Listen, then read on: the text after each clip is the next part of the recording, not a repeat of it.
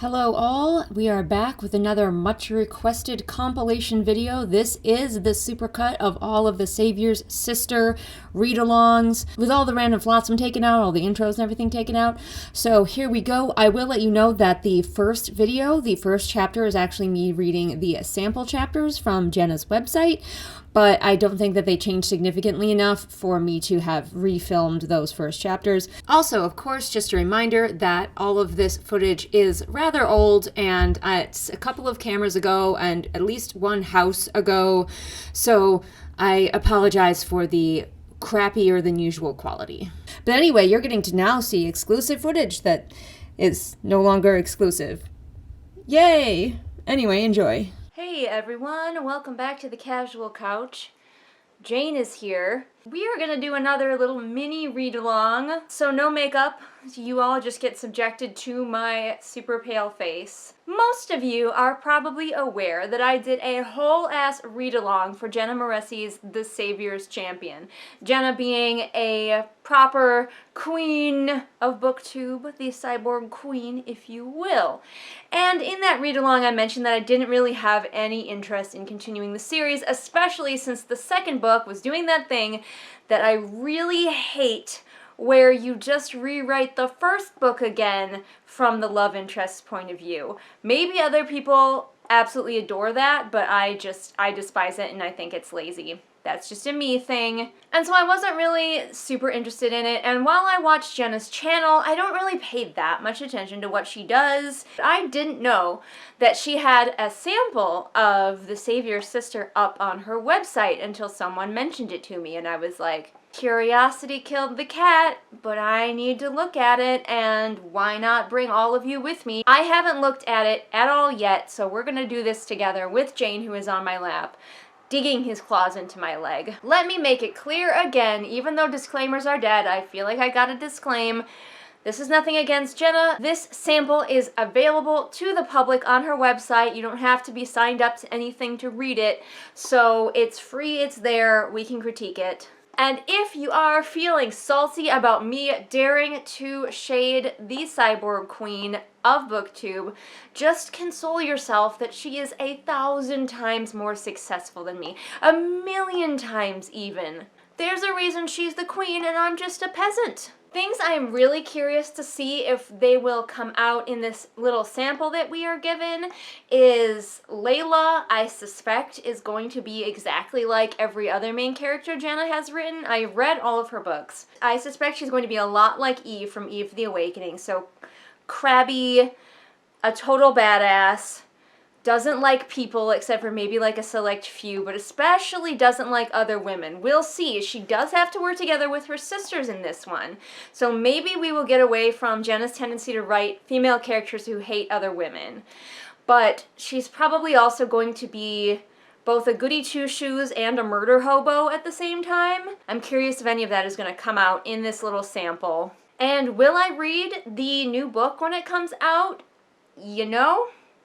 I am an attention whore, again, because Jenna is 1,000,000,000 times more successful than me. You don't need to comment it below that she is everything I will never be. I already know that. Thanks. So let's get on to our sample of The Savior's Sister. I like the cover. I will say it right now. The cover, aesthetically pleasing. I'm into it.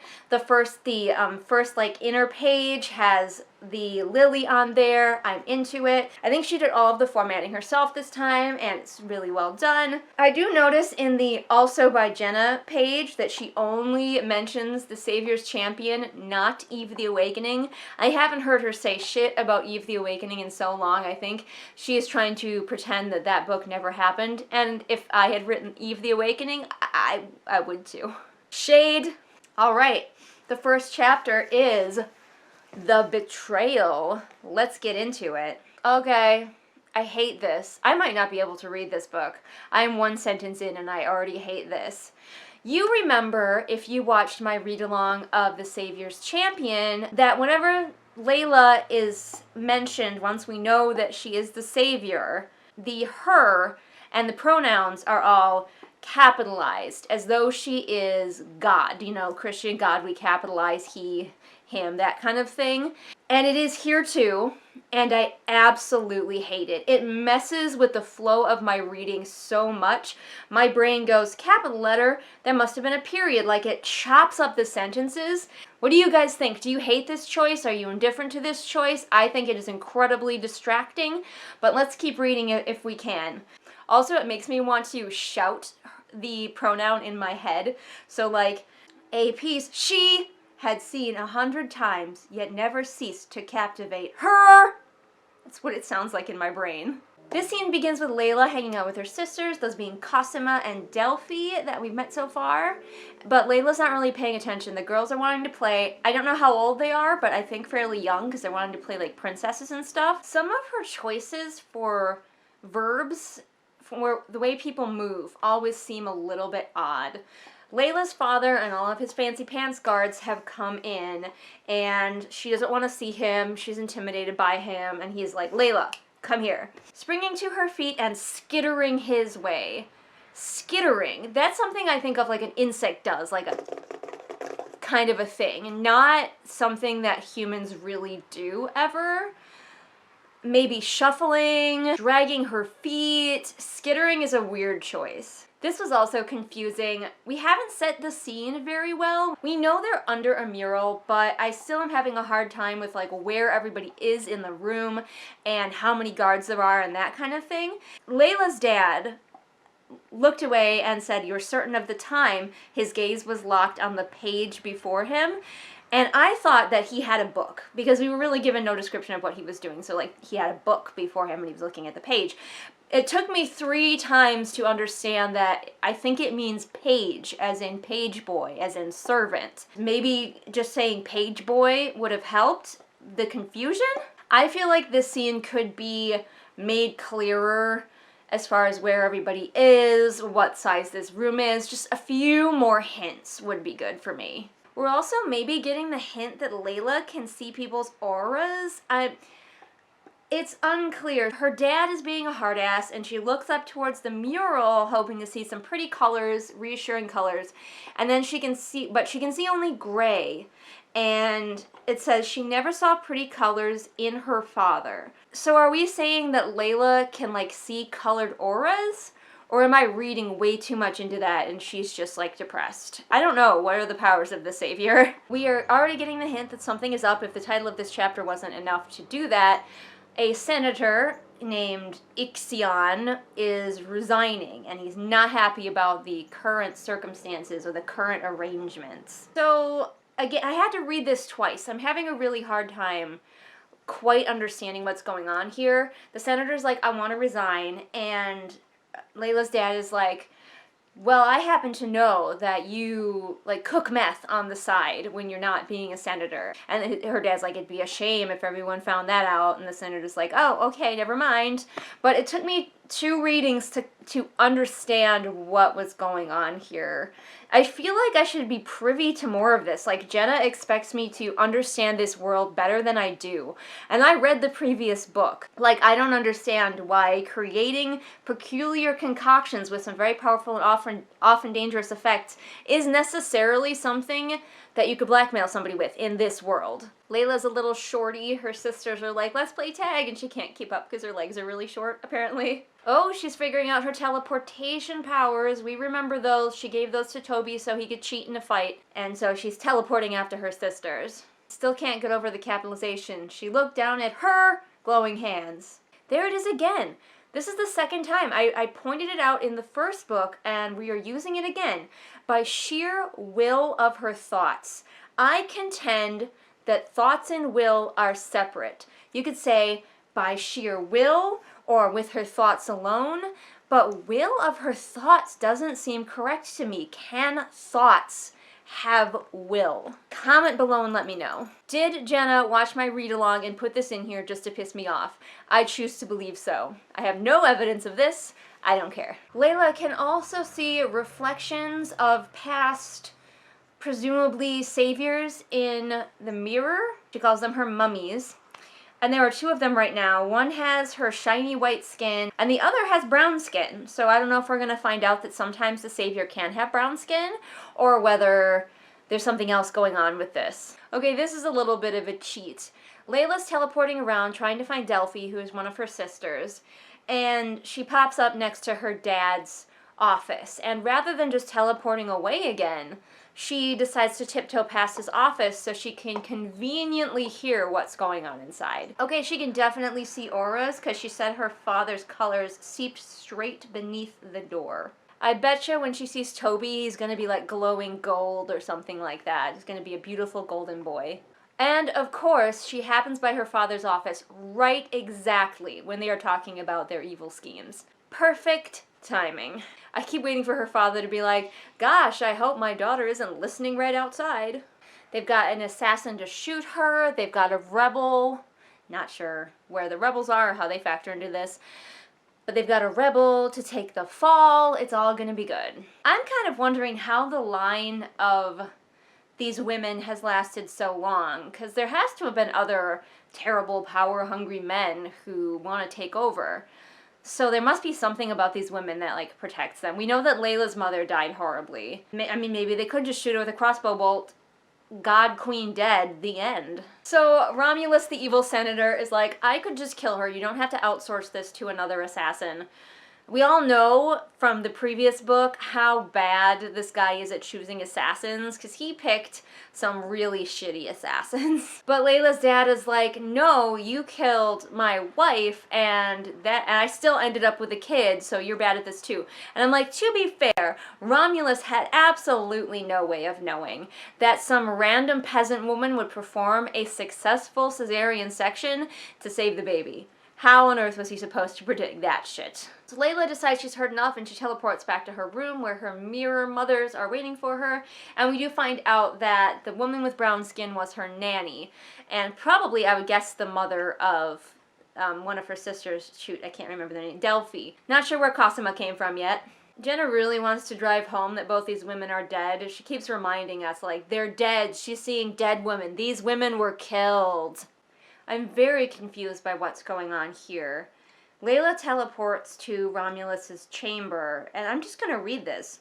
In the corner sat a familiar little girl with thin blonde hair and large blue-green eyes. This was who she was looking for. Leila stood before the girl, hands shaking at her sides. I can't. She stifled a whimper, but she had no other choice. I know you don't understand, her voice trembled, but I have to. She wasn't sure how long she waited for him. Time had lost significance. Like, what is happening? There's another girl, and she's doing something to her, but they aren't talking to each other, and I'm just... It's okay to explain some of these things. If your character is doing some sort of magical thing involving another person, you can explain a little bit about what's going on. Like, tell us who this other person is. Your main character knows. Why won't you tell us? I know that you want to create suspense, but there are good times and bad times to do that, and a bad time to do it is in a place where it will confuse your reader. So I'm pretty sure I know who this is because I read the previous book. I think this is... I can't remember her name now, but one of the Savior's sisters was implied to be autistic, and I believe that is this girl. Romulus apparently has adopted this girl, and Leila is now kind of using her to get at him. Leila has flipped a switch into straight-up horror movie child. She is just like... She's intimidating this senator, and she's like, you shouldn't be scared of my father. You should be scared of me. Damn, like, where did this come from? She was a sweet little girl playing with her sisters, and now she's like, I will murder you. And I'm going to do it in front of your adopted autistic daughter. This is a really weird arrangement that she's trying to make. She's threatening to kill this girl. I'm going to give her the benefit of the doubt and assume that if Romulus called her bluff, that she wouldn't murder this child, this autistic child, in front of him. I'm going to pretend that that would never happen. But the other side, she's like, I can kill this girl right now in front of you, or you can give her to me and I will take care of her, but you have to cancel my public engagement tomorrow where I know I will get killed.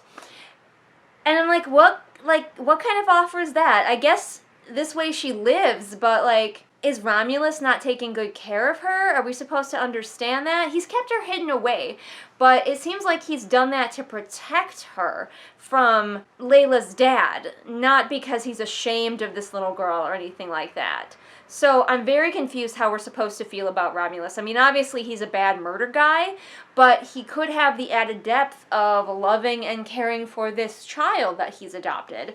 And now Leila is threatening to murder this child in front of him, and who is the villain here? Maybe that's the point. Maybe Jenna is trying to say that there are no good people. No one is good. Maybe this little autistic girl is good, but like no one is good. Leila is a murderer. This guy is a murderer. Everyone is evil. Maybe that's what she's trying to say. I mean, this is supposed to be a dark fantasy, so that could be a theme, is that even our heroes are terrible people. Pippa, that's the girl's name, and I don't know if that's actually her name or if Leila has just decided to name her that on the spot. We were never told her name before this point. But she's stolen a baby. She has stolen a child from a man who, for all we know, is a loving grandfather. Maybe later on we'll find out that he was horribly abusing Pippa, but all we know at this point is that he was hiding her from the Sovereign, who we know is evil. So, like, Leila, our hero, has stolen someone's child. She says, come on, Pippa, you're my sister now. So we're going to take this autistic little girl from the only life she's ever known and expect her to thrive somewhere else. We know she's going to, because Pippa turns out to be happy and well-adjusted in the next book. But I have autistic people in my family, and a big change in routine is incredibly distressing for many autistic people. So what are you doing, Leila? Okay, that was the end of chapter 1. We are on to... okay, I guess that was just a little blurb. It wasn't chapter 1. This is chapter 1. It had a title, but it didn't have a chapter heading. Now we're on to chapter 1, The Senators, where presumably Leila will be an adult. I didn't realize that this was so long. There's like 3 chapters here. We'll see how far we get. So just to recap though, I can't get over it. As a child, Leila threatened a man and stole his granddaughter. What is she going to do as an adult? I can't wait. She's naked in a garden, so that's where we're at. Apparently she's just like laying tits out on the grass, blessing the kingdom. Sorry, blessing the realm. We get to know that she's sexy and a badass. She's strapping a knife to her thigh. Only the sexiest girls wear knives on their thighs. She's still seeing her mothers in the mirror. Not sure why, but it's there. We get Pippa right away, who is verbal now. She was nonverbal before. She is verbal now, and she's hugging Leila, meaning us to understand that she's very glad that she was stolen from her grandfather. Or perhaps she just made the best out of a bad situation. Like, maybe we should give Pippa some more credit for, like, coming out of that. I will say that Leila is being pretty chill with these 2 girls. They are her sisters, and I know already from the previous book that one is a lesbian and the other is non-threatening sexually because she is autistic. For some reason that's a thing. So far I'm thinking that Leila's going to be pretty chill with women who she does not find at all threatening. Cosima has finally arrived, and she is really hot. Like, she has every asset possible. I will say it will go a long way to making me appreciate how much Jenna's writing has grown if she can make Cosima a complex character. This is her 3rd book, so maybe she will start to learn how to make characters have complexity. We already had an evil senator who we don't know was mistreating his granddaughter, so maybe. To be clear, if you're not familiar with Jenna's books, in which case why are you here, her villains tend to be evil and nothing else. So that's why I was kind of pleasantly surprised that maybe he wasn't abusing his granddaughter. Oh, okay. I knew there was going to be a new guard character and possible romantic rival that Toby doesn't even know about. I think he might die at or near when she falls in love with Toby. That's my suspicion. I have no proof of this. But he is a very handsome guard man. What does this mean? Cosima eyed the man over. Do you mean she looked him over?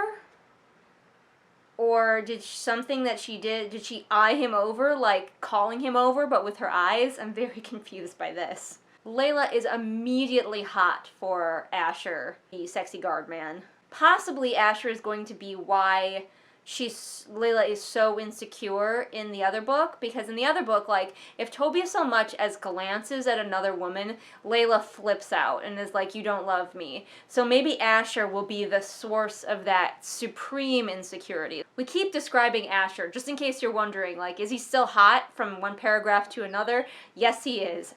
Thank goodness. Then Cosima pushes Leila into a shaft of sunlight. Makes me wonder why we even have those. And Leila begins to glow like the sparkly vampire that she is. Leila's like, not again. So apparently she just like accidentally walks into a lot of shafts of sunlight and scares everyone. Asher just like straight up fainted. So she thinks he's hot even while unconscious though.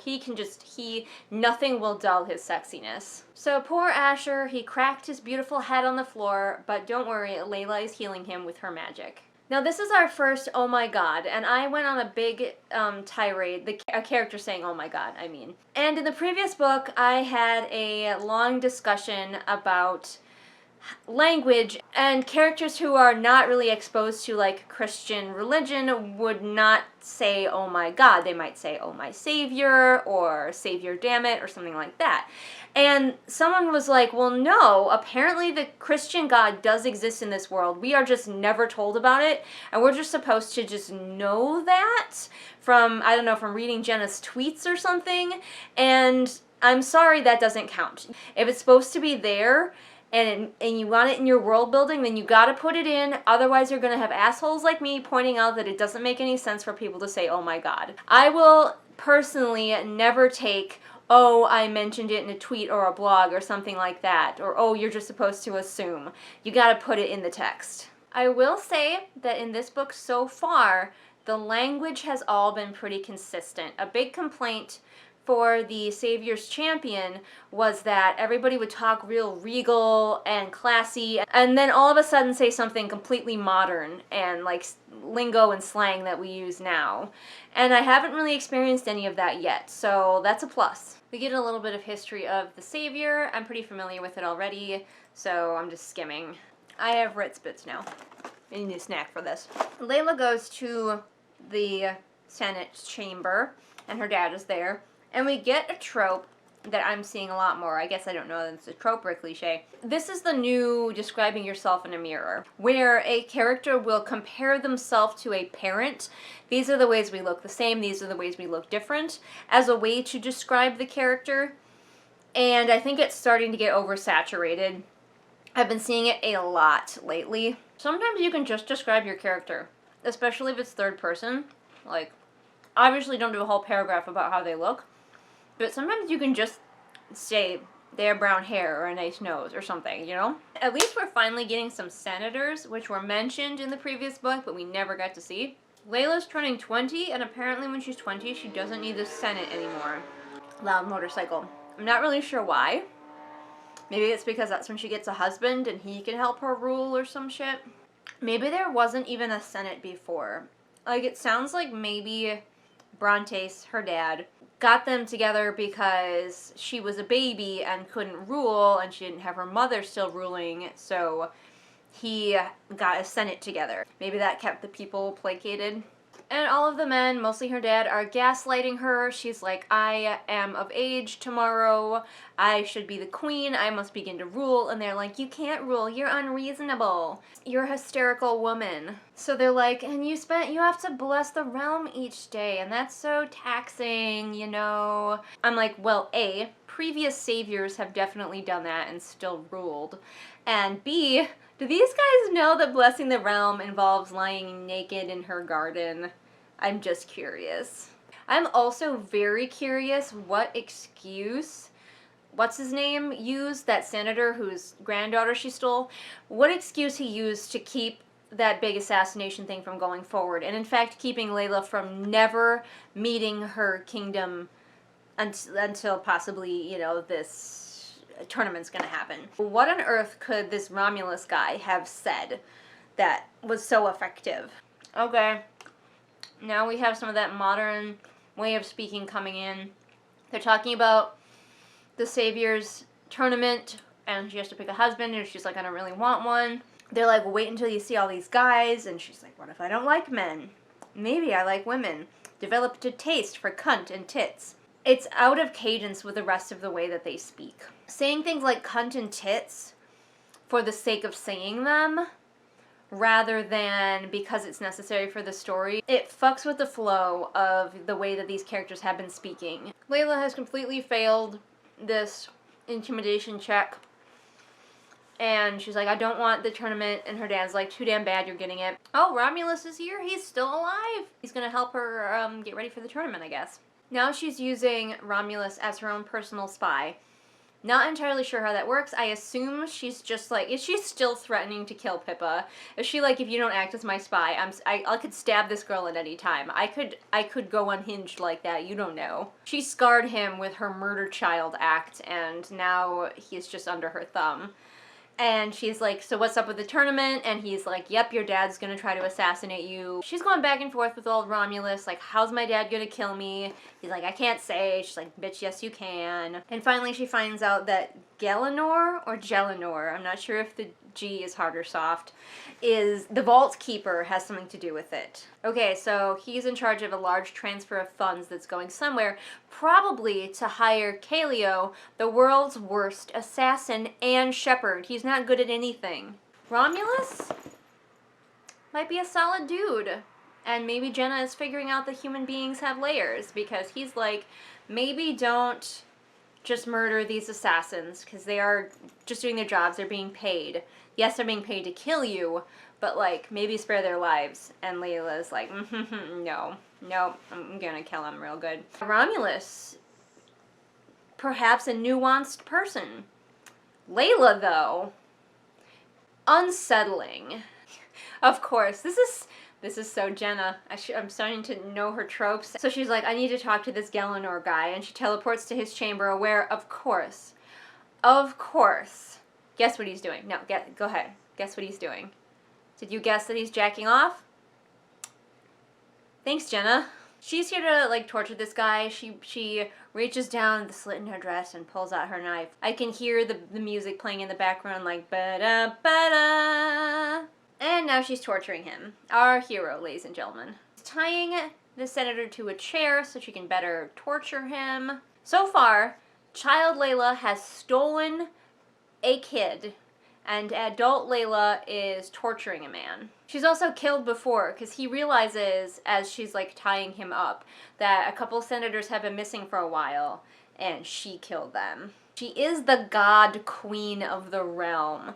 Like, couldn't she wield that a little bit? Maybe stand in a beam of sunlight and be like, yeah, my dad is cool, but I'm a fucking god queen. And then maybe teleport around a little bit and be like, where do your loyalties lie, bitches? She'd just go all Galadriel on them. I bet several of them would sway to her side.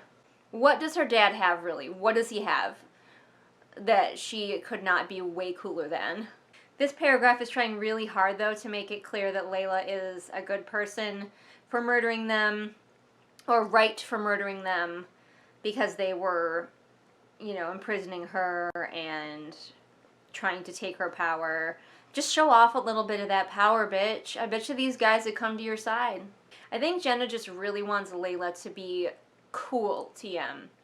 Like a badass. Like, we are supposed to be like, oh my gosh, she's so badass. Oh, she's so dark. So the coin is indeed going to pay the worst assassins ever. You'll be fine, Leila.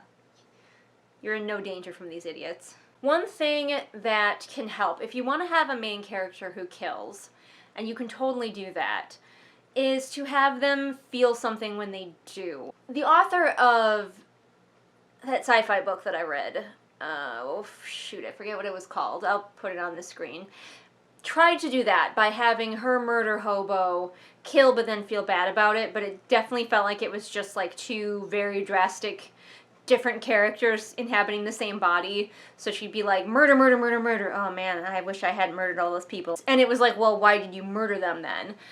But Leila, it even specifically says that he's she's stabbing his hand, he's screaming in agony, and she is immune to his screams.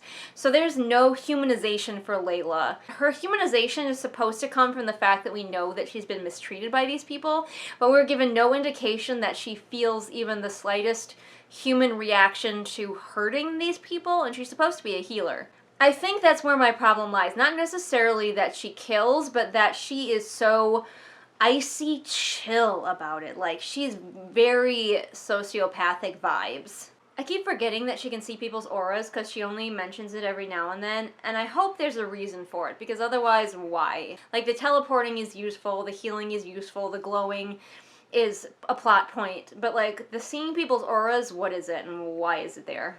And then after she finishes torturing this man and gets the information she wants, she stabs him in the throat. That's a very aggressive and personal way to kill someone, like with a knife in the throat. She is looking this man in the face as she kills him brutally, and she doesn't feel any kind of emotion over it. And I think that is where I'm running into the biggest problem with Leila. Yeah, this is such a psychopath thing to say.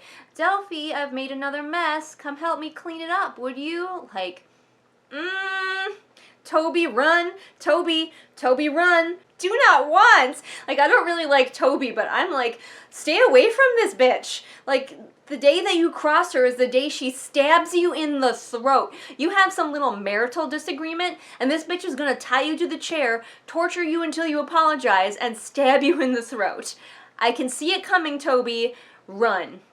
That was the end of this chapter, and I've already been filming for a super long time, so I might read the next chapter in another video. Like, if this particular video does pretty well, I'll go ahead and read the next chapter for all of you.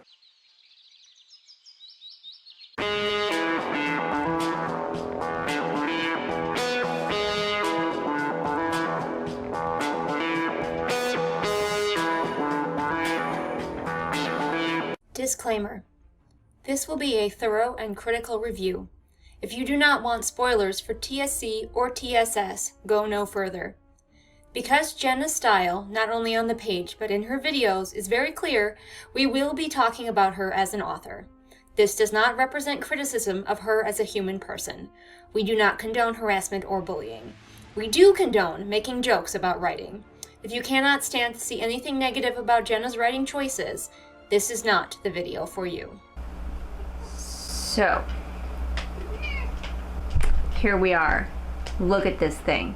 This is a chonky beast. This is a kitty beast. I don't even know if I should give you a quick rundown of how I do read-alongs, because this one is going to be so weird. I am not going to reread chapters 1 and 2 that I read as sample chapters for you. You can just go and look at that. That's my official read-along for chapters 1 and 2. So we're going to go ahead and start the Savior Sisters proper true read-along at chapter 3. Highlights from chapters 1 and 2. When Leila was a child, she kidnapped another child. And as an adult, pretty useless. She's the God Queen, but ultimately doesn't really actually do anything except for lay tits out on the grass and makes men faint because she's sparkly. If you were confused, like, what is the Savior Sister, what is even happening right now, this is the wrong video for you to stumble into my channel. We do these things called read-alongs. I read the book, I commentate both humorously, at least that's the hope, and also mentioning things from a writer standpoint, because I am also a writer. If you don't like that I'm doing this, you can read my book and then tell me how much it sucked.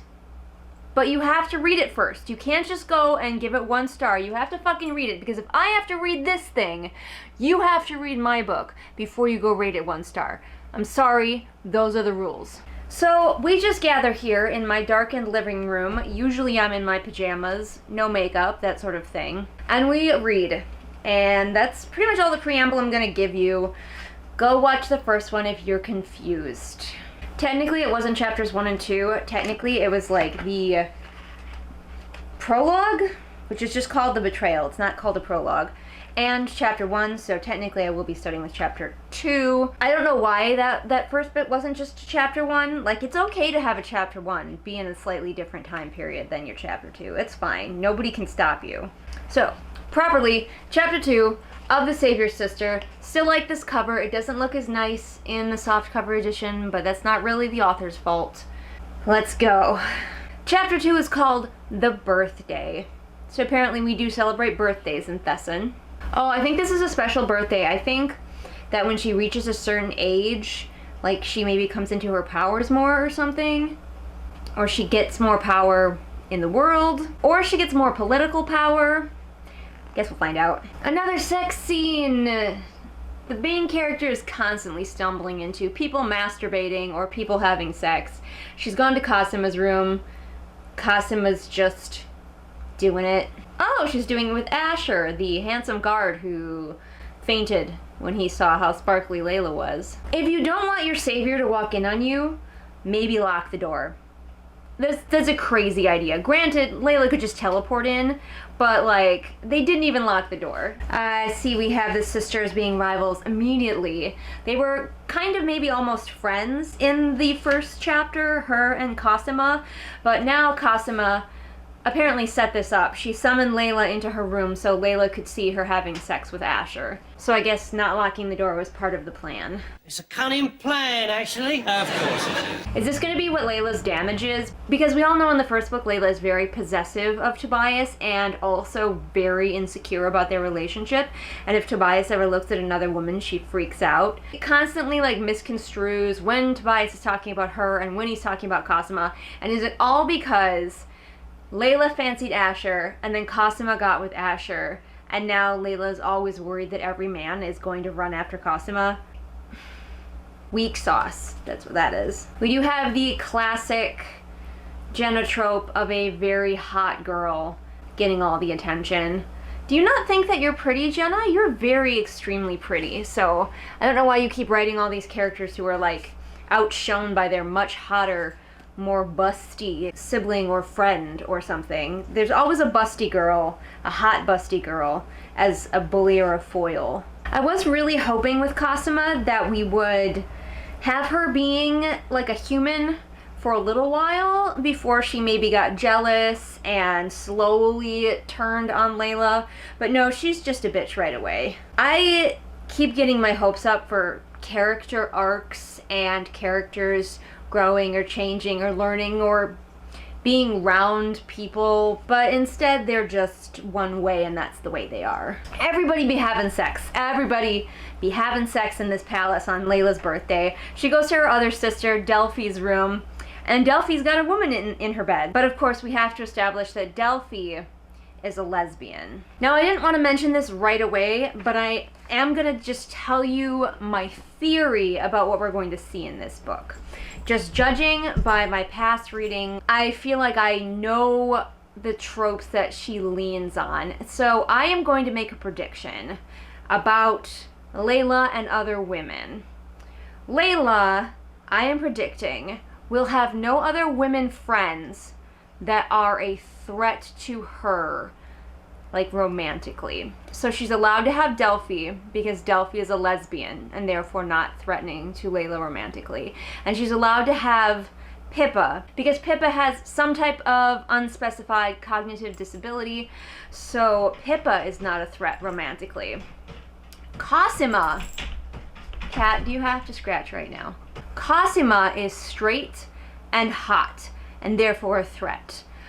I am predicting that any women that Leila could be friends with, if they are hotter than her or seem like they could potentially steal her man, Leila will not befriend them, and they will turn out to be bad people. Maybe there will be some servants that Leila's friends with, but those servants, again, because of them being servants, will also kind of not be a threat. I would love to see more stories with women as allies. I think Leila could be a lot happier if she perhaps sought out more women as allies. But we'll see if I'm right. That's my prediction right now. But I bet Leila is totally one of those girls who would have been like, I don't have any friends who are girls. Girls are just too catty. I only hang out with boys. Not to make fun of people who are like that. I was like that when I was younger too, until I learned that having women friends is also equally awesome. But for a while, I was the same way.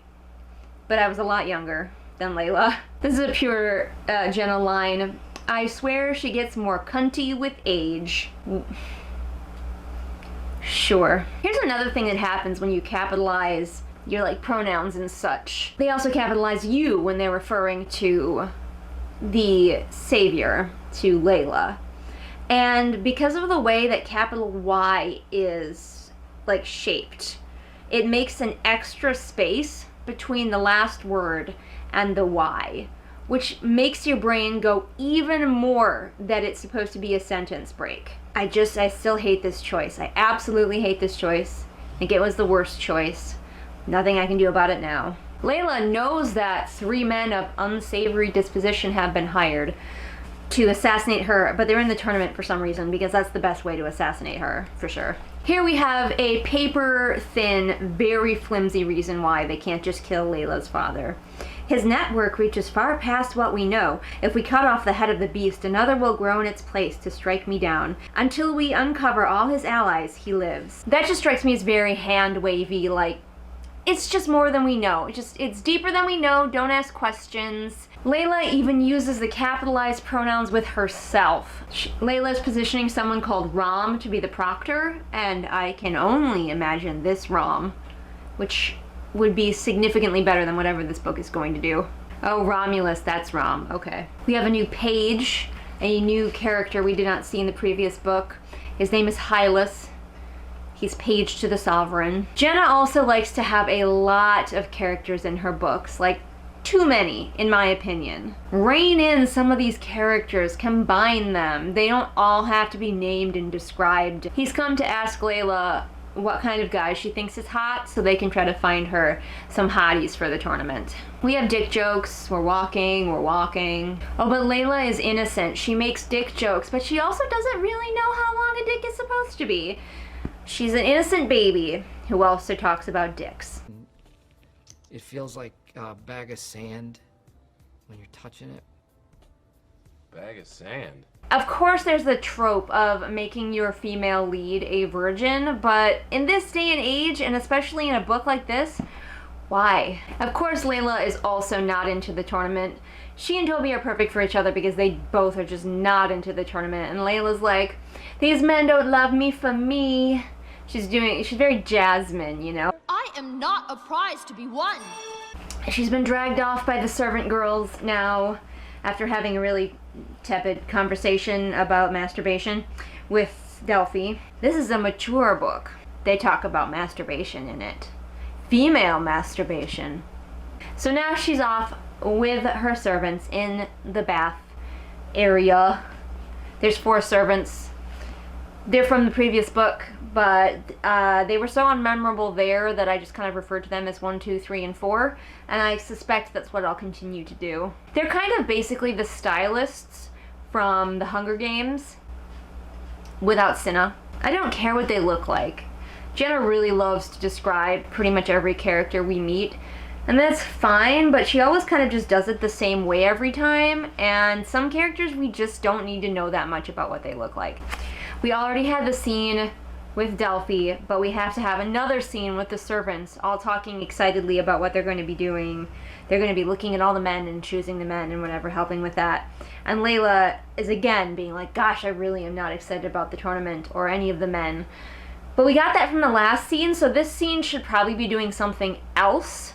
And I don't know what it's doing, except being like, hey, you remember these servant girls from the first book? They're in this one too! And hey, do you remember that scene in the first book where Tobias was stripped naked and like women were like examining him and the length of his cock? That's what these girls will be doing! You remember? We have another character in the form of Mosumi, who's basically just that lady from Cinderella 2 or whatever, who's just making Cinderella be a good princess. God, we got another servant. We keep introducing people. Now we have Cecily, the fitter, who probably will help her with her clothes. Again, she's immediately described in exactly the same way, same cadence, the same words as everyone else is described. It's very boring. I tend to like to pick a strong feature that a character has when I'm describing, like in the work in progress that I have going right now, which is the sequel to The Wolf and the Hawk, there's a character who has kind of like sharp eye teeth that makes her look really like kind of cunning and clever. Like her teeth are just a little bit too sharp. You know, you've seen people who maybe just have like that, their canine or whatever is just a little bit too sharp. She's got that. And so like that's a thing that you notice about her right away. And then I can describe some other things, but that's like a distinct thing that makes her unique. And none of these characters are unique at all.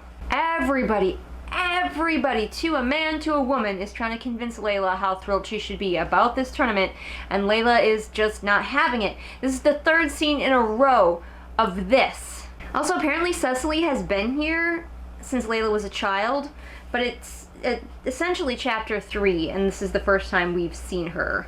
Where was she? Especially back when Leila was all like, all I have are my mirror mummies. Where was this older servant lady being her surrogate mom? She's being a surrogate mom now, all like, oh child, you should be excited for the tournament. We are getting so many visual descriptions, and I like a visual description. I can be a little bit over the top with my own visual descriptions, but we gotta describe what everyone's fucking wearing, we gotta describe the hall, we just gotta describe everything. Leila may be an alcoholic, she's really into drinking lots of wine. Here's something we could have never picked up by reading. Leila is not content. I would have never guessed. You have a sarcasm sign? We haven't got anything about people's auras yet this chapter, which is a little weird, because we know everything that they're wearing.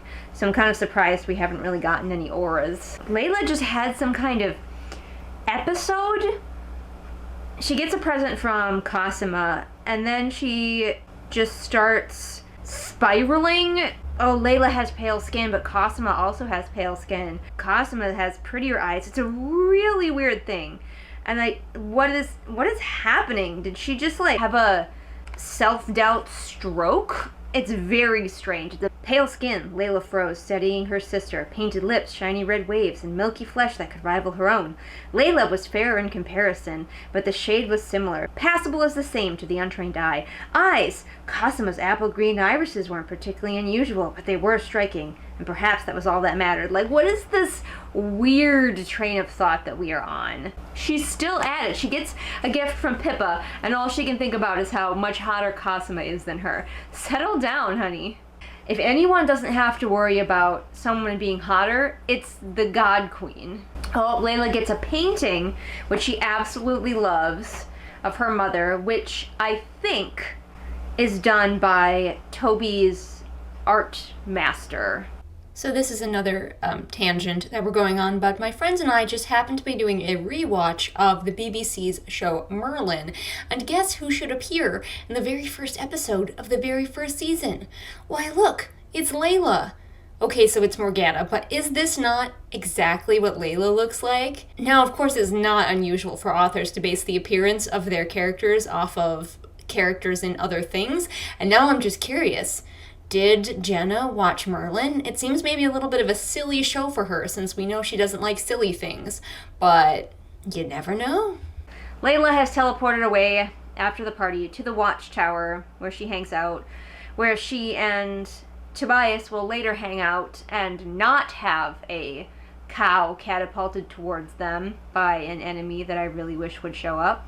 Did Jenna watch my review? I complained in the last book about why Leila couldn't just teleport out of the palace to anywhere that she could see. But apparently she just can't do that. Some sort of force field, unclear. But Delphi fucking just walked up, so Leila teleported here, but Delphi's just very, very fast, I think. She's just like, I'm here. Leila, you were a child when you learned of your father's treachery. Girls of the same age were playing with dolls, and yet you began studying politics and training to protect yourself.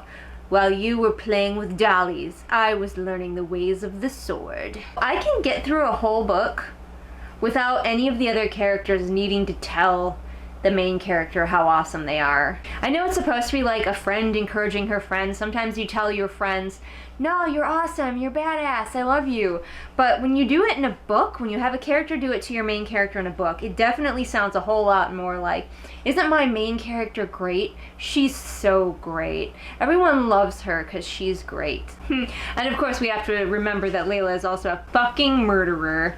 She says she's starting to lose track of the men she's killed. You protect your people whether they know it or not. Well, except the people that you murder all the time. Romulus is the one whose daughter she stole, right? And now he is her minion. I stole the baby! I stole the baby! Romulus failed to get the proctor job, so Leila's teleporting away to go kill the guy who did. As I suspected, Asher is the birthday gift that her dad gave Leila. Knew he was gonna give her a man. Ah, he's her personal guard, who we never see in the other book. Okay, so I guess Asher, his personality is he's just kind of a himbo. Hey guys, which one of these makes me look more like a doctor? Me playing saxophone or me listening to saxophone? And once Asher, the himbo, has escorted her to her chamber, she teleports off and kills Simon. And that's the end of this chapter. Thank goodness. I'm gonna try not to drag these chapters out too much. It seems like I have something to say like every other paragraph. I'm gonna try to keep it to a minimum, but I give you no guarantees. This might be the longest read along ever. But right now I'm gonna stop. Here we are. I've been doing everything in my power today to avoid this book. The time has come, because I want to stop cleaning. If you hear noises in the background, I've got a crackling fire going in my fireplace, and also the dog is about and eating her dinner and whatnot. So Nigel is here. You can't see him though. So chapter 3 is called The Pool. I noticed that Jenna is sticking with her gimmick of the noun chapter titles. I'm here for a good chapter gimmick. I like a good gimmick. But once you're on book 2 and the books are this big, I would be like, okay, gimmick over in book 2. Leila's mirror mothers are feeling very judgy of her for being a murderer very much. Because as you recall, in the last chapter, she killed someone. Again. Who cleaned it up? I don't know. Presumably one of her sisters. I'm still curious if her dad knows that she's just murdering all these people and he just doesn't care, or whether she's really that good at covering up all of her murders. Once again, she goes to Delphi's room and Delphi is having sex. Everybody just be having sex up in this palace. This palace must be so boring.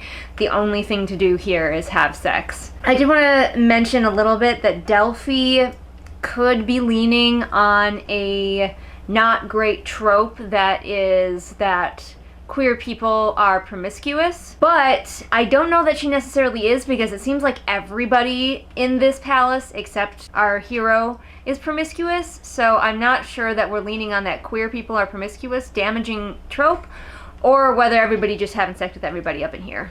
Man, everybody got AIDS and shit. This is not true. They're talking about the pool where the men are out getting judged for their worthiness and dick size. And Leila says, all this fuss so 17 men can be slaughtered for no good reason. We read the first book, and lots of men got away without being slaughtered, and it was kind of a disappointment. I really did expect more death. Leila and Delphi are coming up with the plan we remember from the first book. So, tell me, cousin, I hear you have a cunning plan. Where Leila pretends that she's not the savior, so she can go in and check out what's happening with the tournament. And this is something I was legitimately curious about. Not so much that I needed a whole book, but I was curious whether she was doing it with or without her dad's, permission. But she mentions that her dad has kept her locked up, and that's an advantage, so no one knows what she looks like. But I thought that she was the one who chose to keep herself locked up because her dad was going to kill her once she got out in public. Then she just never went out. I thought that was her choice. Maybe I just don't remember correctly because it was a while since I read those chapters. So the public has not seen her at all, not even a picture of her. That's pretty intense. If I was the people of the realm, I would be high-key suspicious that something was going on. I mean, obviously the realm is still in good shape, which means your savior must be here, laying in the dirt with her tits out, blessing the land. But I would be like, where is she? Why isn't she coming out to meet us?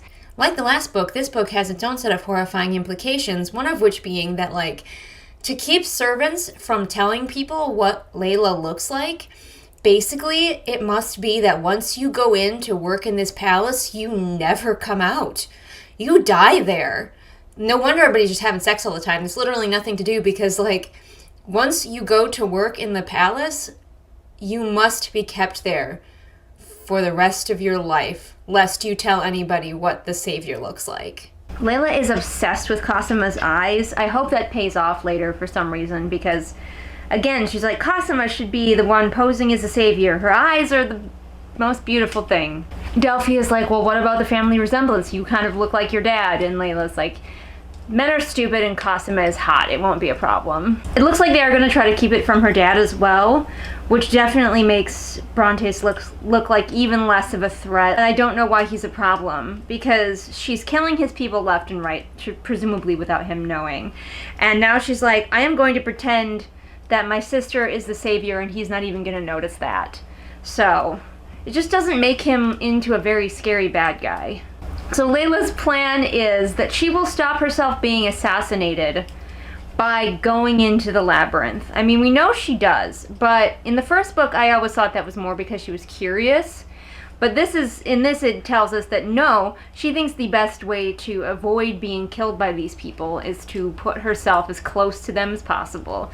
Yes, keep your friends close and your enemies closer. Seems risky, but again, we know that the assassins are actually the worst assassins in the world, so I'm not worried. I can't shake how much it feels like reading a fan fiction of the previous book. It doesn't feel so far like, oh my gosh, this book was so necessary, this was the obvious next step in the series. This feels like, hey, you loved the first one, now there's even more details, like a fill-in fanfic. I'm here for fanfic, but leave it in the realm of fanfic. We don't need another book this big. But to be fair, all the big names are doing it. We've got the 50 Shades of Grey thing, we got the author of Twilight who can't seem to help herself rewriting the book. Maybe I'm the dumb one, and this is the way to go. All of this feels very contrived, just to have made the first book work. This is the horniest palace ever, though, because Delphi's like, don't forget, while you're trying to prevent your own murder, you need to find a man. Wow, Leila's daddy is dumb. If we're meant to believe that he's falling for this, maybe he isn't. Maybe he's onto her. But they have a meeting, and she goes, and she's all like, what could have happened to Simon? Oh, why was it? This is literally what she's talking like here. But that was just last night. Have you checked his chamber? I imagine he's just sick from the wine. It was quite strong. Even I felt a bit fuddled. I opted to turn in early, in fact. Help. Police. Murder. I don't know how he's fooled, but maybe he's not. Maybe he knows. Because he's just like, whatever, we're here to reassign this guy's job. Like, maybe he knows that his daughter is killing his people and he just doesn't care. And I know Jenna will swear up and down that Leila cannot just go and kill her father because, oh, people would be suspicious, she has too many enemies here, but she is the god queen of the fucking realm, okay? She's the only one, she has all these powers, she's murdering people left, right, and center. Anybody comes to get her, she just teleports away. It just doesn't make sense. I hope I'm not expected to remember who all these senators are because I cannot express to you how much I don't care. Oh good, I was wondering how they figured out how much they were going to pay Tobias's family for him being in the tournament. Sarcasm? You think? Jenna wants to make sure that you read certain things in a certain way, which does fit because she also tends to want you to like or dislike characters in a certain way. She doesn't trust you to read anything correctly without help from all these italics. Leila's refusing to go and be seen at some ceremony, presentation ceremony, whatever, because it doesn't fit with her scheme. And her dad's pissed about it, and he's started to put off a red aura.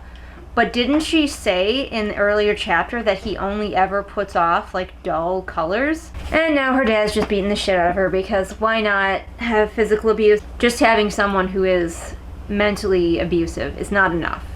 So Brontes finishes up verbally and physically abusing her, and then she runs away. The craft in some of this book is not the worst, especially after reading the Ables. This looks like fucking Shakespeare compared to the Ables.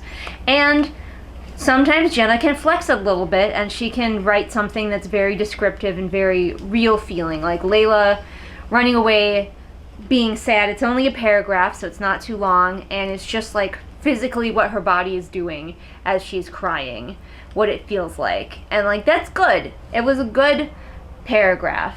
A lot of the craft is here. It's just being used very pointlessly in a story that doesn't need to exist. And that's too bad. Not that her craft is perfect, but whose is? I mean, really, whose is? You can read my book and see lots of problems with it too, I'm sure.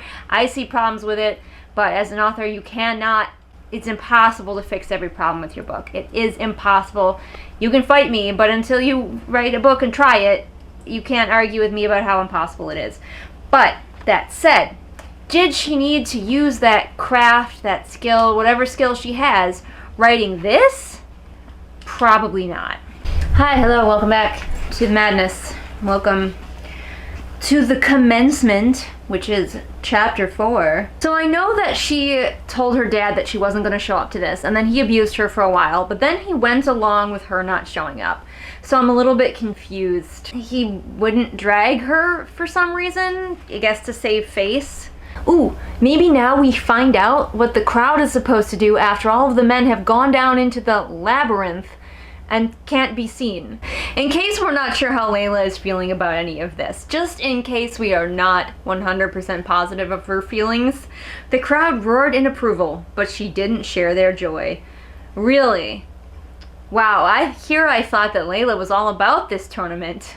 So Leila's like, I want all of their records. I want all the information on all of these men, probably so she can figure out which ones are the assassins. So they go on this like search, apparently. It's only like a paragraph, we're just told that they go on this search, but apparently for some reason, these scrolls are hard to find.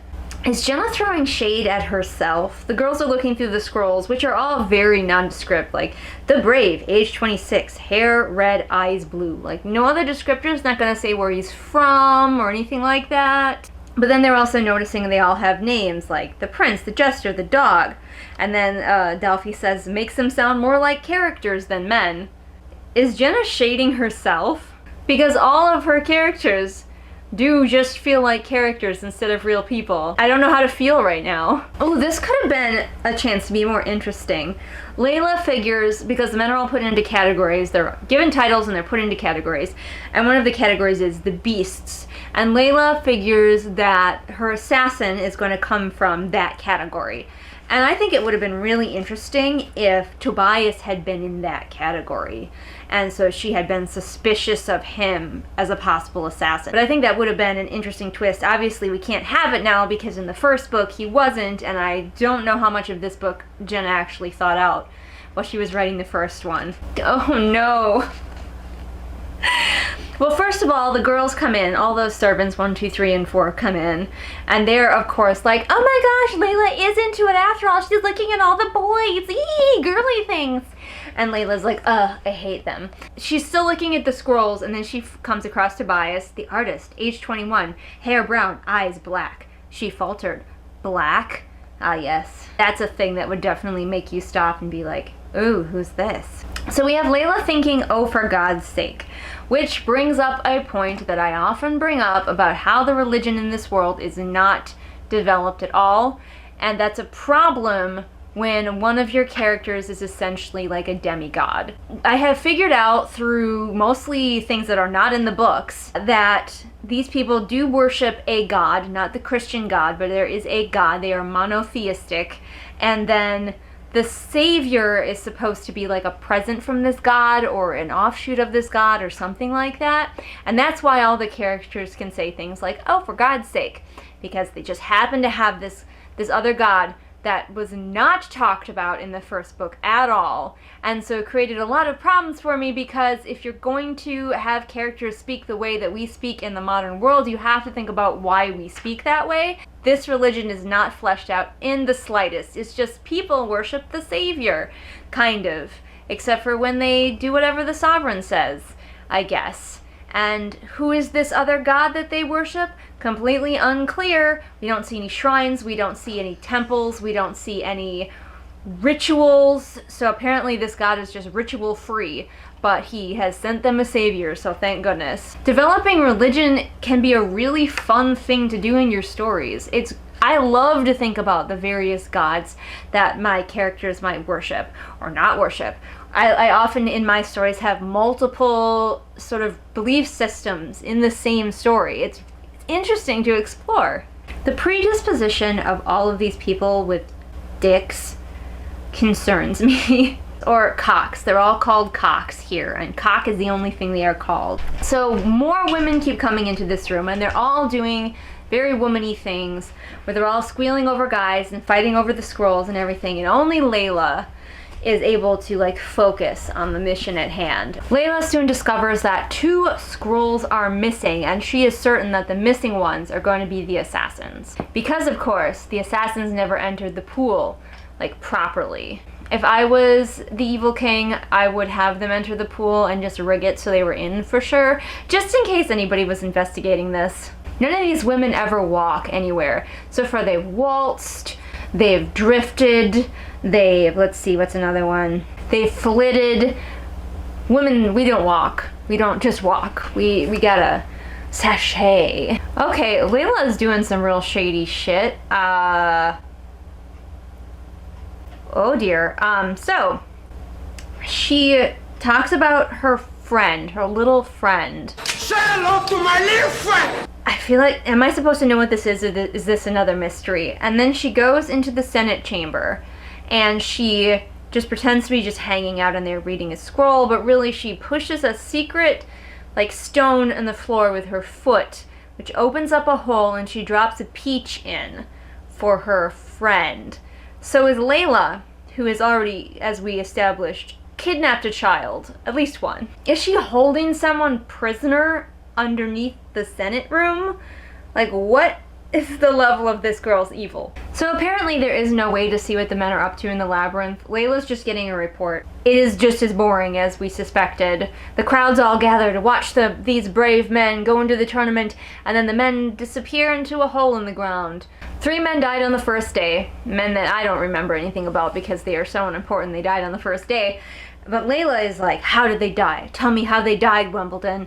Because she is pretty sure that she can figure out who the assassins are by figuring out who did the murdering first, I think. Which is an interesting strategy. I mean, all these men are here to kill or die for her, so it wouldn't necessarily be the assassins that would be doing the killing. And if they were good assassins, which we know they are not, to be fair, but if they were good assassins, they wouldn't make themselves stand out like that. She's like, who killed them? And of course Wimbledon's like, I don't know, I didn't see it, because no one can see what the fuck they're doing. They're underground.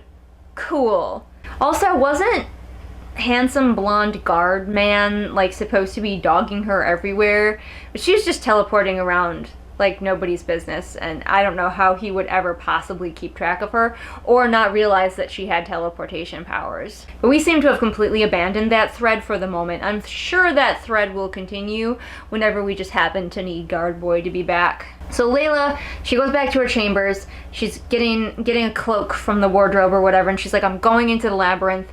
Men were killed, and I need to fucking figure out why, because I'm sure the assassins did it. We are close to her very first sighting of Toby, probably the main reason that people are even reading this, because it's interesting to read. I mean, I think so. The first meeting, the first impression of a romantic interest.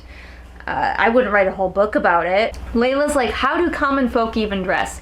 Have you not seen any of the servants in your own palace? Presumably they don't dress up as nice as you. Pippa, the sister who Leila stole, who also has some form of cognitive disability, we're not sure what, really wants to come along, and Leila finally just like can't say no because Pippa's a precious bean. Wait, she can teleport out of the palace? But I thought the whole thing was that she couldn't teleport out of the palace, and she just did. I guess she's still inside the wall. So the palace is back here, wall over here, her in between.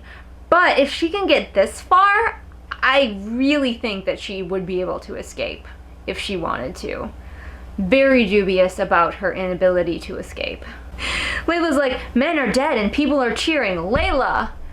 Pick a lane. You kill people all the time. Maybe she's just mad that nobody cheers for her when she does it. I feel like maybe bringing Pippa along was actually a terrible idea. I mean, we know it's going to be fine because we've read the first book, but Pippa, can she really understand the situation? Can she keep from revealing who Leila really is if somebody questions her the right way?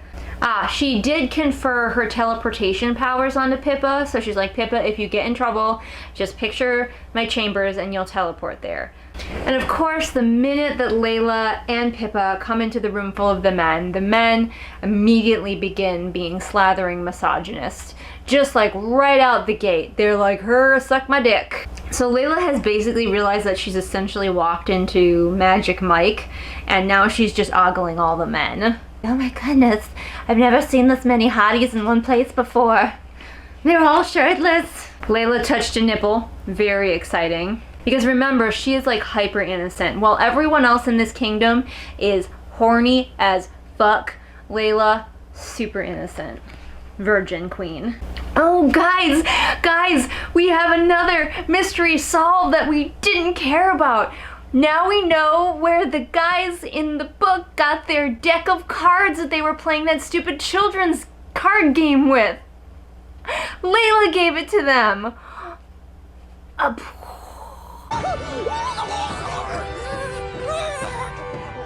Oh my gosh. Oh, you know what? Thank goodness we found that out.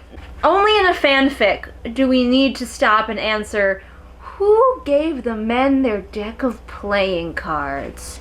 We have mention of the shepherd, Kaleo, the most disappointing assassin and shepherd that ever was. I still want a version of this world where Kaleo is actually also a shepherd assassin. Even though they often use modern words and slang in this book, nobody ever says sorry. They just say apologies, apologies, apologies.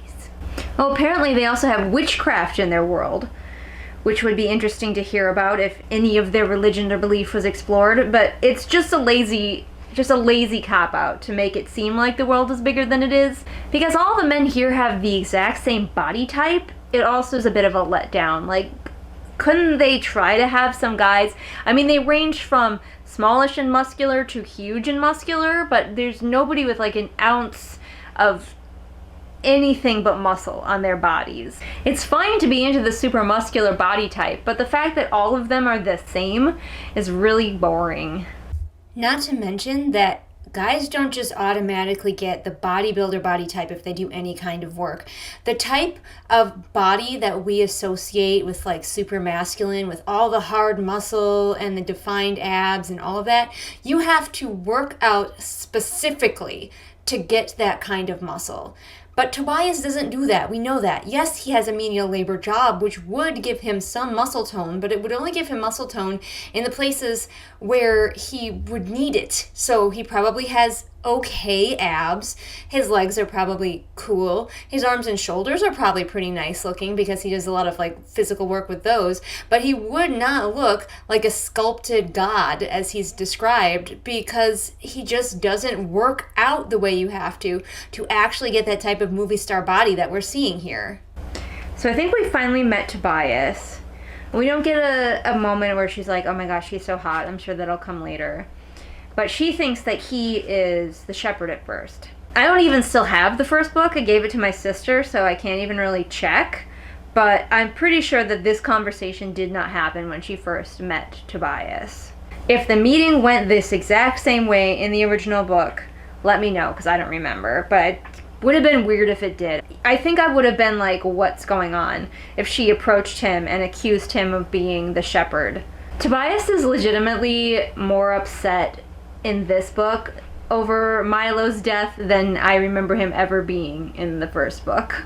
Tobias's aura is very black and moody because he is an emo boy and he just has so much soul pain to go with his black eyes.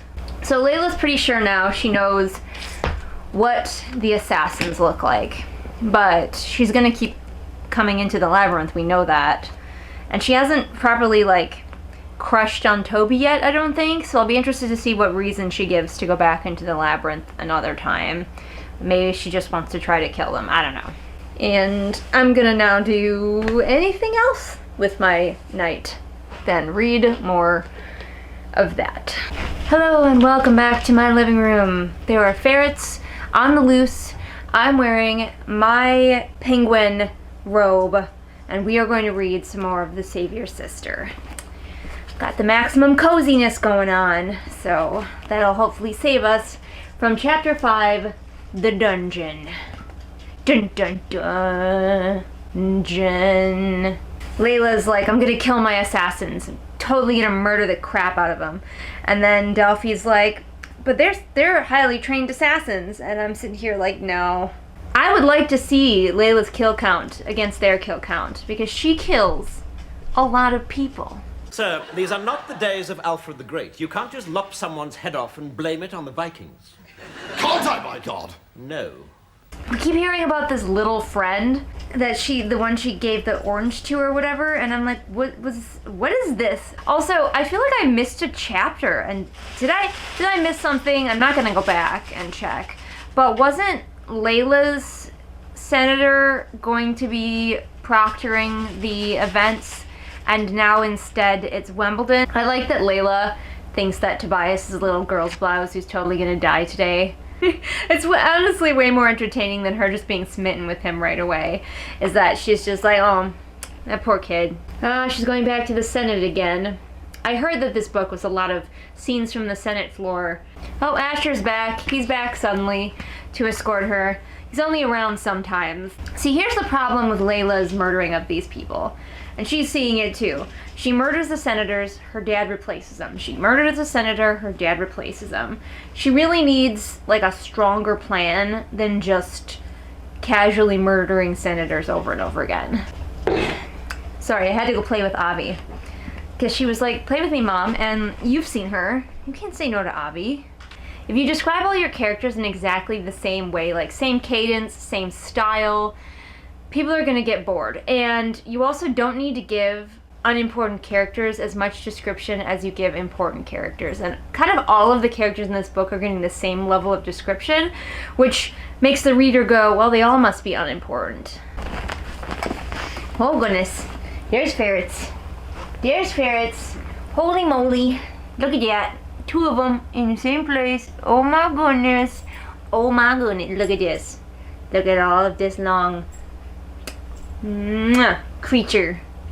Okay, guys, but you should go down on the floor. Go play down there. Go get him. I don't understand why there's a Senate. Like, thinking about their political system, what exactly does the Senate do? They're trying to replace the Master of Coin, who obviously like keeps the books or whatever. But is he a crucial part of a working Senate? Or can he just be somebody who works for either Leila or her dad? I can't imagine the peasants having some sort of outcry for them having a voice in this political system, because they don't care, because they're just happy to serve the God Queen. Leila has to go into this room full of bullying men over and over again and be bullied by the men while she feels afraid inside but is brave on the outside. This happened twice now, and I suspect it's just going to keep happening. My question is, why does she even bother? Like, she can refuse to do things. She can refuse to fucking go to her own, like, opening ceremony. And clearly, every time she goes to the Senate, she doesn't have a voice. She keeps trying to say things, and she just gets voted down every time. If I was her, I would just stop going at all, and then just do my own thing and plot my own machinations. Now, maybe she wants to keep an eye on what they're doing. But I think a couple of spies well placed within the palace could get the same effect.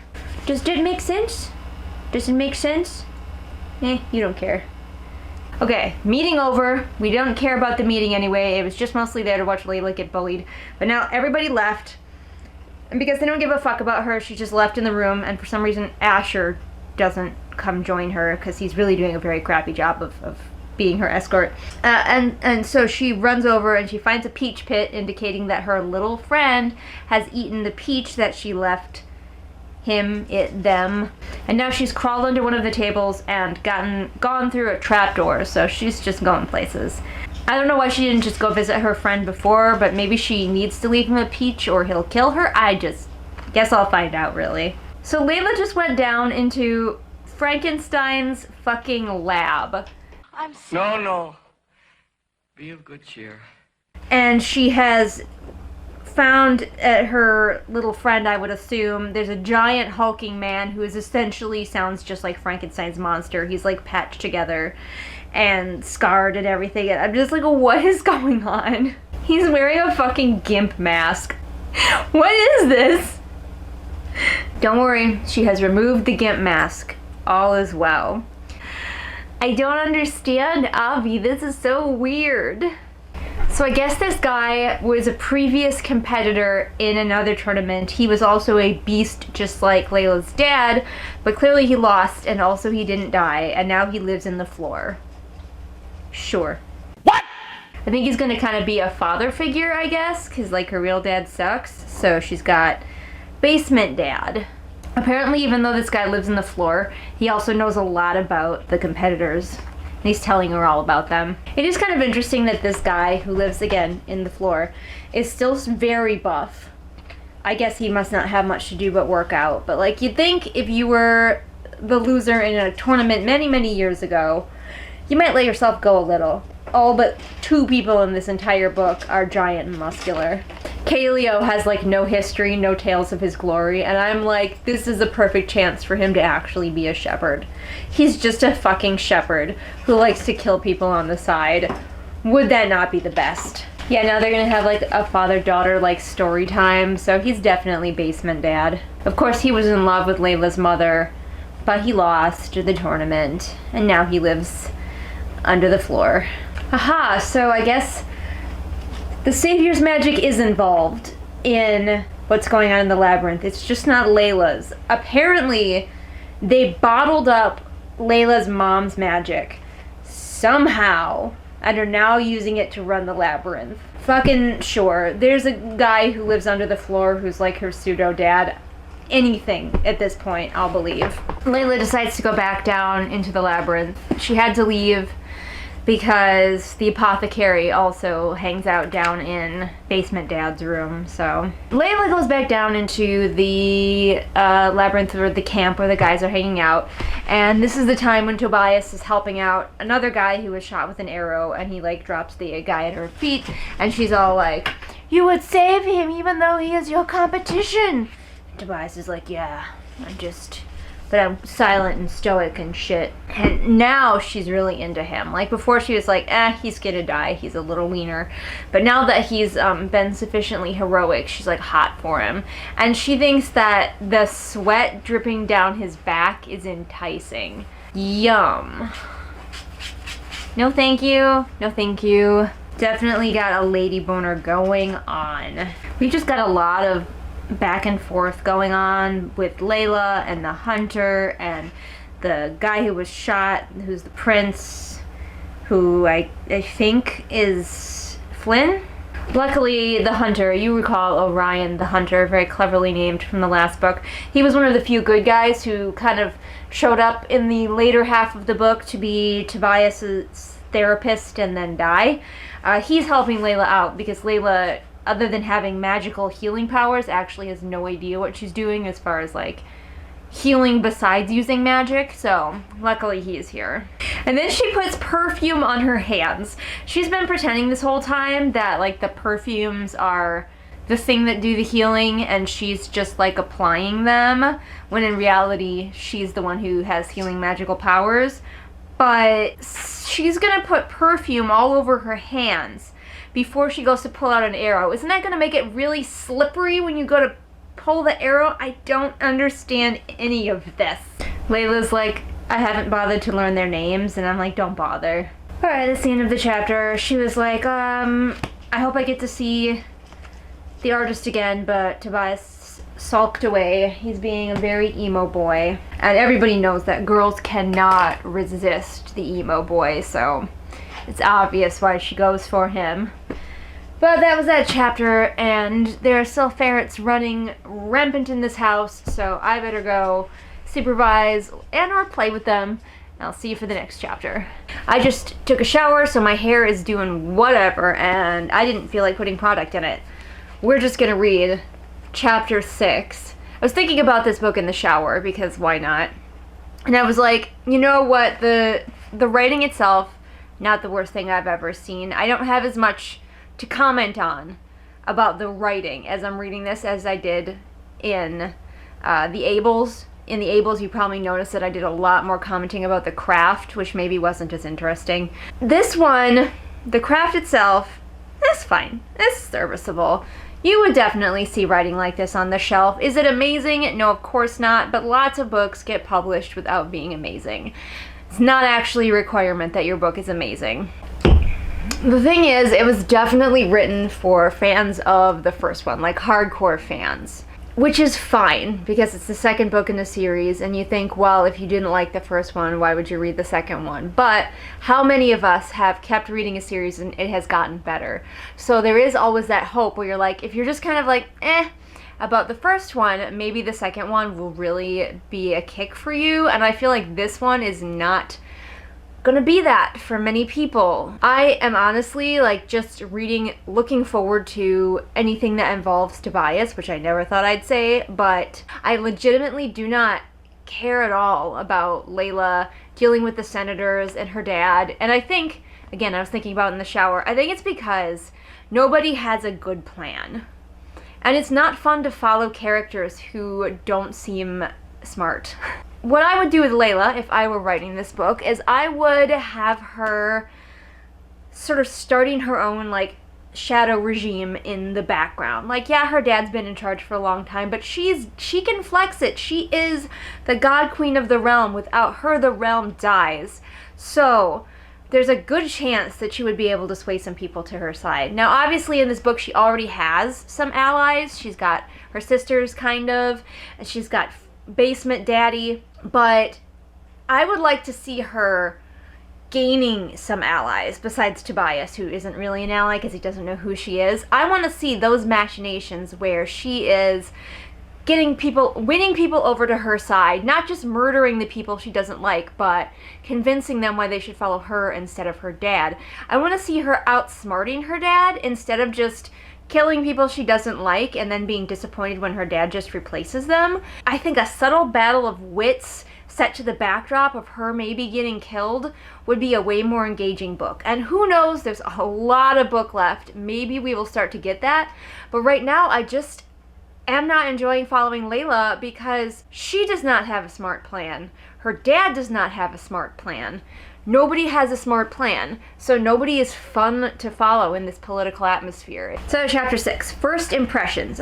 Oh yeah, and I really want to know if the moms, the mirror moms, turn out to be anything or if they're just kind of there. I hope that they do something.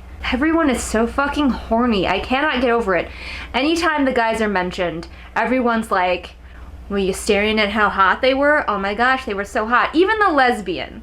Maybe it's the asexual in me, but like I can look at people and not just immediately be completely lost in how hot they are. And I experience very frequently aesthetic attraction, so I think human beings are beautiful to look at.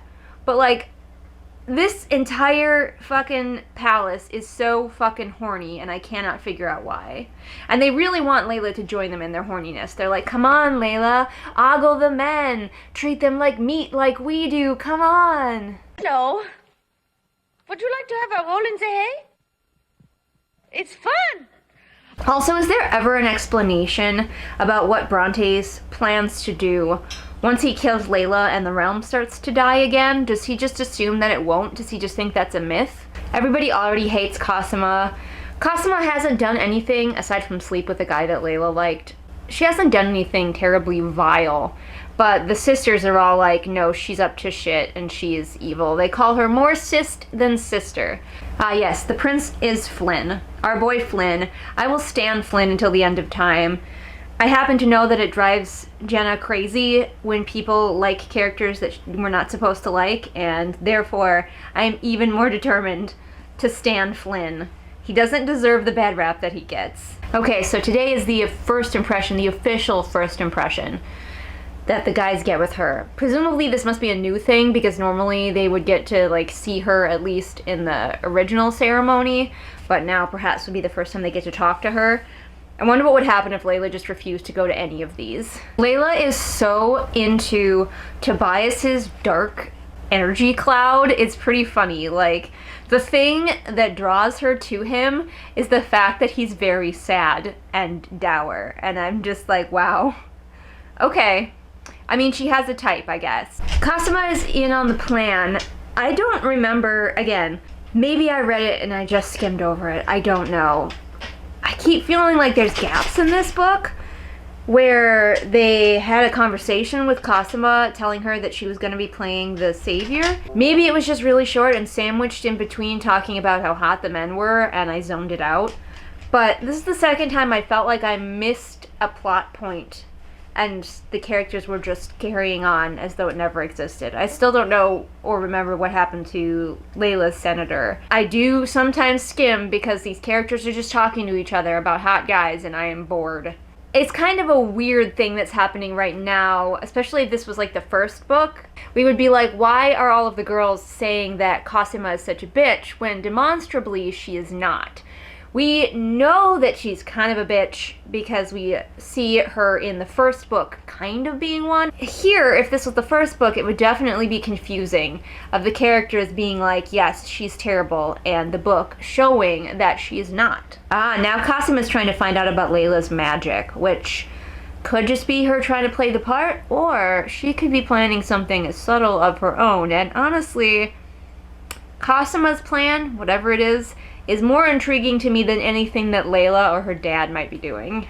This is Julian from the future, and I'm quite a ways into the book now in my future state, and I'm pretty sure I have an idea what is going on with Cosima. Like I keep saying, we're being told that she's bad, but never shown that she's bad. We're just supposed to believe the main characters when they tell us that Cosima is a bitch, even though she never shows it. And I think what it is the author trying to have her cake and eat it too, where she wants to have a shocking reveal at the end when we, the reader, learn that yes, Cosima is bad, but she doesn't want that to be too much of a shock to her main characters, because she doesn't want her precious main character Leila to have been tricked to feel stupid. She wants Leila to always be on top of things and know everything, so she's trying to do this weird balancing act where the reader will be surprised when Cosima is a traitor, but somehow Leila will not. And it's just not working. Just have Leila trust Cosima and be betrayed later. I don't understand why this is a problem. Interesting that she chose this word. Leila's explaining her power and how she can bestow it to people, and she says, your body is a barrel, and I'm filling it up with my light. Barrel is an interesting choice. Not vessel? I guess she is talking to Cosima, so she's like, you're a barrel. Oh, Romulus is here, and he's still alive, so why didn't he get to be the proctor? I just missed that part. At least he's not dead, I guess. This is very D&D and LARPing-esque. In the LARP that I play, which is essentially just D&D but live action, you can give people like enchantments and such to make them more powerful, make them have armor, make their blows more powerful, stuff like that. And when Leila is giving Cosima like the shadow step, her shadow step ability, it definitely feels like it's in our game where you go up to a player and you be like, I'm giving you shadow step, and then you give them that ability. It just reminded me of that. Pippa has also figured out another part of the shadow step that I don't think Leila has, and it's gone in a very brief line, so I think we're sort of meant to notice it, but Leila doesn't, where Pippa's like, also you can teleport objects, and she like teleports a ribbon from one hand to the other. They keep going on about how white the savior's skin is, like so white, like possibly whiter than me. I know. And I'm wondering if she looks kind of unhealthy as a result. Like, after you get to a certain level of paleness as a person, people start to wonder if you're dying. And by the description of how pale Leila is, she sounds kind of sickly looking to me. Not super beautiful and awe-inspiring porcelain. I do want to know where Cosima came from. Because, like, she was assigned to Leila early. And I'm curious, because she's clearly like, of course, anything for my beautiful sister, like very smarmy. And I'm curious if we ever get a reason why she didn't drink the Leila Kool-Aid and is anti-Leila. And is it because maybe Leila stole her as well, except for she wasn't like Pippa and could realize that something bad had happened to her? That would be cool. I don't think we're going to get anything like that. It's a good thing also that they happened to be with Romulus and someone else wasn't assigned to them, because Romulus is like the only one who is also in on the plan. Again, if Leila just had a few more allies and if we got to see her make them, that would be cool. In this, there is no subtlety. There is no, ooh, is so-and-so going to betray you? Because we either know who is against Leila from the first book, or the characters that are evil are just evil, and there's no subtlety to them. Wow, Leila even thinks of the men as meat. Is that a romance book thing? Is it more normal in romance books, you know, especially like the bodice rippers kind that are just for women, to refer to men in such dehumanizing ways? Because I don't read a lot of those books, and maybe guys are just described as slabs of meat sometimes. I don't know. Please let me know if you are familiar with those tropes. Again, because we read the first book, all tension is lost. Leila is super nervous that Cosima is not going to pass as the savior, but of course Cosima does, and we know that because we read the first book. Again, that's another reason not to do the same book again from a different character's point of view. There is no tension. There's a guy named Hansel. Cool story, Hansel. Thanks, Olaf. Ah, Cosima makes a show of using Leila's magic because she was paying attention when Pippa showed her that she could teleport things. So she's like, oh, you want to see my magic? Let me teleport something to you. Ooh, flashy. Honestly, Cosima is a much better showwoman than Leila will ever be, and I kind of wish the book was about her. So we watched Leila explain to Cosima how her magic works and how it comes from her light and her inner being, because the reason that Leila has magic is just from herself. She is the most specialist and most important one, obviously. Why would we want to read a book about somebody who wasn't the best one? Then we get to watch Cosima explain it again to the men. And I have talked about this in the Ables. If you have a character explaining something to another character that the reader has already learned, gloss over that. That is the time to tell.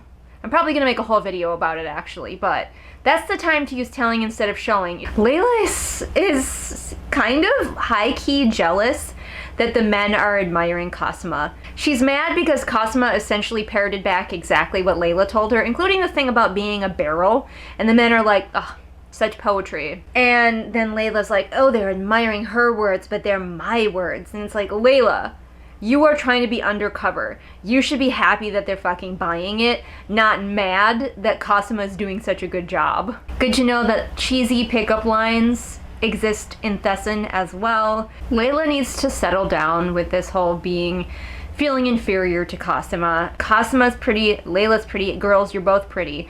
Stop. Now, some people might like this plot point because maybe you're reading this and you are a woman who feels a lot of jealousy towards other women's appearances, but that's never something I've had a problem with, so personally, I am very over this. And of course, Cosima doesn't care about anything except for the hottest guy, because that would give her depth if she did. This does kind of make me wonder also if Jenna made Delphi black and Pippa to be non-neurotypical, so that neither of them could play the savior. And so it would have to be despicable Cosima, because of course the savior can only be white-skinned.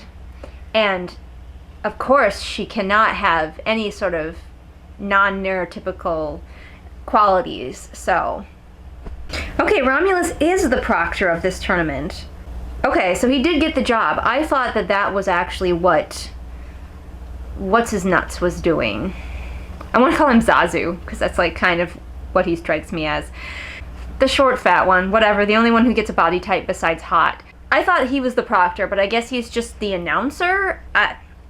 Sure. So, Leila's dad has hired these 3 assassins and put them in the tournament.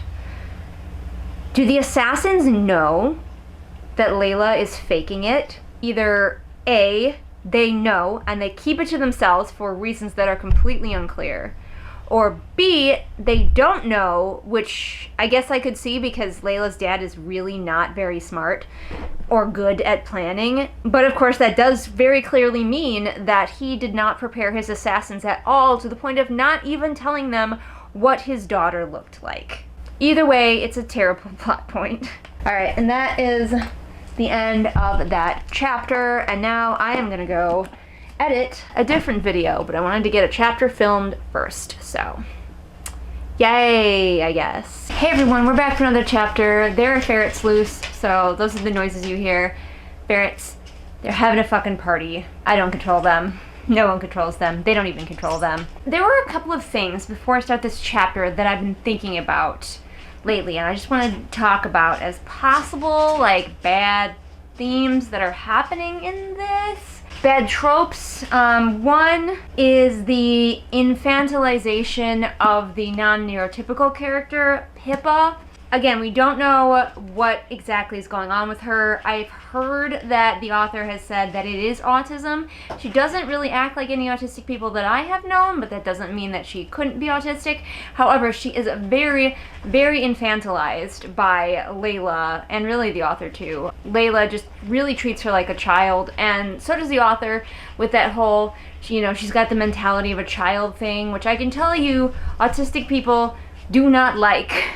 They do not like it when you say, he's 18, but he's like 5 in his mind. That's deeply insulting. There are so many facets to autism, you can't just say that. But again, it's not actually in the book that she's autistic. For all we know, she was dropped in her head as a baby and she has brain damage. It could be anything. But Leila treats her like a child. She calls her duckling, so that's not great. But then I was thinking about Leila's other mothers in the mirror and how useless they are. But I was thinking about one of them is Delphi's mom, who was Leila's nurse, and she has brown skin. And I'm like, wait, is that the mammy trope?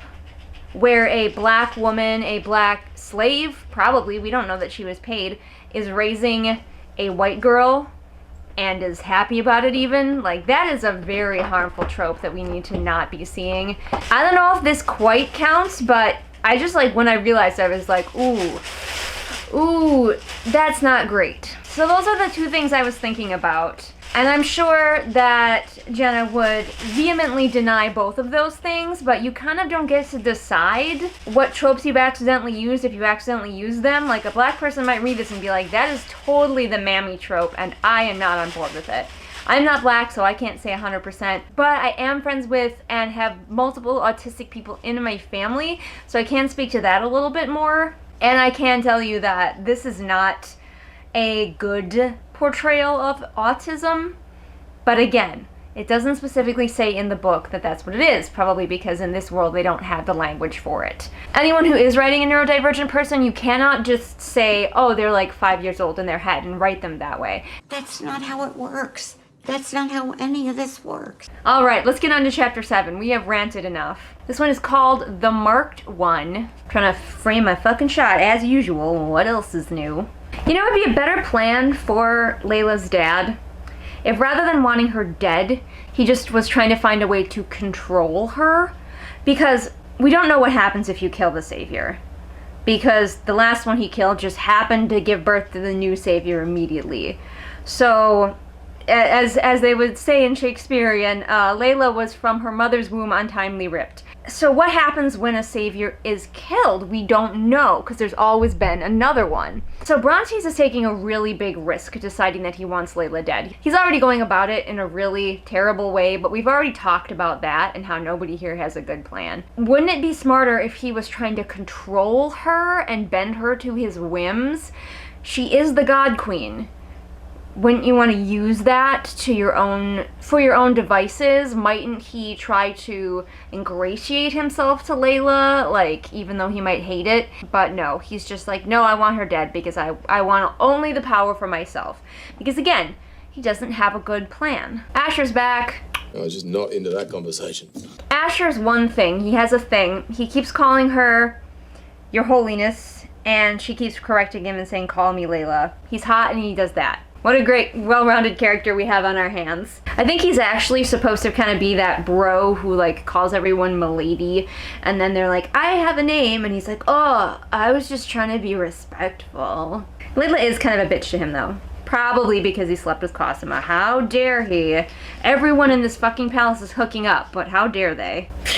We have the name meaning thing again. Stop trying to make the name meaning thing happen. Tobias is goodness and she is darkness, and I just... Like I mentioned in my review of The Savior's Champion, you will often find in my books the Easter egg of characters' names meaning something. Woo! But I don't point it out to you on the page. I let you be like, hey, I wonder if that character's name means something, and I let you look it up, and maybe it does. And you're like, oh, cool. Leila knows that 2 of the guys are gay, or at least bi, which, again, begs the question, why are there gay guys in this? Why would you get someone into a tournament who doesn't want the savior? You'd think they'd vet them a bit better than that. They made sure they had big dicks, but they did not ensure that all of these guys were interested in women. We're learning that Kaleo is probably clinically a psychopath. They're talking about it, of course they don't have the word psychopath, but they're basically like somebody who can't feel empathy. And then of course, oh, you guys know how much it annoyed me in the first book that Tobias was the only man of any value, and we're getting it again. Kind, intelligent, Delphi said, one of the few men who treated me as flesh and blood as opposed to a hole for his cock. Certainly no killer he fears for his life. So, yeah, Tobias is just the best one, and don't you forget it. I don't know why Leila doesn't care at all about what's happening in each of the challenges either. Like, we don't even, she doesn't even wonder what are they doing. We just get her going down to the labyrinth, the camp afterward, and she's like, oh, I'm here to heal all your injured guys. If I was her, I'd be a little bit curious about what they were doing. Leila's gonna go kill another senator. But Delphi's like, this one's not old, and he might actually fight back, because so far Leila has only killed old men. I still think with her teleportation ability, she could kill just about anybody. Nobody's gonna be ready for a teleporting girl with a knife. You just can't train for that. Okay, she could teleport to a fucking forest? I'm assuming it must still be within the walls of the palace, but how much land do these people fucking have? She could easily, like, slip away somewhere and no one would know where she was, and she could probably escape, but fuck it, nah. Leila has decided to assassinate this guy immediately, and he is outside, as we established, and I didn't realize, but it's fucking daytime. So she tries to be stealthy, but obviously she is fucking glowing. No points for strategy, Leila. Wait till he's asleep. Why do you gotta kill him right the fuck now? Leila wants this guy's rings. I guess he has something valuable in the rings that he's wearing, and she was like, just give me your rings, and he's like, bye, and he took off. And like, why can't you just wait until he takes these rings off and goes to sleep? Maybe there's something in the rings that he's gonna hand off before she gets a chance. So she could just teleport right in front of him, and she keeps doing that. So take out your sword, and one of those times you teleport in front of him, just straight into his stomach with it. Yeah, no, instead she's gonna be like swinging the sword, and he dodges. It just appear in front of him and stab. Oh, apparently he knows that she's been murdering the others, because he's like, you won't kill me like the others. So apparently, yes, I was correct. Her dad knows that she's murdering his people, and he just doesn't give a fuck. Conveniently, Leila has some sword training, because why wouldn't she? His fear feeds her fury. She's terrifying. She's the villain. She injures him, of course, because of course she's better than this trained swordsman. She's this teeny tiny little girl, but that's fine. And he's like, okay, I yield. And she says, I didn't come here for mercy. I came here for your rings. Honestly, I don't think they could kill Leila. She's like, when am I to be killed? You can't be. You're too special. So I'm not worried, and will never be worried. When you make your character so special, the reader isn't afraid for them, and you want your reader to be afraid for them. That's one of the reasons why my characters are usually like humans, like average people who could die and be injured. I know I talk a lot about my own writing comparing it to this, but because I know my own writing the best, it's easy to compare. But I also prefer reading characters who aren't super special. It's not even a challenge. Like, she just won the sword fight. He hasn't marked her once. She has slashed him to ribbons. She's a tiny girl, but of course, she's just better. She's just better. He is 1000% right. So this is supposed to be, I think, a glorious moment for her, but she's got him severely injured, backed up against a fountain. He's completely at her mercy, and he says, "What kind of creature are you?" And she said, "I am your queen." And then he says, and he is not wrong, "You are damned. My blood will never wash clean from your hands. You are forever marked. You are a murderer." Correct, sir. But we are supposed to like Leila? I think Leila is the one who may be a psychopath. Nothing against people in real life who are psychopaths, because not all of them turn out to be killers, obviously. She seems to have absolutely no empathy. Then she stabs him and kicks him into a fountain. And then she realizes, oh yeah, I'm trying to be stealthy, even though very clearly, like, he basically told her that they know that she's killing these guys. But she's like, oh shit, he's in the open, and also now his blood's all up in this fountain. Mistakes were made. Leila finds it impossible to have empathy for any of the other men besides Tobias. Another one is dead, and she's just like, well, he wasn't Tobias, so. But Toby is in trouble. I think this is after the apothecary one, where he gets poisoned. Orion is being the MVP. Obviously, in the previous book, he only really becomes a character near the end when Tobias needs him to be his therapist. But now we're getting more Orion, and he's just being very... Honestly, Leila should be attracted to Orion, because he's the one who is demonstrably being good and kind and strong. Leila is scolding Flynn, our boy Flynn, and because Flynn's like, oh, Tobias drank a lot of the poison wine, and she's like, well, he's grieving, and Flynn's like, yeah, that's why I encouraged him to keep drinking wine. And then Leila's scolding him for encouraging Tobias to drink the wine, but like, as I recall, in that chapter, Tobias had already forgotten about his dead friend and was in fact drinking the wine because he didn't want to listen to the apothecary and he thought this whole thing was stupid. Trying to make everything Flynn's fault around here. Flynn did nothing. We also have this running thing of the physician coming over and mansplaining to Leila how to be a healer. And I get what's trying to be done with it, but it's really, like, it's supposed to be obnoxious, but I don't think it's supposed to be obnoxious in a way where I'm like, not this plot point again. It should be like, oh, not this fucker again, but it's more like, we're still doing this. Leila is talking to her power as though it is separate from her, and I'm curious if this is supposed to be like her communicating with the god that she sort of was born from. Like, she finishes with, "That is my will and order." So I don't know who she's ordering around, but I wish it was more clear. Then the physician comes back again, so we can have even more of this physician mansplains her how to do her job situation. We get it. We get it. And that's the end of that chapter. Tobias wakes up with his head in her lap, like the poor baby boy that he is. Poor Tobias, he doesn't know what he's getting himself into. That poor kid. I'll see you for the next chapter, guys. People who are thriving the best in this apocalypse, internet comedians. If you're from Wisconsin and you don't follow the Manitowoc Minute, what are you even doing with yourself? Even from outside of Wisconsin, follow it anyway. Alright, we have chapter 8, The Artist, where we will maybe figure out why the fuck Leila actually likes Toby, because so far he's just been sad and almost dead. I know, that's what attracts me to a man, too. Oh yeah, and I think, didn't Leila just murder someone in a fountain? She's got Tobias' head in her lap. Ooh, baby. In case we didn't get that the physician was bad because he just keeps mansplaining to Leila how to do her job, Leila just straight up tells us. Though, to be fair, if she didn't have magic, she would be completely, like, useless and clueless as a healer as well. Really, Jane? So honestly, yeah, he's obnoxious and mansplaining, but also she doesn't have any expertise either, so. Leila warns him that the challenges are only gonna get worse. Not really. Like, on a level of dangerousness, they kind of stay on the same tier. Not nearly enough people die. They're going over the names again, because as we know, they are named Darkness and Goodness, respectively.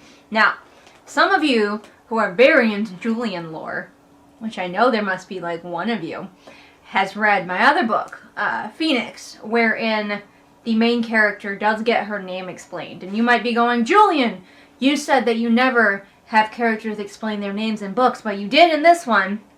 You are correct. But In my mild defense, I was trying to do something with names in that book. If you read it, you notice that everybody has nicknames. Baby Julian was trying to look at themes of like identity and teenagers sort of choosing their own identity and a girl coming into her identity and where names fit into that. So I was attempting to do something. I'm not going to say that I succeeded, but that's what I was doing.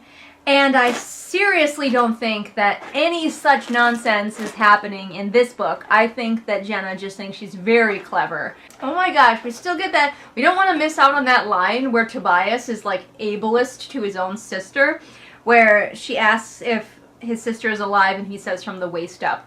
Wouldn't want to miss out on that crucial line. Also, I don't know if they'll mention it later, but in my first read along, I avoided saying what this book called, what Tobias called his sister's like little mobility cart that she gets later, like a little cart that she's able to push herself or be pushed around in. He called it a cripple cart. And I avoided that because I didn't want to have to say the words cripple cart. I still don't love that, but I wanted you to know that Tobias is really ableist towards his sister, and it's gross. See, Flynn is not a bad person. He just checked that Tobias was okay, and when he found out that he was, he cheered. Why do we hate Flynn? Why does Flynn gotta be a bad guy? Leila doesn't like the Laurels. She says they're dehumanizing, so she calls everyone by their names. Is that an attempt to walk back the fact that every single character was given 2 names, which like exacerbated the problem that there are too many characters? Tobias has turned on his full charm. He is being very charming. So we leave her and Tobias being all sickeningly adorable together, and then we get a time skip where she's laying out all of the secret messages she found in Dead Guy's rings. Apparently, Brontes thought it would be a good idea to write down all of his plans on tiny slips of paper and put them into the rings of one of his guys. I got nothing. What the fuck? Was he just pulling like ideas out of a hat? Was this planning Mad Libs? Like why would you do that, Brontes? Why would you do that? Because he's the worst at planning. That's why. Nobody here has a good plan. But now Leila knows that he plans to murder her on her wedding night, or at least that's what the slips of paper say. One of his assassins has to win the tournament. Marry Leila and kill her on her wedding night? Sir, is that what you've got for me, Brontes? Well, my days of not taking you seriously are certainly coming to a middle. Brontes is going to wait until after Leila is married off officially, which will make him no longer the sovereign, which will make it when he kills her, somehow people will be less suspicious because he won't become the sovereign again. But Kaleo will become the sovereign and will almost certainly just abdicate power back to Brontes. So why would people be less suspicious? Leila, just wait for these guys to just like trip and stab themselves with their own daggers. Okay, maybe this is a fake plan because Delphi says it's really obtuse, or are we missing something? So maybe this isn't the real plan and it was just left for Leila to find. Gosh, I hope so. I'm really upset that this isn't the tagline for this book. Win, marry, murder. Why are we shaming Cosima for getting her freak on? Cosima comes in. I just spent the night with the Adonis. He gave me an amazing blowjob. And the other two are like, ew, ew, but it's the Adonis. And I'm like, he gave her an amazing blowjob. Why, like, are you jealous? Like, why are you so mad? She's only allowed to get blowjobs from men that her sisters approve of, alright? Why is Asher a character? Oh, yeah, you guys, you have a visitor. She's here to see you in the booth number 1, with the earrings. And then she fucking just leaves him, so apparently he's completely given up on following her places. Leila was gonna go down into the labyrinth, and then Pippa came in crying, implying that Pippa was potentially sexually assaulted by one of the men in the labyrinth, which of course, absolutely hate. Leila goes charging down there, and we find out that her basement dad was here and like attacked somebody, and I don't remember that at all from the previous book. Was there something in the challenge that he was part of and I just don't remember it? I don't know why everyone is so bitchy to their healer. Yes, I know these guys are bad men. Hashtag bad men. Your healer is going to put you back together.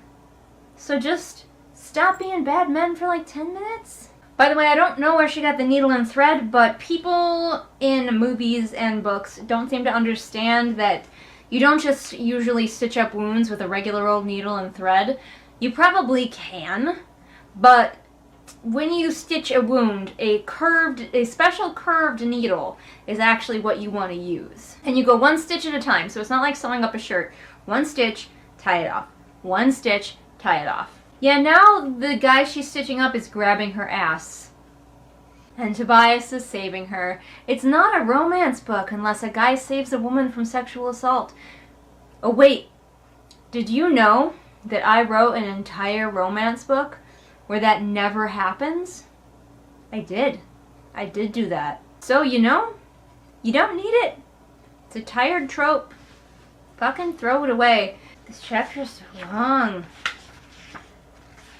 Why is it so long? Leila's doing her healer thing, and Flynn is talking about how attractive he finds Cosima, and he's not even being that creepy about it, comparatively to everyone else. He's being pretty tame. And then someone else says, Flynn, the healer is present. I'm sure she doesn't want to hear us gush about another woman. Why would she care? Are we to assume that anytime a woman is in the room, you shouldn't talk about other women? We got everybody being like, ugh, Flynn, oh, we hate Flynn. Flynn's so annoying. And I'm like, why we gotta be like this for Flynn? You know, not every guy can be the absolute picture of masculinity, and that's fine. They're all sitting around playing the matching game, and Leila thinks Tobias is very smart because he got a match. So can 5-year-olds. Leila tells Flynn that she has it on good authority that the Savior doesn't think of any other woman as beneath her, which is a blatant lie. Tobias is very, charming and flirty in this. And again, nothing like the Tobias I remember. Because he flirts in the right way, the way that she likes, the Leila-approved flirting. So for the last several pages, which I have not been bothering to recount, Leila and Tobias have been out. They went out of the labyrinth and they're looking at the stars and they're just being gross and adorable together. Then she asks if he's okay because Milo died only a few days ago. And I'm just waiting for Tobias to be like, who? But now Tobias is deeply affected by the death of that guy that I wasn't even convinced he particularly liked. I kind of don't like that Leila always interprets for us what the colors mean. Like, Tobias's colors have changed from black to an indigo blue, and then we are immediately informed that means sadness. But honestly, just let us figure that out from context clues. And finally, boy, that chapter was a slog. We're on to chapter 9, but man, if you're not into the Tobias-Leila romance, just skip that chapter, to be honest with you. Especially the end part where they're all just sitting out in the moonlight talking together. Nothing of consequence is lost without that, so. Anyway, I'll see you for the next chapter. Alright, we are making some headway through this chonker. Because the craft is so much better than in friggin' the Ables, this is easier to just read on just my brain can process this level. I have gotten used to, for the most part, it still catches me up sometimes, but I have eventually gotten used to the fact that her pronouns are always capitalized. I still hate it. It's readable. It's a readable book, and I guess if you are one of her fans and you want to read a fan fiction in chunky print form, this is the book for you. We are getting a lot more hurt comfort fluff in this because Tobias is constantly injured and she is constantly healing him, and so whenever they're together, we're always getting that hurt comfort stuff, and normally I am hurt comfort trash. I absolutely love it. Don't ask me why. But I've realized reading this that it can't just be any old hurt comfort. It has to be with characters I actually care about. And I don't like either of these people. Jenna, you've ruined hurt comfort for me. How dare you? How dare you? Leila and Tobias slept out under the stars. Not together, just in the vicinity of each other. And now Leila is just over the moon. Tee hee, a boy likes me. My hair is so obnoxious right now, but I don't give a fuck. You know what? I have stopped giving a fuck about my hair in this apocalypse, and I think we should all just stop giving a fuck about our hair. The perfect virgin thing does remind me of a conversation that I've kind of been having just like off and on with other people, discussing the representation of Pippa. I'm coming back to Pippa. And again, we do not know for a fact that she is autistic. I have seen... She does like Q&As, I guess, sometimes, and like I don't follow it, but somebody posted this somewhere. Somebody had been like, can I ship Pippa and Orion? I think they would be good together. And then Jenna's answer was, no, that's disgusting because Pippa has her disability. And naturally, I was like, why is that disgusting? Unless Pippa is 20 years old. So unless Orion like completely takes advantage of her and like sexually assaults her or something, which he wouldn't do because everybody knows that he is the good man, a good man, and in Jenna's world you are either good or bad and nothing in between. Why couldn't she have that? And then I realized it is because Pippa, I think in Jenna's mind, is a child and therefore cannot have adult relationships because we have this very common trope, misconception, dangerous misconception that people with developmental disorders behave like children. And they really don't. People on the autistic spectrum, and the spectrum is huge, and it's not even like a spectrum where there's one end and the other end. It's a big old circle, and anybody can fall anywhere within it. And even those people who, struggle the most with functioning, maybe they're nonverbal, maybe they just do not communicate well, they might seem to live in their own little world, but even they don't necessarily act like children. Only children act like children. So it's really reductive to say, oh, so-and-so is, 8 years old in their mind. And you can see why. It's because then people begin to think of that person, of that autistic or potentially autistic person, as an 8-year-old when they are not. So you cannot just say, oh, because she has a developmental disability, that she cannot get married, that she cannot be happy, that she isn't an adult. She just has to be more cautious, and the people around her need to help her be more cautious of being taken advantage of, because she might tend to believe the best in people, which is a quality that anyone can have, not just Pippa.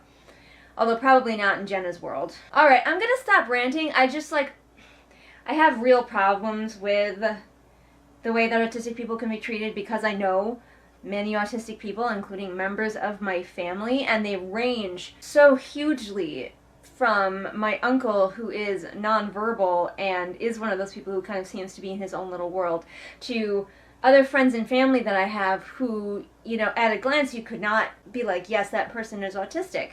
So it's a huge range. Thank you for coming to my TED Talk. Holy shit. Alright, let's read this book. See, Leila says that Delphi is beautiful, but she doesn't say it in a way like, so annoyed that Delphi is so beautiful, because Delphi is not a threat romantically. What is the sentence? Tobias wore you out nice and good, I take it. Are we from the South?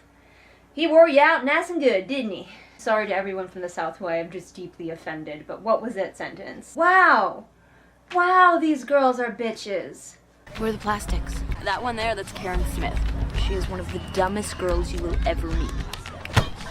That little one, that's Gretchen Wieners. She's totally rich because her dad invented toaster strudel. And evil takes a human form in Regina George. She's the queen bee. The star. Those other two are just her little workers. The challenge that the guys just did was the torture challenge, and the assassins won it. And that means they get to spend time with Cosima. And at first Leila is like, well, what if they try to kill Cosima or attack Cosima? And then Delphi's like, no skin off our back. She literally says, they hurt Cosima? How will we ever go on? I know you don't like her, but like, you're fine with her being left to deadly assassins? So Leila's having a bath, and it says, Nyx dug her sponge deep into Leila's flesh. How? It's a sponge. And of course, we just have the servants again here, so they can just speculate about Leila's love life, because legitimately, that's all these characters really care about. Does Leila have a man yet? Has she boinked yet? We are the horniest palace in the world! If we eliminated all the scenes where some other woman pokes Leila about having a crush and Leila vehemently denies it, this book would be half the size that it is. Oh, I thought of another reason why it's detrimental to make Leila a sword master as well as everything else. If you make her so very competent, your reader then wonders why she hasn't done something before now. Why doesn't she actually just do a coup, take over? She's got magic and she's got skill. What's holding her back? Pippa also exists to kind of be the comic relief, which is another thing that's not super great. Oh, it was the pig challenge. The pig challenge is over, and we're dealing with the injuries from the pig challenge. You guys know that the pig challenge both broke me and sustains me. The pig challenge was really the moment that I knew, that I understood that I must become the reader of bad books. I was really hoping, though, that we get more pig challenge, like maybe it would be Leila's idea to do the pig challenge or some shit, but no. I really thought that Leila might try to have a hand in more of what was actually happening in the labyrinth, but she really doesn't know anything about the challenges, and then she goes down and deals with the aftermath. I thought that maybe she would be masterminding a few things, trying to get certain challenges or avoid certain challenges. Even if she doesn't like it, she can not like it and still have hands in it. And now we have the challenge where Tobias is supposed to draw Cosima, but he can only accidentally draw Leila. We get another reminder that Leila is teeny tiny, because, you know, a perfect goddess would not be anything except delicate and porcelain. Basically, she's built like me. Is that what you want, Jenna? Is that what you really want? Me? I don't think so. You know what super pale skin is good for? Showing off zits. That's what it's good for. That's all it's good for. All these characters saying things like, oh wow. Wow. Oh wow. Definitely words that I would expect to hear in my fantasy book. If Leila doesn't want to be involved with the challenges at all, if Leila you want to keep Leila out of the fucking tournament, then she needs to do something else. She needs to have a stronger through line of what she's doing. She needs to have a better plan. Because right now there isn't a strong through line of what Leila is doing behind the scenes while Tobias is in the tournament. The tournament was a really, you know, for better or worse, it was a strong through line. What was Tobias doing? He was in the tournament. That was a constant. What is Leila doing? Fuck if I know. Aimlessly trying to figure out, I mean, she knows who's going to kill her, so, like, what's left to figure out? She knows who's going to do it. She knows when it's going to happen. What's left? And the stuff that she did find out, she didn't really do any sleuthing. She just kind of, like, conveniently murdered the right guys.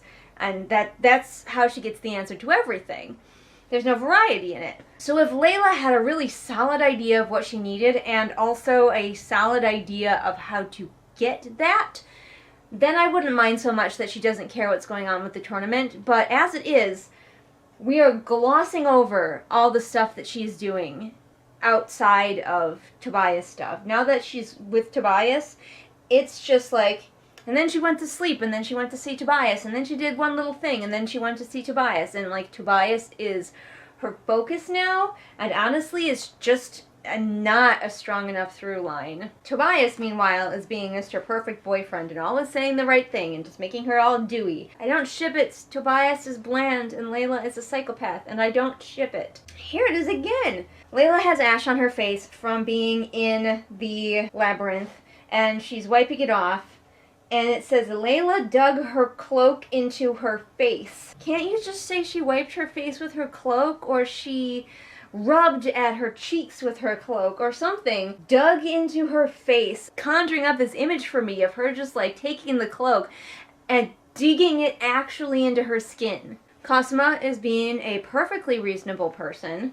And then Leila's like, well, what about your reward with the beasts? And Cosima's like, what reward? So I guess that's supposed to end the chapter on a dun-dun, because Cosima did not meet with the beasts, which probably means that they met with Leila's dad. But, like, who gives a fuck, because we already know they work for him, so it's not really a proper dun-dun. That's that chapter, and now I'm gonna go. My mom is coming over pretty soon. We're gonna watch the Great British Baking Program and not think about the horniest kingdom in the land.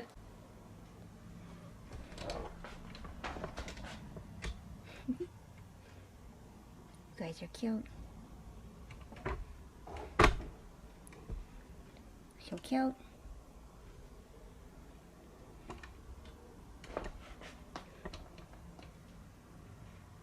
Alright, we are back. It is Halloween as I'm filming this, and it occurs to me that Leila is totally a slasher villain, so she's coming for you. She can teleport. She has a knife. Chapter 10 is called The Gift. He's trying to draw Cosima. He keeps drawing her, and then she's going to see it and be like, oh, that bland sad boy really does love me. Leila is hanging out with Basement Dad and talking about how the assassins were treated by Dickus.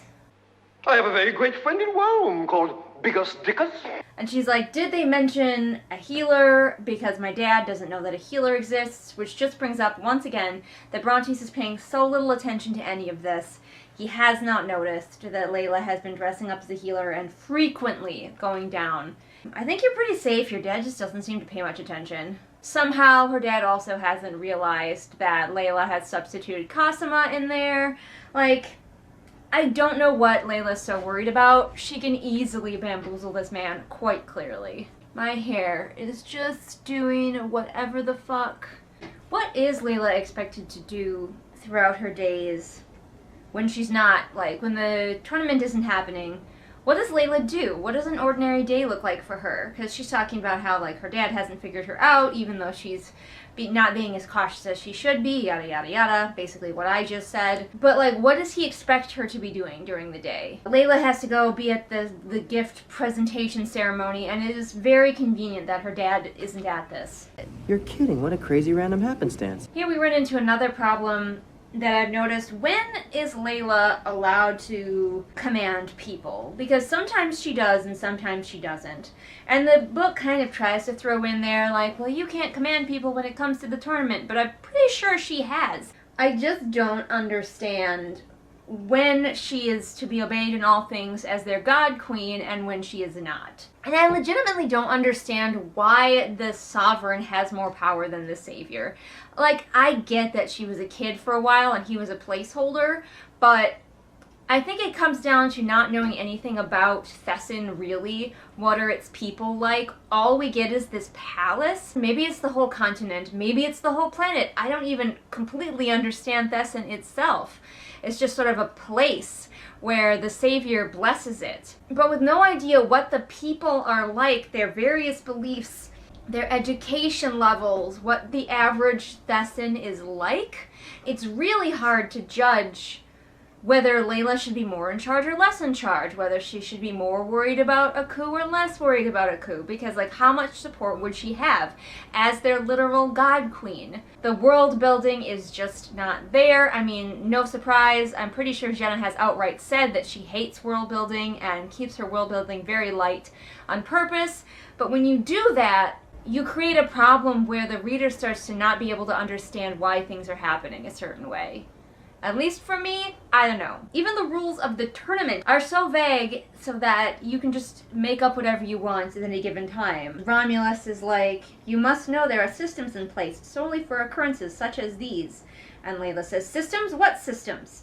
And I don't think we're going to be told what the systems are. And that's awfully convenient, so we don't have to learn any of the actual rules, because I don't think there are any. Now, just to be clear, I know some of you may be like, but Julian, you're kind of bad at world building too. To which I say, yes, I agree with you. I am kind of bad at world building. I'm trying to get better. I'm trying to go at it through my favorite part, which is like culture building is the angle I'm trying to come at it from. I'm trying to grow, I'm trying to get better, but I will be the first to tell you that, yeah, I agree. The world building in my book is not masterful. It's not top notch. But I like to think that it at least exists, unlike in this book. Now every time Pippa speaks, I don't find it cute, I find it cringy. Again, Flynn, unfairly maligned. Because Tobias didn't succeed in this gift challenge, because all he could draw was Leila, so he didn't bring a painting at all. Everybody is supposed to stand and nominate someone they think is not in the tournament. Obviously everyone's supposed to nominate Tobias, but good old Flynn, who is a tiny man who would definitely be folded in half by these big scary brutes, he has the balls to nominate someone else besides Tobias. So, like, why the fuck does Flynn get such a bad rap? Oh yeah, this is Tobias. They're leading up to Tobias's death match in the arena with, like, all the mirrors and shit. But Delphi takes Leila to go see all of Tobias's pretty pictures of her, so she knows how much Tobias loves her with all his heart. Leila reads porn scrolls. She's all like, I'm so innocent, but she reads porn and masturbates. What is a penis? I have no idea.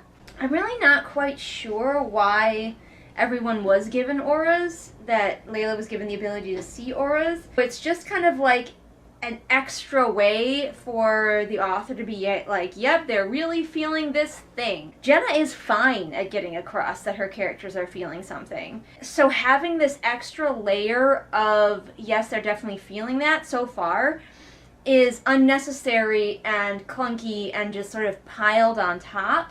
She is added to this book that doesn't need to be here. Right alongside the mothers, right alongside friggin' Asher, right alongside that other servant character who was acting as a mother who has disappeared and we have not seen her since the beginning of the book. Stop adding so many things just for the sake of adding them. They have to matter to the story. If I had read this book before reading the other one, I would think that Tobias has absolutely no personality. He has very little in the first book, but there is something. But in this one, he is just cardboard. He is cardboard perfect boyfriend guy. We are reminded again that her name means darkness. Oh my fucking gosh, stop. Stop it. Alright, we finally get to the end of this chapter. Just like 3 pages, well, 2 pages, I exaggerate, of Leila verbally wanking off Tobias about how amazing his drawing skills are. Which again comes off as an author just being like, isn't my character amazing? As I've mentioned before, it is a fine line you have to walk, especially in a romance where you do want characters to verbally tell each other what they feel about each other. But if you go too heavy, it just seems like you, the author, are trying to convince somebody that your character is awesome. And one way to go too far is to have like 2 whole pages of a character just praising another character. There's a fly in here and it keeps wanting to land on me, and I'm absolutely not okay with that. Hi. Hello. Welcome back. We're here. Chapter 11. The Blessing. The ferrets are loose, and I think Avi has a candy wrapper? Are they gonna have a training session too? A training session before he went to fight the guy, then she just gave him magic so he could win. This book is so needlessly mean to Flynn. Meeting an expected Tobias and a fumbling Flynn in the labyrinth. How is he fumbling? Why is he fumbling? He's fumbled nothing so far.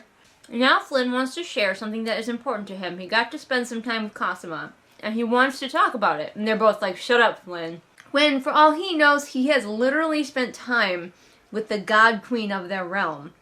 If I had a friend who'd done that, I'd be like, yeah, give me the deets. And we're supposed to all be like, well, Toby wouldn't want Flynn as a friend. Flynn would be a bad friend. No. Toby is a bad friend. He is constantly sullen and standoffish. He mocks his friends in his head. When Flynn wants to be his ally, Toby completely dismisses him because he's just not good enough for Tobias, I guess. If Toby wasn't the main character of a book, he would be so screwed by his inability to make any allies. Avi, no, you shouldn't have that. Avi got her paws on a little mini candy bar, and I don't know how or where, but it was fortunately a mostly coconut one. I thought she was just playing with the wrapper. Anyway, mostly coconut, not enough chocolate to hurt her. Fun fact though, ferrets, like cats and dogs, are vulnerable to chocolate. Poor Flynn! He's like talking to Leila, and why are you helping him anyhow? Not that I'm against it, I'm rather fond of the poor bastard myself. He likes Toby. He would be a good and loyal friend. And Toby's just like, no, you're not cool enough for me. Get out of here, Flynn. I'll be honest, I'm gonna skim the training scene, blah blah blah, picking swords, blah blah blah. None of it matters because he uses magic. So Leila keeps being like, Tobias, you're creative and that'll help you on the battlefield, but I am an artist, and were you to give me real weapons, not foam ones, the fact that I can draw would not help me on the battlefield. And then of course we have the classic, Flynn makes fun of Leila, and then Leila gets to beat him up. We have the line about how Flynn has never been to a village, and I don't understand these people. She's giving him bad advice. She says that his body should be squarely facing his opponent when he only has one sword. He's gonna get stabbed that way.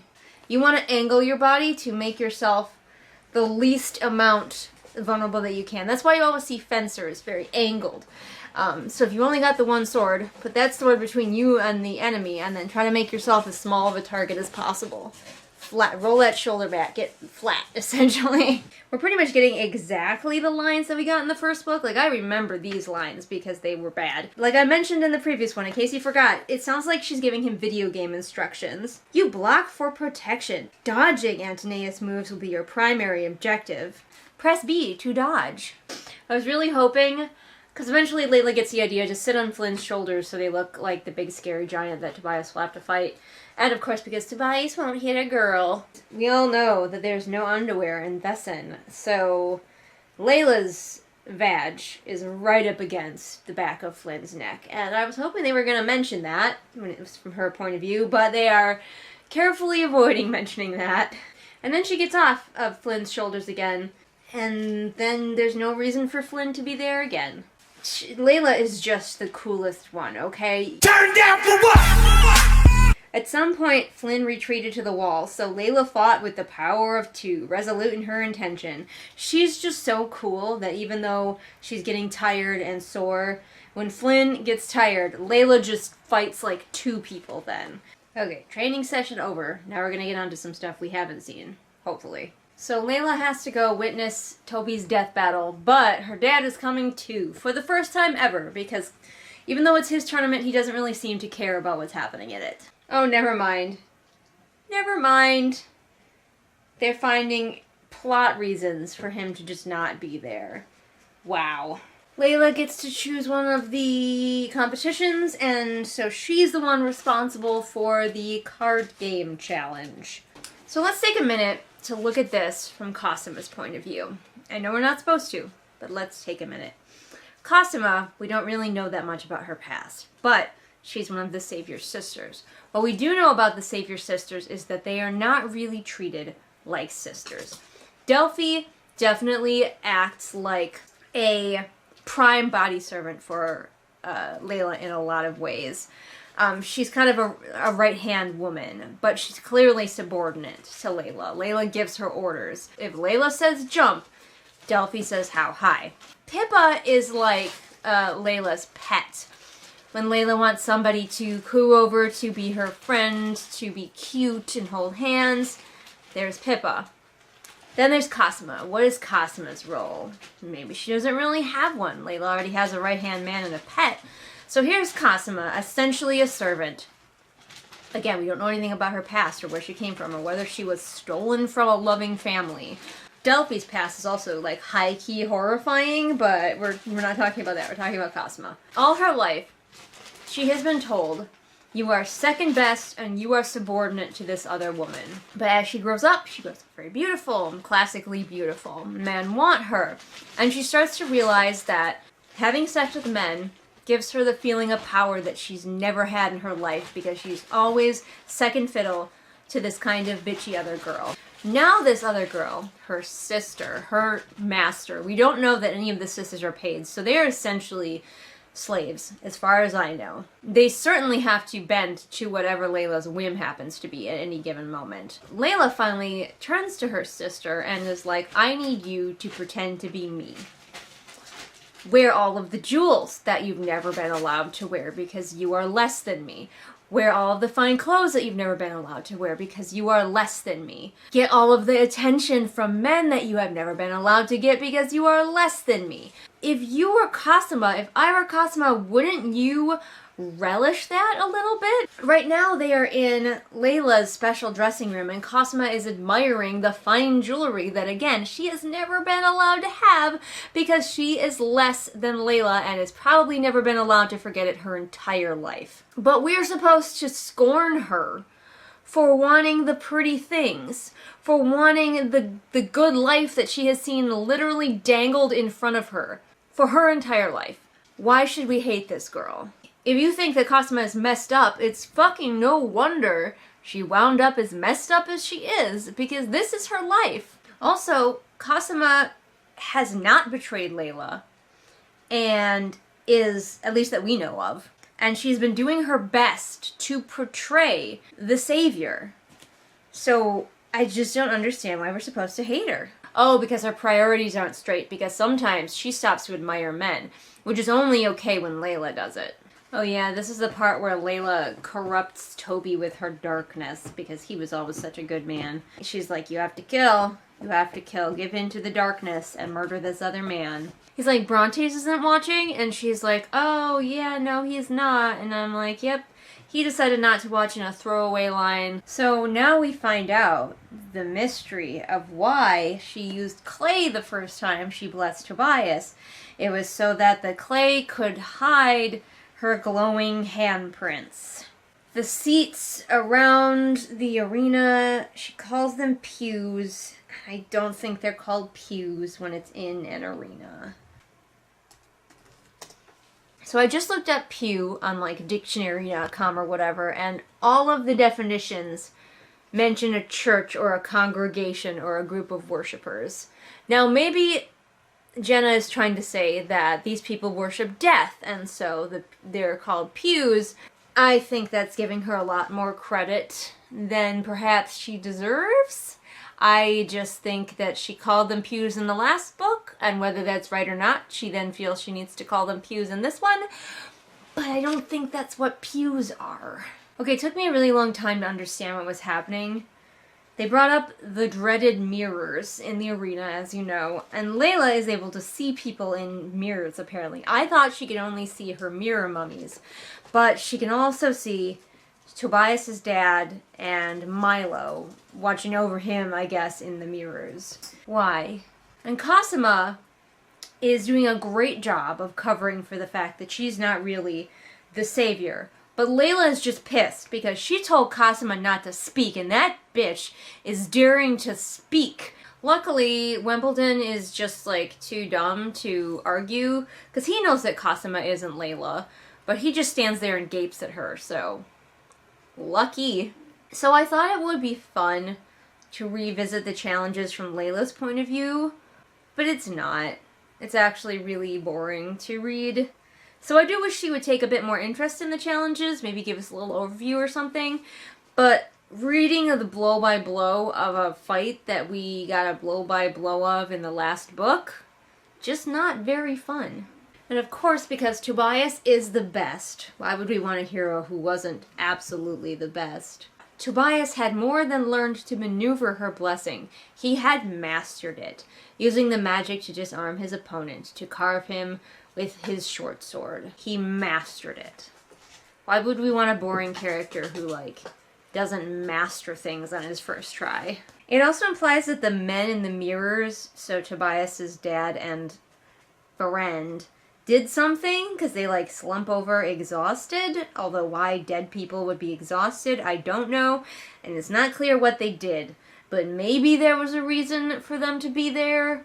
Maybe. Alright, that's the end of the chapter. Toby wins, woohoo, he's the very best like no one ever was. And we're gonna have to deal with the fact that Cosima is not the savior and Wimbledon knows it, but I'm sure it'll be easily dismissed. Maybe she'll just threaten Wimbledon until he complies with her. That sounds like a very Leila move.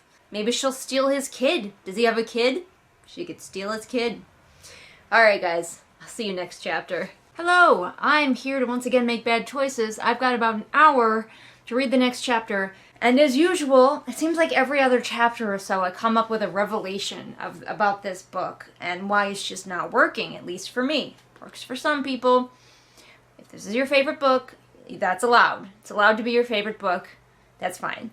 But it's not mine, clearly. I think a big reason that this book struggles versus the previous book is that in The Savior's Champion, the stakes are clear, the plotting is like bam, bam, bam, bam. It progresses naturally.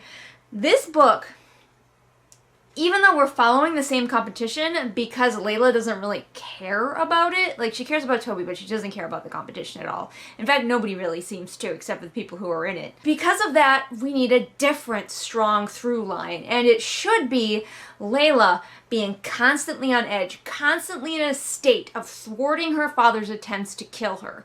But that isn't happening because her father is the worst at his killing plan. He's hired the worst assassins in the world. He hasn't even told them what their target looks like. The apathy from, like, all of these characters is extreme. We should be feeling like Leila is in constant danger, and instead we're kind of like, meh. Every now and then she's mildly inconvenienced. But I never feel like she's in danger of dying. And it's not just because I've read the first book and I know she doesn't die.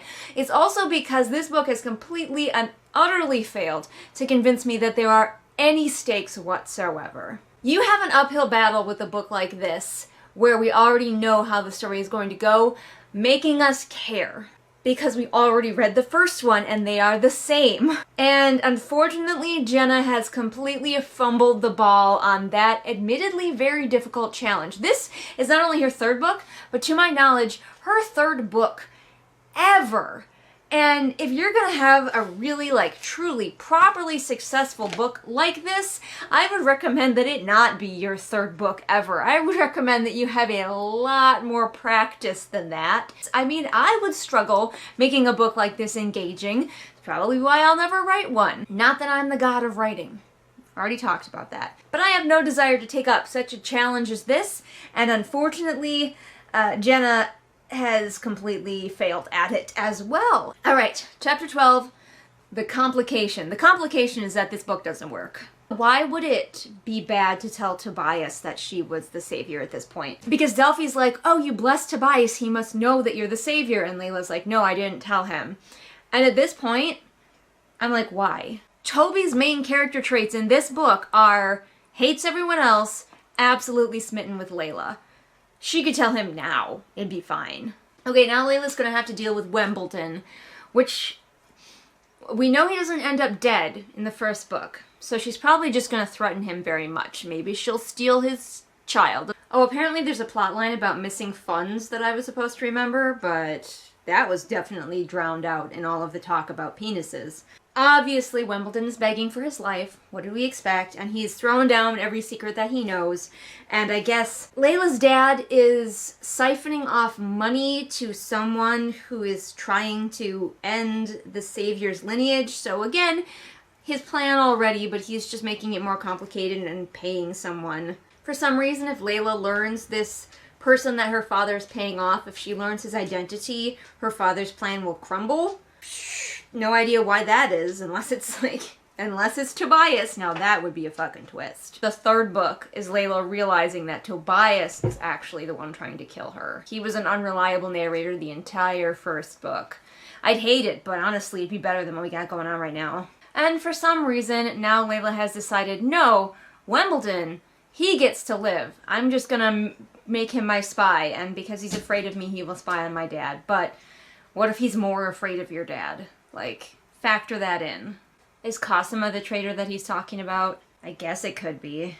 Cosima is in the room while Wimbledon is being tortured, so if it is her, her poker face is amazing and makes me love her more. The way Cosima moves is always so silly. Chuckling, she wafted away, leaving Leila alone in the armory. She wafted, like, is she smoke now? A strong breeze carried Cosima away. What the fuck? I've just been reading for pages. Leila and Toby are back together in a tent. They're just flirting. Just flirt, flirt, flirt, flirt. And Leila mentions that she doesn't even need to see Tobias's aura to know that he fancies her. And I'm like, wait, this aura thing puts a whole new spin on how frickin' obnoxiously jealous she was in the previous book. She was so insecure all the time about any time that Toby was ever near another woman. Anytime that Toby mentioned the savior, she was just like, oh, he loves Cosima instead. But if she could see his aura, she would know that he wasn't thinking lustful thoughts about Cosima at all. So what the fuck is she so worried about? Oh, now they're having a fight, a lover's spat. Oh, drunken Flynn is here to be the cockblock of the day. Fucking Flynn, I guess. Some lines are just odd. His laughter slinked through her, loosening her muscles. What walks downstairs alone or in pairs and makes a slinkety sound. Maybe that's just me. I don't know. Do you have slinky laughter? What does your slinky laughter sound like? They've gotten over their lover spat. Now they're just back to flirting. They're talking about destiny and whether they were both destined for things and, you know. I'm George. George McFly. I'm your density.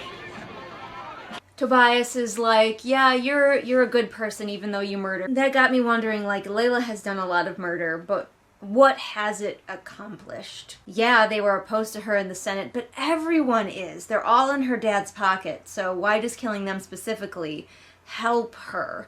Except for the one guy who randomly had messages hidden in his rings. They are meant for each other, though. They're both fucking cold-blooded murderers.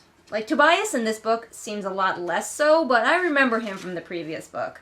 He would just kill without thought or feeling because he hates everyone. By the way, I think the thing that happened with Pippa that may have been sexual assault, I think we learned that it wasn't, but that was just like thrown away. So Pippa's fine to be down here amongst all of these incredibly horny guys, and none of them are trying to assault her for some reason. Although it would be hilarious if Pippa has had more sex. Consensual sex. I don't want her to be assaulted. But if Pippa had also had more sex than Leila... Okay, and it ends with Leila going to celebrate the party with Tobias, and then they hold hands. Two adorable murderers holding hands. Cool. Thanks for coming. See you next chapter. Hello. Good evening. I'm about to make one of the bad choices that you know me for, and that is read a chapter before bed. I really should just like go to bed. Yeah, I've got a full-time job and I'm also trying to write my own books, so I'm a little busy. Let's read chapter 13, The Poem. Wow, Leila and I have something in common. Wow, dang. Leila doesn't like the rain, and neither do I. I'm just not a fan of rain. Probably because I've had jobs where I've had to be out in the rain all day, and being cold and wet and miserable just isn't a good time. She's definitely having a naughty dream about Tobias where he is behaving like this is a porno. Like exactly like this is a porno. Is this the same time that Tobias had his first sex dream about her? Because I remember we got a couple of sex dreams from him as well. And I kept being like, oh yes, finally, the sex scene! And then it was just a dream every time. And Leila wakes up from her erotic dream and...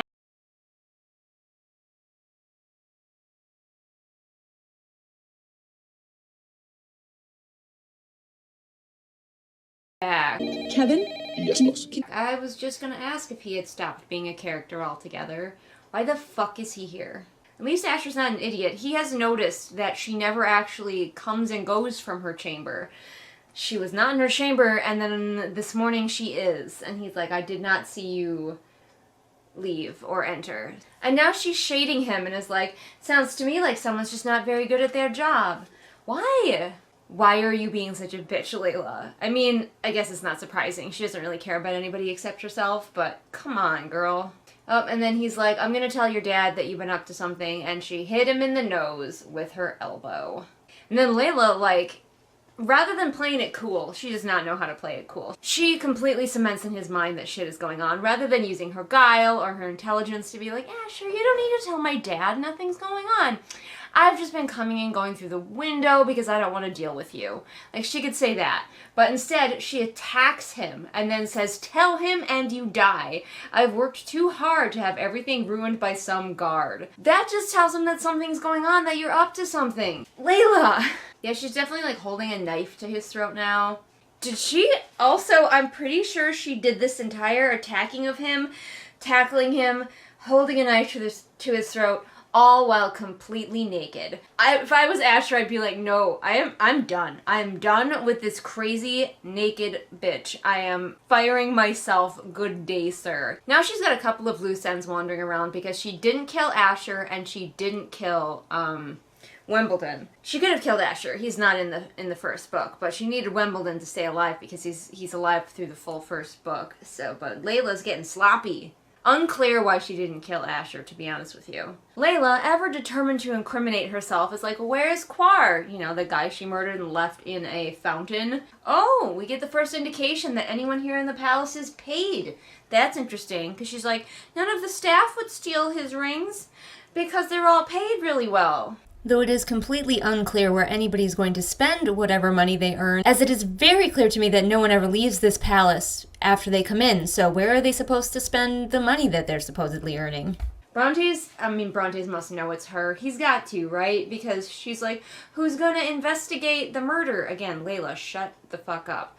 And Bronte's is like, oh yeah, I suppose I should have someone investigate. Some guy go do it. Leila's probably gonna kill that guy too. Clearly Bronte's is not into investigating the murder, so I'm pretty sure he knows it's her. Maybe he's secretly just a little bit proud of her, like, oh, my baby, growing up and murdering everyone. Make your dad so proud. She's better at it than me. Bronte's didn't even know until this meeting that the giant was killed. It's interesting to know that the tournament is such a fucking afterthought to all of the people in this book when it was the main plot of the other book. I wonder how all of the men would feel to know that no one is paying attention to the tournament, really. No one cares. He didn't even know who the giant was fighting? Are you serious? Whatever. It's a good thing Leila's dad, again, does not pay much attention because she totally gives herself away. He's finally told that Tobias won using magic. And he turns to Leila and he's like, you blessed the artist? Why? And she says, I didn't like the giant. He was mean to me. And if her dad was paying any attention whatsoever, he would be like, mean to you when? You never see them. But he's not, so lucky her. And then he starts abusing her again, and it's like, Leila, honey, you are apparently such an amazingly skilled sword fighter that you can fight a huge man who is skilled with a blade and not even sustain a single injury.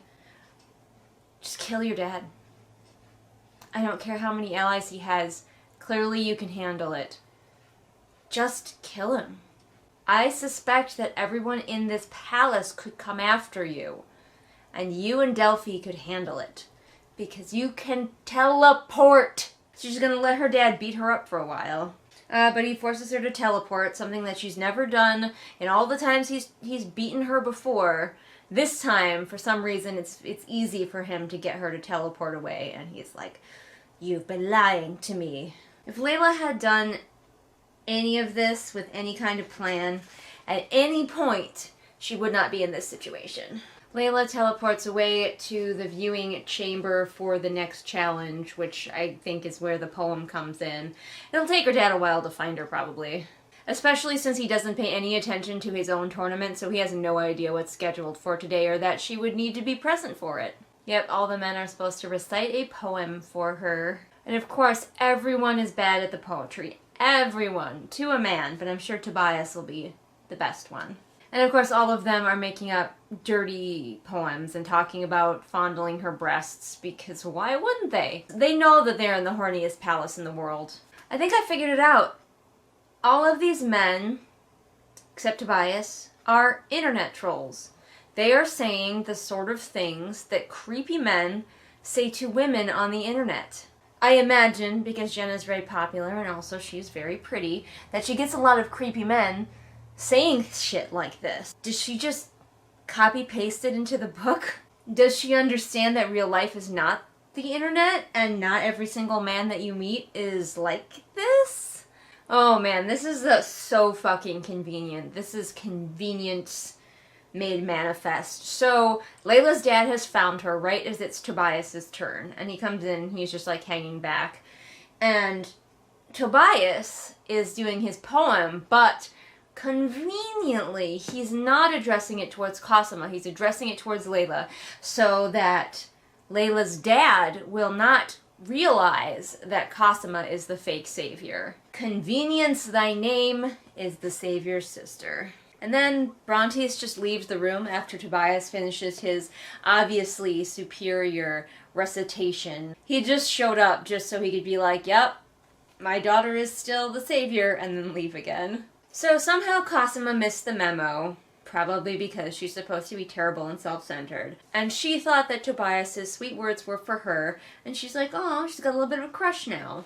Which, of course, we must hate her for. How dare she? Leila has already claimed that man. That is her man. He is her property. How dare she? And unless she's faking it, Cosima is like genuinely happy that someone has said such nice things about her, which just goes to show that Cosima is not well treated. She is very moved by having somebody actually say kind things to her. Cosima is so clearly a traumatized woman in a terrible situation, and it definitely seems like Leila is focusing on the fact that Cosima may have a crush on Tobias, and Leila is like, no, Tobias is mine, versus realizing that her sister has never had anyone say such kind things to her before. Her sister has been objectified and sexualized probably most of her life. And Leila's just like, she about to steal my man. Did it ever occur to you, Leila, that Cosima might use sex because she's so traumatized? It might give her a sense of power to have sex with these men, or a sense of control that she's lacking in her own life. And of course, Tobias wins for having the best poem, and then he's going to get to spend time with Cosima, and Leila is devastated. Oof, we'll see how this goes. There's still a chance that Jenna took my notes and wants to actually make Cosima a human. Leila has not yet treated her like one. If you read between the lines with Cosima, it does give her a lot of motivation for why she might do bitchy things. You have to read between the lines, but like, it's all there. This poor woman. I feel so bad for Cosima. That's the end of that chapter. I'm gonna go to bed. I hope you guys have an excellent day, night, whatever you're experiencing right now. Bye. Hey everyone, we're back with chapter 14, The Fire, which I'm gonna try to read really fast. Jane wants my chips, because I have an engagement in like 45 minutes, so let's try to read this thing. Also, I've got my friend playing Pokemon on Twitch on the screen, so if you get bored, you can watch my friend play Pokemon backwards in my glasses. Chapter 14, The Fire. We lost everything in the fire. Everything except old Snowball here. Oh my gosh, Leila. Leila's gone to go harass Wimbledon again, and he's sleeping. And it says, a part of her almost felt sorry for him, a part devoid of reason. Yep, human sympathy is just outside the realm of Leila. Also, it's very fat-shamey because Wimbledon dares to have a body type besides sculpted Adonis. So, we talk about things like his double chins and his doughy form.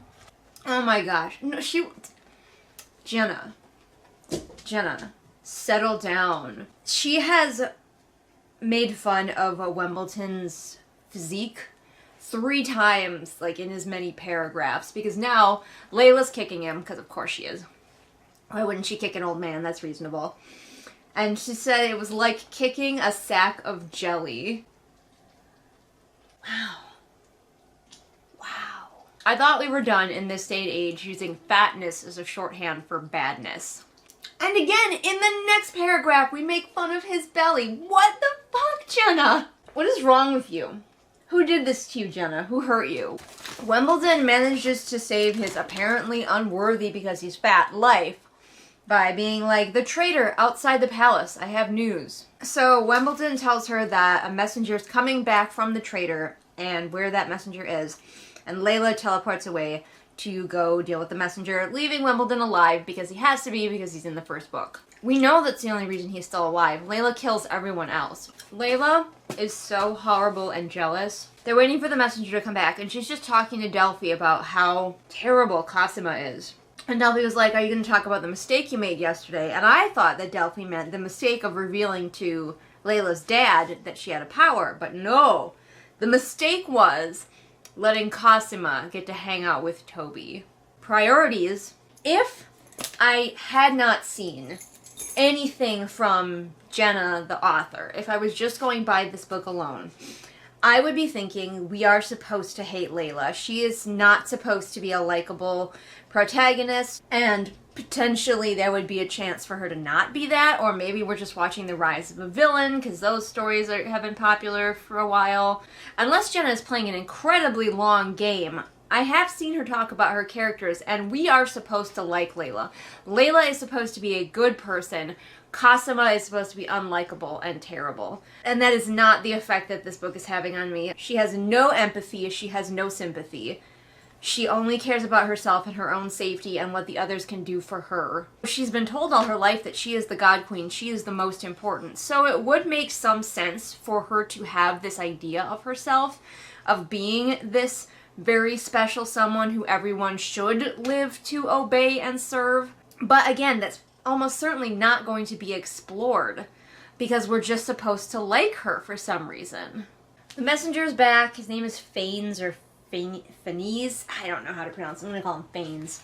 Anyway, he's back and Leila has teleported down to where he is to kill him. Fanes reveals as he's tussling with Leila that Brontes knows everything. He knows that she's killing the other senators, and I'm like, yeah, that's pretty obvious. He has to know everything. Why doesn't he care? Maybe we'll find out. Okay. So Leila's doing her thing. She's teleporting around. She's totally stabbing him, just like she could do to her dad, but whatever. And he manages to yell for some guards. But he's been screaming in pain as she's been stabbing him, and no guards came. But suddenly he actually yells the word guards, and suddenly guards are running up. So what were they doing? They were just like, no, we can't go over there unless somebody actually says guards. Otherwise, that scream could be for anybody. We don't know. We don't want to answer the wrong scream. Her mom's name was Megara or Megara. Are we just Disney's Hercules? Well, Hercules in general. Now the guards have her and she's struggling. Why doesn't she just teleport away? She never needs to be captured. She can always just teleport away. Now she does. Now she teleports away. So the guards are dragging her away, and then finally she's like, oh yeah, I have powers. So she slits the throat of one of the guards, just trying to do their jobs, and she stabs the other one in the eye. And also one of the guards had a torch and now the garden is on fire. Good job, Leila. Nobody ever seems to faint when they see Leila glowing anymore. Just the one guy did. That one. Maybe it's only the first time you see her and then the rest of the time you're desensitized to it. He's been given explicit instructions not to kill her yet. But why though? If she was killed now, wouldn't Brontes still get power? He could totally disavow Fanes or whatever his name is and be like, that guy is a fucking traitor, he killed my daughter, and then Fanes is paraded out and ritually killed in the square. Why not just take this opportunity? She keeps allowing herself to be held down or held captive for way too long. Like, he was on top of her and he was like smooshing her face into the ground. And she let him do that for a while before she teleported away. I know it's so the battle has stakes, because if you don't feel like she's in danger, you don't care. And finally she gets behind him and just stabs him in the back of the neck. But now also the garden is on fire. Oh, Delphi, come clean this up and also put out the fire, please. So Leila finishes her murdering and takes Fanes' bag, and then she just teleports somewhere. She just lets her subconscious pick, and of course it takes her down to the sanctuary where all of the men have recently finished whatever their latest trial was. She doesn't care. Of course, Leila is just overcome with jealousy because Tobias smells like Cosima's perfume. He was just in her room. I imagine it smells a lot like her in her room. And if I recall, because she's a bad person. In the previous book, she was rather handsy. Now it begins. Now it properly begins. Where Leila starts assuming every time Tobias looks at another woman, is in the vicinity of another woman, smells like another woman, he definitely doesn't love her anymore. And I thought the reason that she was going to be insecure was going to be Asher, but she never really had a relationship with Asher. I thought that he was going to be like her first boyfriend and then he betrays her or something. But no, she just kind of has a minor crush on him, and then Cosima sleeps with him.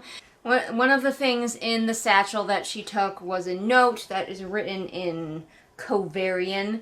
So there are other languages in this world. Ah, this is the part where we get the giant bottomless pit in the middle of the sanctuary. I don't remember what caused it, but I do remember that Leila murders someone by shoving them into it. Also, how is Tobias not worried? Because she just stabbed multiple people. She should have blood on her, but the fact that she should be covered in blood isn't even mentioned.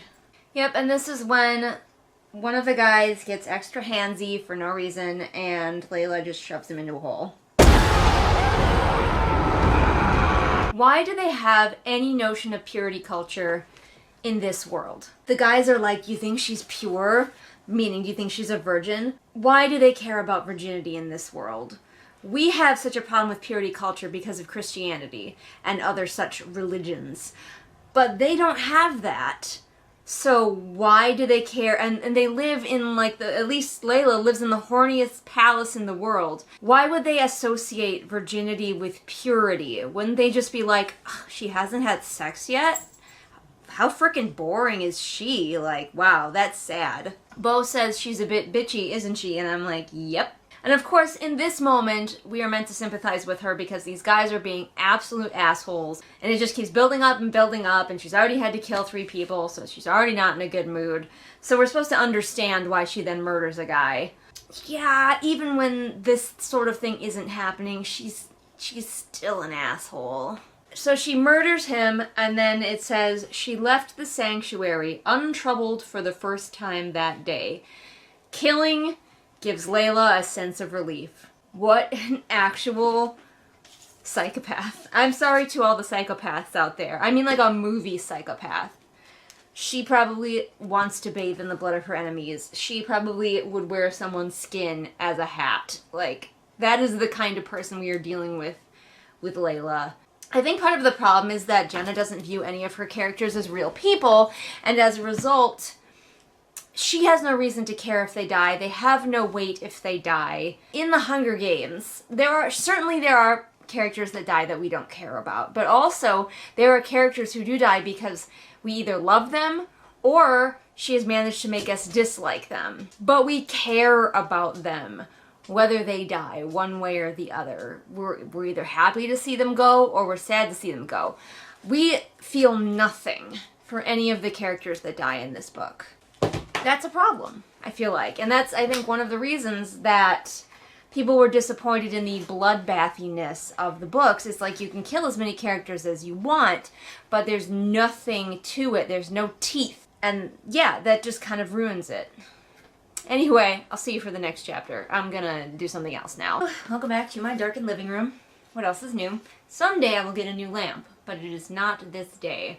Before we start chapter 15, The Game, which consequently was the working title of my sci-fi book, which is still querying, I know.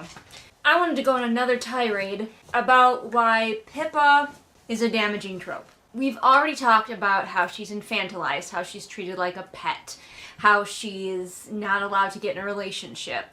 But another thing that can be damaging with the hyper-innocent neurodivergent character is that it doesn't allow any room for neurodivergent people, to be angry or upset sometimes. And so when, a reader who might not have any experience with neurodivergent people, when they encounter them out in the world, they might be shocked to know that neurodivergent people also often get upset or angry or sad, and they might not be the best at handling it. At least I know with autism, regulating emotions can often be an issue that some people have. Autistic people can sometimes just feel things more than their neurotypical counterparts. And so when they get angry, their anger may be demonstrated in a way that people are not expecting. It may be loud, it may be startling, it may even be violent depending on the person. But having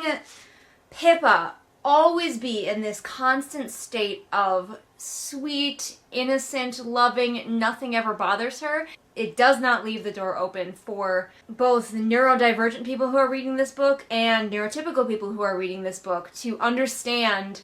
Like, wouldn't it be great if Pippa was upset or had lingering memories or had outbursts to do with the fact that Leila took her from her loving grandfather when she was a child? That would be so interesting to explore, and of course will never happen, in favor of making Pippa just like very happy and sweet and docile all the time. So this is not good representation in any way. I guess the long and short of it that I could just say is that this is not good representation of a neurodivergent person. Look elsewhere for that rep because it is not here. But now I have also explained to you why, so you're welcome. What can I say except you're welcome? This looks like it's going to be kind of a long chapter, so pray for me, friends. I'm losing track of all the people that she has threatened I just remembered that she's threatened Asher. She's not a nice girl. But she's decided to leave her rooms today by actually walking out of them instead of teleporting out of them. So she's encountered Asher. And Asher's not, like, following her like he was supposed to. So why? Why was he assigned to her at all? Oh, because of the glasses and the handsomeness. Just the language. I haven't really been talking about it because I covered it fairly well in the previous read-along, but this is an excellent example of how the language just changes on a dime. So Leila's talking to her dad, and he says, "I understand now why you're drawn to him. He's arrogant, like you, dares to mock those above him. Of course my daughter favors a smart mouth." He goes from dares to mock those who stand above him to smart mouth. She just stopped to gloat to her dad about how she killed more of his people and then lit a garden on fire.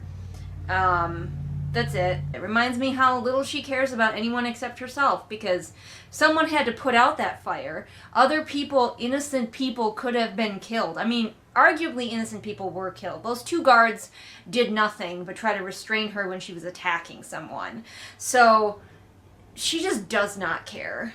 Occasionally, Jenna isn't the worst at writing characters bantering with each other. And if I cared about these characters, I'd be way more into the banter. That's why you can't just be good at one thing when you're a writer. Like, you can have gaps. You can have things you're not as good at. People will still notice them, but nobody's good at everything.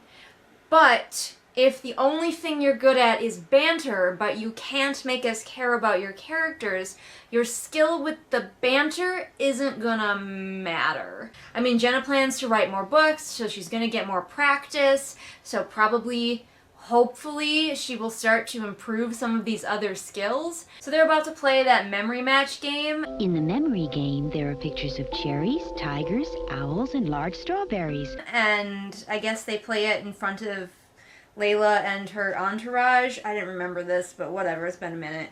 I am seeing a lot of people like saying that so many scenes feel copy-pasted from The Savior's Champion, and I'm like, good thing I don't really remember The Savior's Champion very well, because I wasn't going to reread it before reading this, so it's getting away with more stuff than it would if I had just read The Savior's Champion. I think this is the one that Tobias tanked.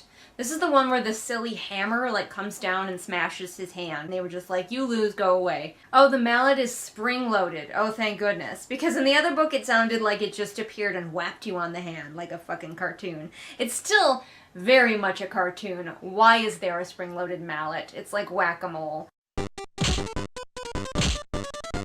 So Leila is already in her head decided she is so done with Tobias because he was forced to hang out with Cosima. I don't know what she wanted him to do. Did she want him to stab Cosima and run away? Like, what did she expect from him?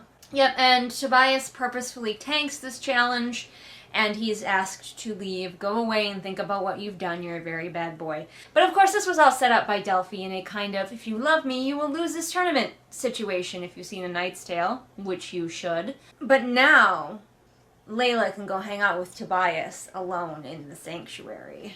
All these girls are also eating peaches all the time. That's probably a metaphor for something. They talk for like half a page about trying to figure out what the note says that Leila found. And then Delphi's like, okay, that's enough of that. Here's your satchel. Go find Tobias and make wub. And of course, Leila is so insecure, she won't let Toby tell her about what happened with Cosima, because she's certain that they boinked. So Leila resets Toby's fingers, you know, does the old classic, puts the finger back in place, but she is not actually a healer. She has magic. I would not know how to put somebody's fingers right, just by like grabbing them and correcting them. I mean, I could guess, I'd be like, well, that looks straight mostly, but I'd probably do more harm than good. So how does she know how to do it? Why doesn't she just let the magic pull the bones back into place? So we hear a little bit more about Toby's sister and how she used to be a metalsmith and she's so independent, and you expect me to believe that this strong-willed, independent girl is now so ruined that she can't get married, that she'll never be happy again. Like Tobias. She's gonna struggle, yes, but you need to be there for your fucking sister instead of being like, she's half dead. No wonder she hasn't tried anything, is because her brother is treating her like she can never have happiness again. Her twin, they are twins. Her twin brother is like, oh, my sister, she's useless now, she's unhappy now, she just needs to lay there and be cared for.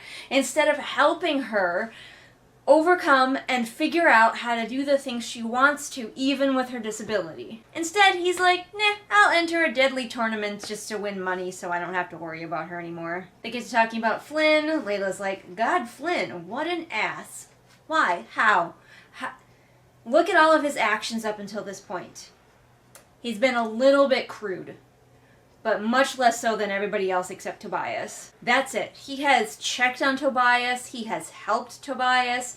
He has been a good friend. Look at his actions. He might have a slight issue objectifying women, but look at everyone else. Of course he's behaving this way. That's just how you behave here. Only Tobias is morally strong enough to not do it. But Flynn is not big or impressive or scary. So why wouldn't he behave the way that all of the big, impressive, scary men are behaving? We don't even know that this is what he's really like. Well, except we do because, you know, depth of character isn't something that Jenna really goes for. They get to talking about siblings again. Tobias says, what of Cosima? Leila clenched her jaw. She drifts away from me. Every day she's a bit further. I don't know how to fix it. Maybe if you treated her like a human being instead of an annoyance. Maybe if you stopped blaming her for the way that she looks. She did not have a choice in basically anything in her life. Leila, you have a choice to not treat her like crap. But you're like, no, she's drifting away from me. Gee, I wonder why. I thought that maybe Cosima would be even more despicable in this, and I would be like, okay, well, she's like fucking Kaleo. There's not really much you can like about Kaleo because he's not written to have any depth. But like, you can read between the lines with Cosima, and I feel so bad for her. Oh, I found a typo. Just one. And again, typos do not ruin a book in my opinion. But it took me like 3 tries to understand that it was a typo. Did she the most uncomfortable thing? It's supposed to be she did the most uncomfortable thing. Self-published authors often cannot afford to have multiple copy editors go through a book. I can't. It's fine if there are a couple typos in there. There are often typos in books that are traditionally published and have had multiple editors go through them. And then Tobias is like, I didn't kiss her, and Leila is just blown off her seat that there would be a man who wouldn't want to kiss Cosima. This should be the end of it. This should be the end of Leila's insecurities. He's like, I didn't kiss her. She's why. I think you know why. Yeah, he likes you and he's refused your sister. This should be the end of your insecurities. Oh good, we get a repeat of the story where Tobias talks about how he was sexually assaulted at a young age by an older woman. And Leila's like, I've never fallen in love with anybody, there's nobody around, it's just hot women, wall-to-wall hot women, and all the guys fall for them. And there's no one for me, there's guards, but who needs them? And of course Leila would not think about, like, the servants, because those aren't people. She would only think about people that are, like, closer to her standing. And then they almost kiss, and Leila's like, ew, my first kiss, because she's 12 years old. And then she freaks out and doesn't want to do it.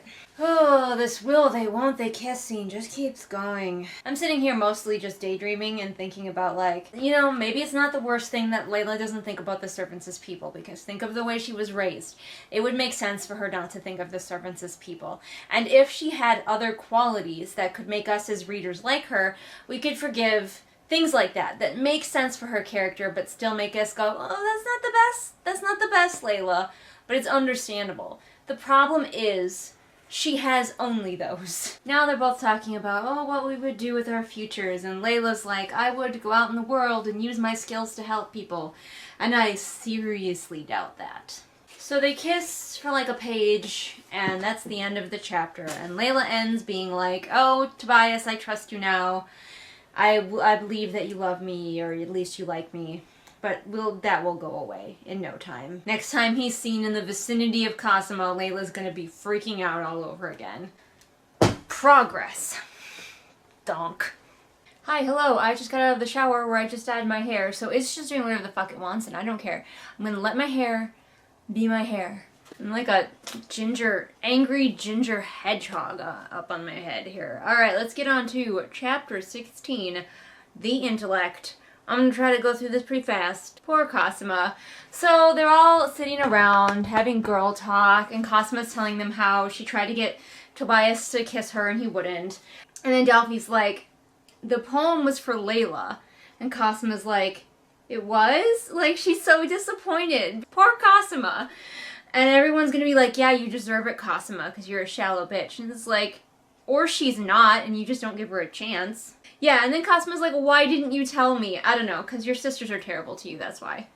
By the way, speaking of Cosima, I have written possibly the first ever, in my estimation, fanfic for TSS, and it is a Cosima fanfic, so I will try to remember to link you to it down below. Go read it, it's really short, and I desperately want to give depth to this poor character. Now we know that Cosima's probably being duplicitous, but right now she's being really chill about it. She's like, oh, Leila, if I'd known he was your boy, I would have left him alone. Now, of course, we know from her actions later that she's not gonna leave him alone, and I wish that she got to have this. I wish that she was allowed to be a person. We get a teeny tiny little taste of world building. We learn that Covarians have hundreds of dialects. I'm really surprised that anybody's willing to do anything for Brontes anymore, because he hands out some keys to another guy and he's like, alright, you're the new keeper of the treasury now, and we all know, he knows, I know, Leila knows, babies not yet born into this world know that Leila's gonna kill him next so she can get at the treasury and whatever lies within. I don't know what this guy knows. He even talks about it like, oh, no one would dare kill me. But this guy knows that somebody's going to come for him. He knows an assassin's going to come for him that has killed everyone else before him. That has killed skilled warriors and lit a fucking garden on fire. And it's like, why would anybody do what Brontes says anymore? It would be really interesting if Leila liked some of these people a little bit. It would give some depth to her kills if she had to kill them to meet her ends, but she felt bad about it. Instead, it's just like, oh, it's the next baddie in line. Can I just have the next evil guy step forward onto my knife? So Romulus doesn't give her any information that she wants after the meeting is over, and she says, have you forgotten where you stand, Proctor? This is not a partnership. You killed my mother, you will work for me, and you will learn your place. Is that understood? She's just an evil queen, and there's no two ways about it. She stole his daughter. She stole his daughter and parades that girl around in front of him daily. And now she's just like, you're gonna do what I say, bitch. And his crime, of course, was killing her mother, but obviously he didn't know her back then because she wasn't even born. And two, like, how's he gonna disobey the sovereign? How's he gonna do that, huh? You keep making it clear, book, that people don't disobey the sovereign, but what he was supposed to back then? The girls are sitting in on a challenge again. They've actually started to care, I guess. This is the one where they had to dive and swim for a key. Ah yes, we have the shrieking eels. Do you know what that sound is, Highness? Always a good time.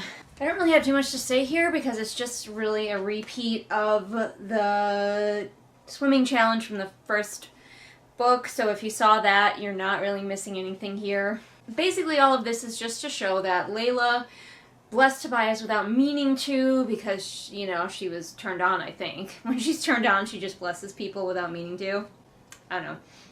But also, it gives her a chance to be jealous of Cosima again, because she can be like, oh, Cosima touched him everywhere that I touched him. The challenge is over, and we all know that Tobias, like, hauls some guy up out of the water and is like, heal him, for he is injured.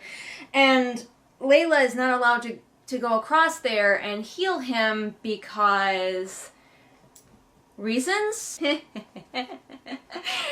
Romulus, my man. We just went up a couple notches in my estimation. So, you know, I was trying to figure out, like, why she couldn't go through. But she's like, Romulus, I command you to let down the wall. He's like, I only take commands from the Savior. And he looks at Cosima.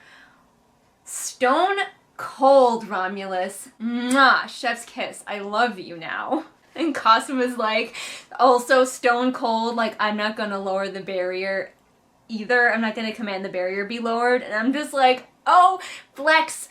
flex, you two. Just while you can, before this mad woman takes over your lives again, just get a couple of digs in. I love it. Remember that bitchy speech she gave him where she's like, you will learn to obey me? Romulus is like, learn your place, healer. Romulus snapped, sit down. There are not enough chef's kisses in the world for this. I mean, she's probably gonna murder the fuck out of him later for his insubordination, but holy shit, am I loving it. We're supposed to be mad at Cosima for letting a man die, but Leila kills people on the regular. But because this is a man that Leila wants to keep alive, we're supposed to be mad at Cosima. She's all like, bodies were piling up around her and she didn't need another. Leila!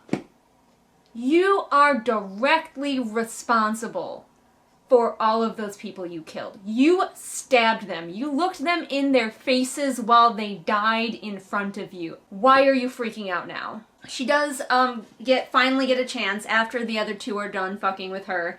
Like the bosses that they are, she gets a chance to heal this guy, injured guy. Injured guy is his name. That is his name now. Raphael. It's Raph. Oh, he's figured it out though. Raphael has figured it out. Does this mean Leila's just gonna turn around and stab him? Oh my gosh. The next one is called the slap, so maybe she's just gonna slap him, but like, he's like, thank you, your holiness, which means that he knows that she is the savior, and yeah, she's gonna have to kill him now, I think. Oh no, wait, is Raphael the one who gets to like leave the tournament? Is that why he leaves, is because she like, is like, no, he knows, I need to send him away? Maybe. I don't know. Is he one of the gay ones? I can't remember. Who knows? There's too many characters. Anyway, I need to stop now. So, we have chapter 17, the slap. There better be a bitch slap involved. That's all I have to say. Probably Leila's gonna bitch slap both of the people who were like sassing her so hard in the last chapter. We don't waste any time with the slap. She just goes straight over to Cosima and smacks her on the face. Wait, it's already slap o'clock. How dare you defy me? Leila, you do not have a fucking leg to stand on. Like, if you had not murdered so many people that you had literally lost count, it's in the text that she's lost count of how many people she has murdered. If you had not done that, yes, you would have this leg to stand on, but you do not. She says, you do not get to wager a man's life for your own pride and pleasure. Do you understand? Your crown is a lie. Yeah, that's great. She fucked with a guy's life. The guy even lived. Leila, you kill people on the regular. Just because those people are your enemies doesn't make them any less human people that you kill. Leila manages to heroically pull herself out of the room before she punches Cosima, who is literally cowering before her. So Leila goes to Delphi's room, where Delphi has a female companion and they are in the midst of something. You can guess what, because everybody's always having sex in this palace. It's not even unusual.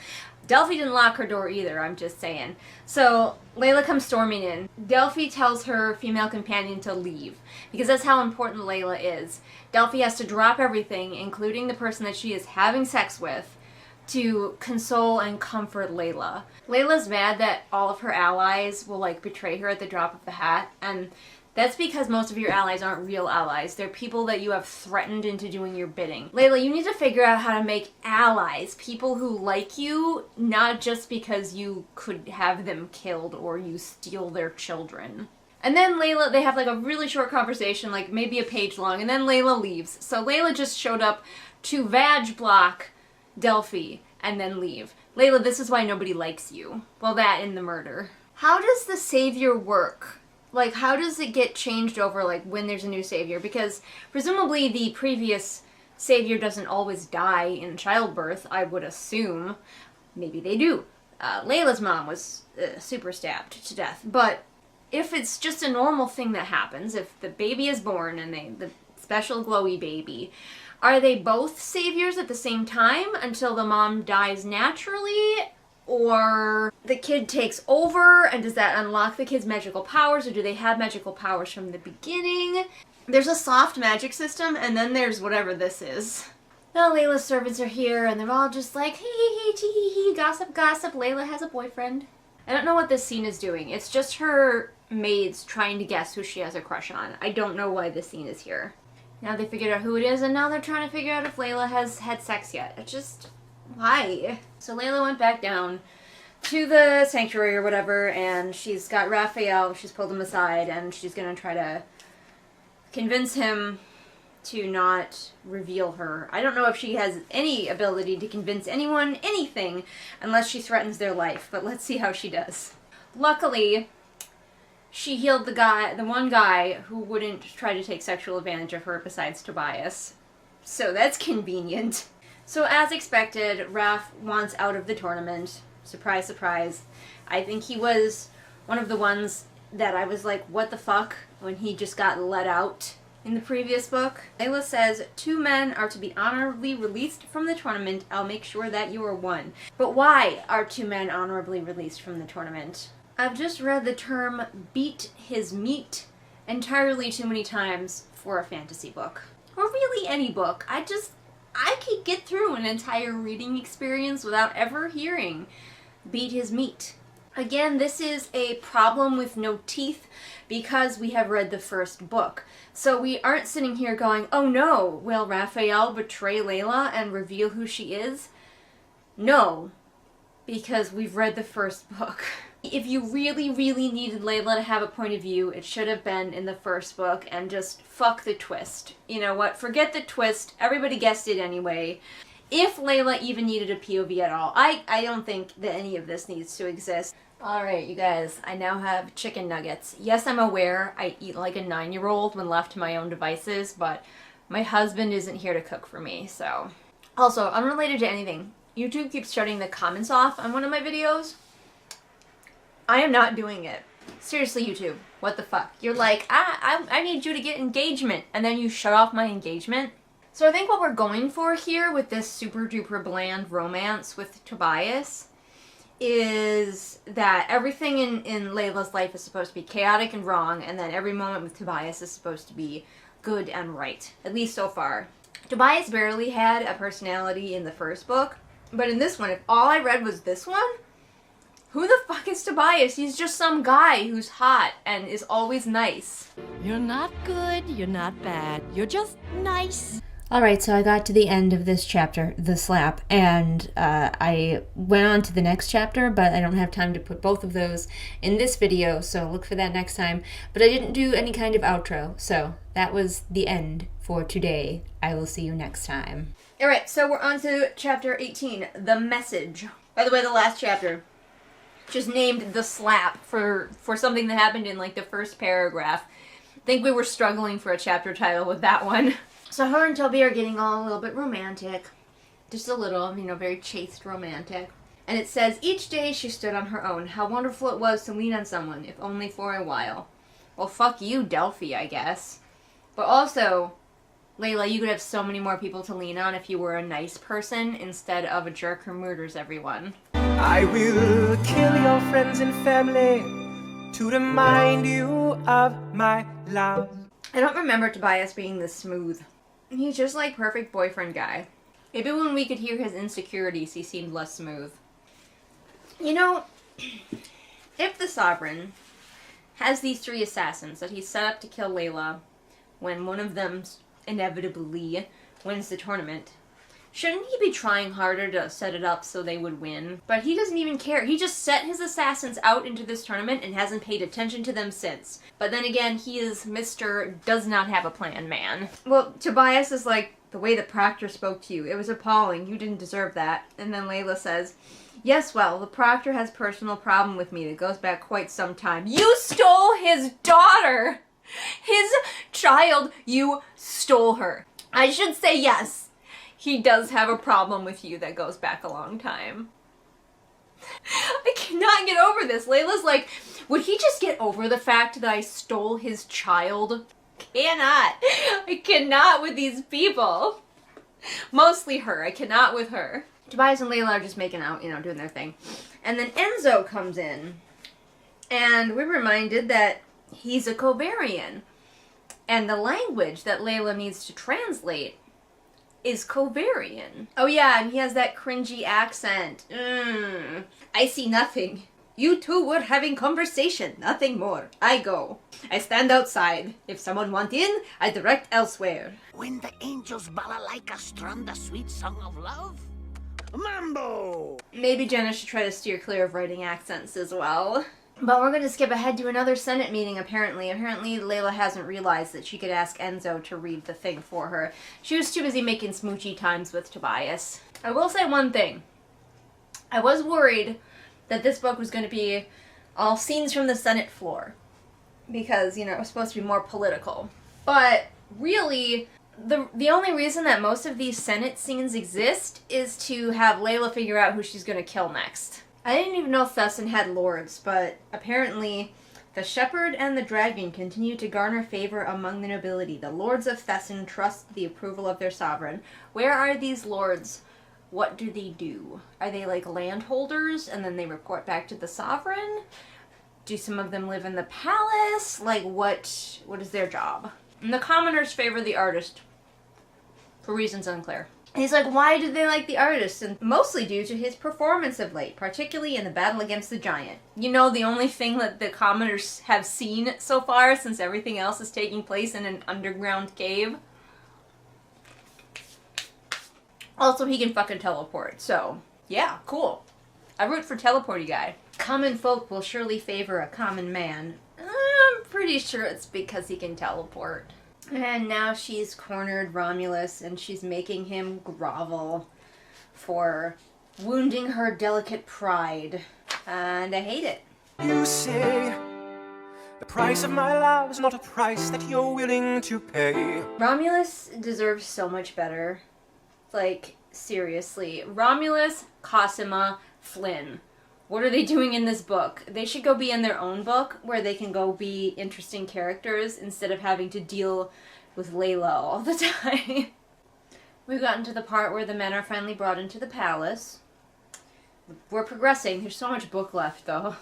People who speak Covarian are throwing themselves at Leila, and finally she realizes that she should ask one of them to translate for her. Her other servant, Cecily, who I almost forgot about, the mom-like servant, is helping her prepare a dress for when the boys show up, and she speaks in Covarian, and Leila's like, wait a minute, you speak Covarian, which, Leila, you would know if you paid any attention to anyone except yourself. So she doesn't even need to use the Covarian she previously was interacting with. She'll just use this one. So more and more of Leila's servants are turning out to be Covarian or to read Covarian, and I'm just like, if you had any real allies, Leila, you would know their skills and you would be able to get this shit read for you a lot faster. Oh, the thing that they translate isn't even anything useful. It just says, death to the savior, her line, and all who bathe in her feeble light. May Thesson waste away beneath the rotting corpse of their queen. Not new information or anything helpful. But apparently Leila thinks that this means Kovar is plotting against her. Or you just found out that multiple of your servants speak Covarian, and so potentially it's just somebody who writes and speaks in Covarian and who knows that you don't speak it, so they write in it. But obviously, yes, probably Kovar is moving against her, which means we could have had a flying cow launched at them while they were standing in the tower, and we missed out on that opportunity. I'm so mad. Jesus Christ! But now Leila thinks, I think, that Enzo might be a spy. To be honest, Kovar doesn't have to move against Leila. She has so little power. Unless we're to believe that Kovar is moving against all of Thesson because they think that Leila's in charge. So maybe that is a greater problem that Leila might have to actually do something about. For some reason, we have a scene where Asher comes in and slut-shames Leila. And then she teleported away right in front of him, so fuck being sneaky, I guess. But it did let Leila have a self-righteous rant about how she could do whatever she wants. Why is there purity culture in Thesson? Okay, so one member of the gay pair wasn't dead until now. That was Xander. The guys are having a big tussle because somebody killed Xander, and the other member of the duo, the couple, is upset. Okay, Enzo is the other half of the couple, and he's gonna go kill Caesar because Caesar killed his boyfriend. Why are there two gay guys in the tournament? Not clear. Well, there's that. And then they done killed him, and by Caesar, I guess. So now she gets to decide if she's gonna let the gay guy go or Raph go, or maybe she gets to let them both go at the same time because it can be two people. It's just weird and confusing, and the rules are made up and the points don't matter. So not to alarm anyone, but there are ferrets loose in this very room. We will try to survive the ferrets, but for now we'll read chapter 19, The Covarian. So they think Enzo might be a Covarian spy aiding in your assassination.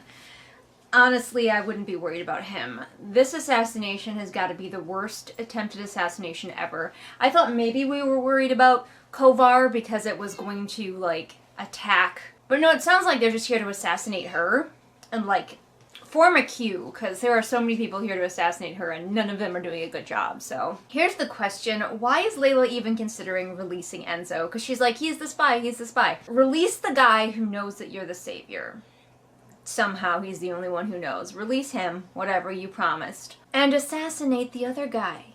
We've already seen you taking on big trained warriors. Just sneak on down there sometime to the labyrinth, and just murder him. Oopsie daisy, he mysteriously died. Well, it's a dangerous tournament. At least Leila is also considering freeing Tobias. We know she's not gonna do it, but hey, at least she's considering it. Could you not also free one of your assassins? That would fuck with your dad real hard.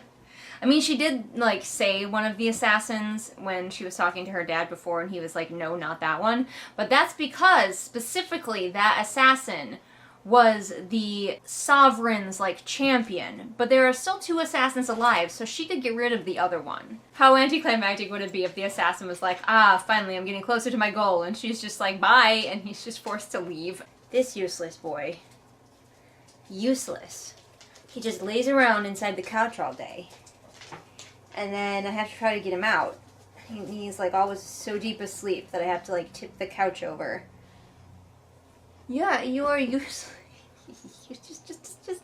Just look at this. Look at this useless creature. Absolutely good for nothing. Can't do a thing with him. Just frosting with feet. There's the people. What do you think? I am a useless long boy. All the animals are just making noise tonight. Alright, Galt, why don't you go play or do something interesting instead of just hiding in the couch all the time? So for reasons that I'm assuming will be made clear shortly, Leila went and got Enzo and brought him somewhere, and she showed him that she is the savior. Even Enzo says apologies, and he can't even pronounce it with his accent. Everyone says apologies instead of I'm sorry. Is Leila attempting to have an actual feeling? She's talking to Enzo about his dead boyfriend, and I'm just sad he's gone. I'm sad for you as well. She choked over her words. I feel responsible. He died in my tournament. I couldn't stop it. Leila. Honey. You murder people all the time. So Enzo lets Leila put her hand on his big, manly chest, and she feels all of his sorrow and pain at his loss. And what a shock that must be for her to feel bad for someone else besides herself. And it all leads to Enzo praising her. She has the heart of a true queen. So once again, we just lead on to, isn't my main character great? Isn't she the best? You should all love my main character. She's awesome. What a ridiculous way to do this. So Enzo admits to being a spy. Why on earth would Kovar send a spy into the one place that cannot spy? They're trapped underground. What the fuck are they supposed to spy on? They're not going to be able to get any numbers of soldiers or anything. He has to get so far in the tournament to even be allowed into the palace. So, like, this is the worst possible way they can do it. So it's good to know that our enemies also are terrible at planning. Apparently, Enzo is also a Mandalorian, because he says, that is not the way. So after all this, after she's like, I understand you, I see that you're a good man, he admits to being a spy, he says that he is not actually here to spy for her assassination. He's here to spy for a different reason. Not gonna say what it is. After all that, she decides to let him go, which we knew she was gonna do because we read the previous book, but now the reasoning, it's like, no, though. because you have leverage on him because you know he's a spy. So, like, he could potentially be an ally now, maybe? Sort of an unsteady ally. That'd be an interesting dynamic. But no, you're gonna let him go and keep the other fuckface who you promised to release because you want to get rid of this spy who seems like a perfectly reasonable dude. And honestly, I think you could bring around to your side. And of course, before he goes, Enzo reassures her that she and the artist Tobias are a good match because everybody actually is very invested in Leila and her love life. Okay, so this is a thing that just happened. She's sleeping and then all of a sudden a bunch of guards come, they pin her down, her dad shows up, he stabs her, takes a vial of her blood, and then fucking pieces out. What? And of course, conveniently, she was too stressed out to shadow walk in that moment. And fucking Asher is completely pointless, because he just stood there in the doorway like, ooh. When we were risking our lives trying to save New York City, you stopped in to get a sandwich? Quit splitting hairs, okay? Potatoes, tomatoes. So Leila grabs her sisters to take them somewhere, I guess. The blood of the previous savior runs the labyrinth for the tournament? People weren't kidding when they said this magic system makes no sense. It's kind of doing the thing that annoyed me a little bit about Harry Potter, where it's like, oh, we need a spell for this, and suddenly there is one, even though we could have used it way back when, but we didn't know it back then. This is just sort of like, and now Leila's magic can do this. So she's got her sisters going through scrolls looking for stuff about the blood of the savior to supposedly save Tobias, because I guess she thinks her dad's gonna do something with her blood to kill Tobias. I'm very confused. I'm as confused as the sisters that Leila unceremoniously snatched from their beds, dragged into a different room, and forced to start going through a bunch of scrolls. I'm curious why, because she's saying now that her dad promised to kill Tobias if she didn't release him, and she didn't release Tobias, obviously. But she went to bed, and it even specifically said that she fell right asleep and didn't have any problems. Now she's like, oh, it's definitely Tobias is in danger, whereas he wasn't when you fell asleep? Okay, now I finally understand what she's looking for. It is not clear at all. Finally, we have the answer. We're coming up on the statue garden. You remember the Weeping Angels from the previous one? They are powered, apparently, by savior blood. And I guess they needed to be refreshed. Maybe their previous savior blood got washed off in the rain or something. And so her dad has to go and spread out a little bit more savior blood to wake the statues up. And of course, Leila thanks Pippa, who found the scroll that she wanted, and Delphi. She specifically doesn't thank Cosima, even though she also dragged Cosima out of bed. But because Cosima tried to make a little, like, bantery small talk while they were looking through scrolls, she's a bitch and doesn't deserve to be thanked for her efforts. Okay, not only do I have tater tots, I have mashed potatoes. I'm going to dip my tater tots in my mashed potatoes for the ultimate potato experience. So she does a thing where she warns Tobias about the statues. Tobias, I remember, told a bunch of people not to look at the statues, and the Sovereign told his guys not to look at the statues. So the only one who's looking around at them is Bo, and I don't remember why that is in the book. If he just didn't believe Tobias, or Tobias didn't get a chance to tell him, but he is not paying attention. He clearly must have noticed that nobody else is looking at the statues, that everybody else is walking with their heads down, but he's just like dancing around and just like fucking with the statues, and he's probably drawing dicks on them with a piece of charcoal or something. Some of the statues can fucking fly with their creepy angel wings, so I don't know how a stone angel flies, but then again, it's magic, so whatever. A wizard did it. Alright, so we get through the statue challenge, and only one person dies, and I remember when I was reading it, I was like, okay, more than one person really needs to start dying. More than one person at a time here. They don't feel like much of a threat if they only kill one guy, and he was the guy being the most stupid. Anyway, that's on to chapter 20. I really did not like this chapter. It was confusing, it was poorly paced, no thank you. I always say that the book seems to go on forever, but look at this thing. It just keeps going. It's like a hydra. I slay one chapter and 7 more pop up. Anyway, I'm gonna go eat my potatoception snack, and I'll see you again for the next chapter. This is Kinju. We're back with chapter 20. The Welcoming. I hated the last chapter, and just the thought of how much book is left and how little it's going to deviate from the plot of the last book, and I haven't even read the last book in a long time. how do you stand it? If you read TSC in preparation for this, how do you stand it? You do get to see in this book how absolutely absurd it is that Leila kept the secret from everyone. Yeah, this even highlights even more how ridiculous it is that no one has figured out that what she's doing. Because a new servant comes in to help prepare her to meet all of the men, and she's like, where are my usual servants? And we all know, because we read the first book, that they're off bathing Toby and just being giggly and obnoxious. Spank me! And spank me! And me! And me! Yes! Yes, you must give us all a good spanking! Layla's like, what if they reveal who I am? And I'm like, yeah, what if they do? You have done absolutely nothing to prepare, and it's a miracle that no one found out. It's not down to the skill of the characters, it's not down to the intelligence of the characters that anything happens. It's down to luck, pure and unadulterated. Leila does not play an intelligent game, I just have to say. She talks about the gifts that she gave all of her suitors, and then she says she didn't give her father's favorites anything, her assassins, and like, I get why you would say that, like, on a personal level. Of course you don't want to give anything to your assassins, but it also clearly demonstrates that you know who they are. And wouldn't you want to play that a little closer to your vest? You know, like, wouldn't you want to be like, oh yeah, I gave them completely benign, harmless gifts. Like, I gave Kaleo a stuffed sheep.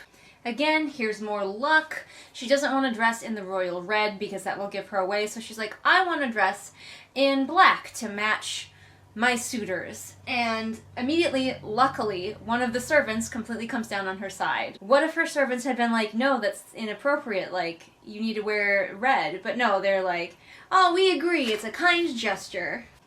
Again, conveniently, her sisters, including Cosima, are also supporting her when she's like, I don't want to wear a crown, I don't want to come in separately.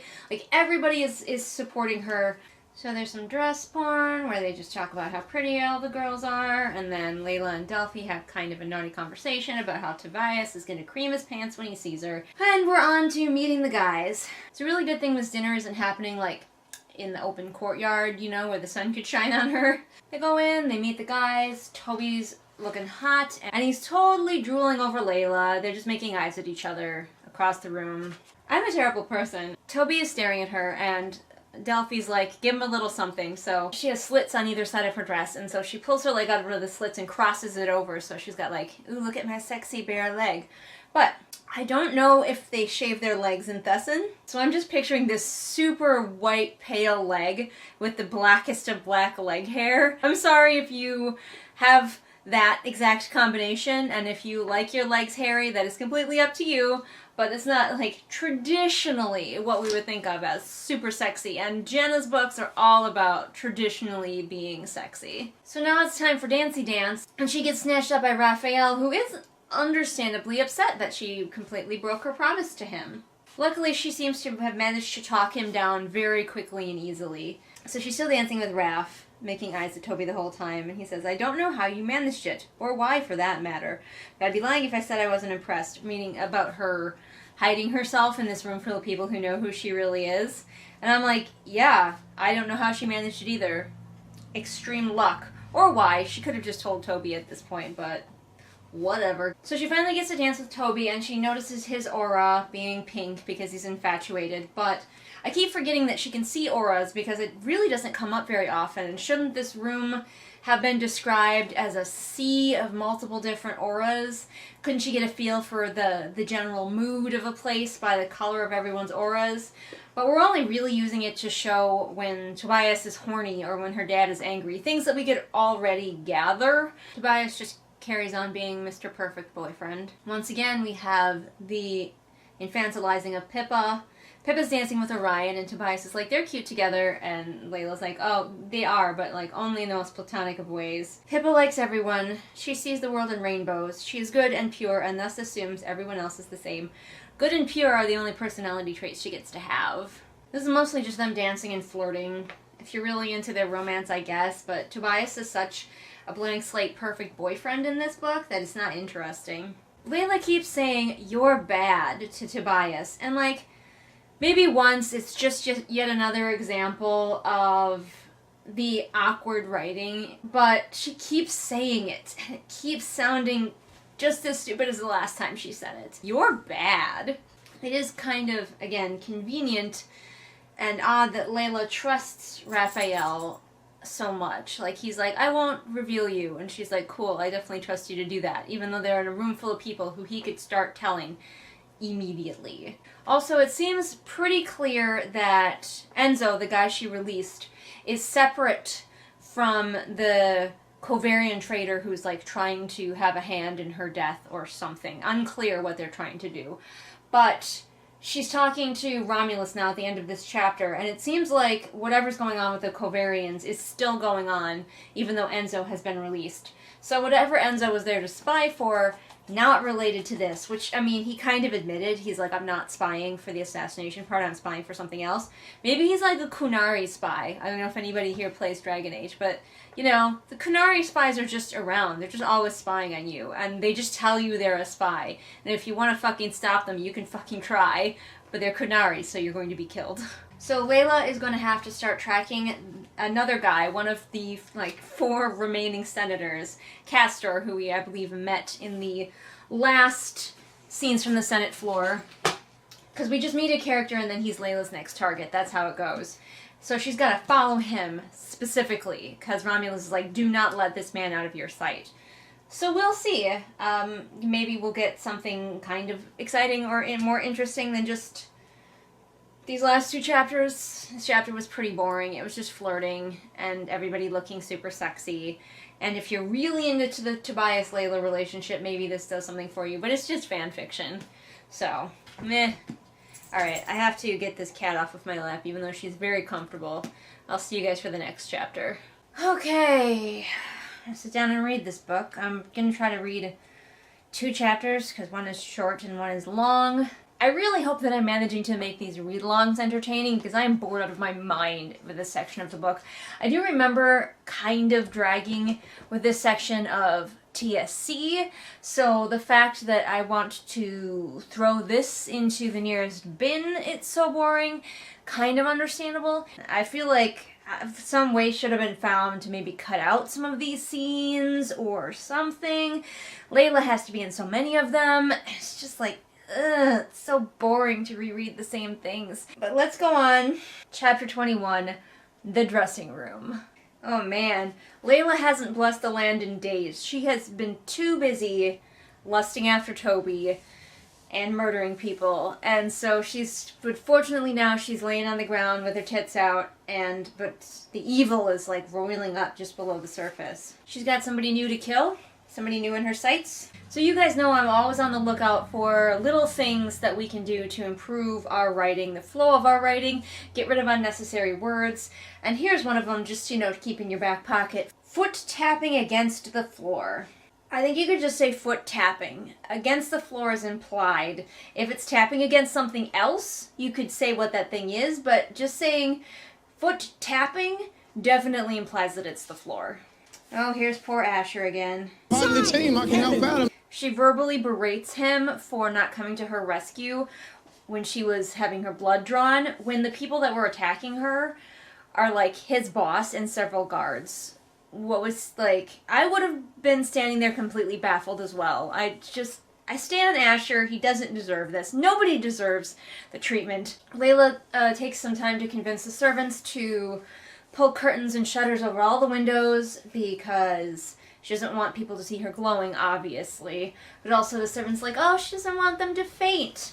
Which again makes me wonder, like, do you only faint the first time when you see her glowing? Or, like, do the weak-willed faint more than once? Magic system, who is she? We don't know her. Uh-oh, Leila might have to kill somebody who's not just completely despicable. I wonder how she's going to handle that. Because she finds Castor, her next target, in the kitchens, helping make food. And it seems like he might not be an absolute jackass. People are always heading places in this book. Other reviewers have mentioned it as well. They don't walk anywhere. The senator headed through the palace, heading for the exit. I would say perhaps the senator carried on through the palace, or something like that. Like, mix it up. Jenna leans too hard on the same tics over and over again, and I mean, that's just something you have to get used to policing in your own work. Sometimes it can be hard to find, but sometimes if you know you have a tic, like a lot of my characters laugh all the time or smile all the time, then I will like search that word and go through my book and change or eliminate a lot of those. There's probably still a lot. So if you know you have these things and you actually understand that this is an issue, then you can go and hunt them down. So now she's just stalking him through the palace. I'm not sure why. I guess maybe she needs to see where he goes because he's supposed to meet with some Covarian spy or something? Dang, she stood in the doorway of the kitchen watching him bake for so long that she saw him kneading the dough for sweet rolls when she first found him, and now he is eating those sweet rolls that he had baked, it says, hours prior. So she literally stood in the doorway of that kitchen hiding for hours. I guess luckily no servants came by and were like, oh, the savior just lurking in the kitchen. Then she catches sight of Tobias, is immediately so horny for him that she loses track of the guy she's following. As an asexual, maybe I just don't understand, but like, if someone's trying to kill you, or is gonna be complicit in your murder, yeah, the guy you like is hot, but the guy that you're following probably more important. She needs to sort out her priorities. Okay, Castor is officially like fast becoming my new favorite character, because he like does things and has interests. He likes to cook. He does his job. We watch him do his job. And he has realized that Leila is fucking following him all day. And he went to her chambers and he was waiting for her. So Castor, 10 out of 10 so far. She's probably going to kill him, but best character. It's that easy. It is that easy, everyone, to make an interesting character. Why is Jenna so bad at it when it comes to her main characters? Maybe it comes down to her wanting us to feel a certain way about her main characters, versus like with Castor, we could see who he is through his actions. And with her main characters, she wants us to trust her when she tells us who they are. That's my theory. And now Castor's being like super fucking smooth. Probably in a murderous way, like I think we're supposed to be intimidated by him, but I'm like, Castor can get it.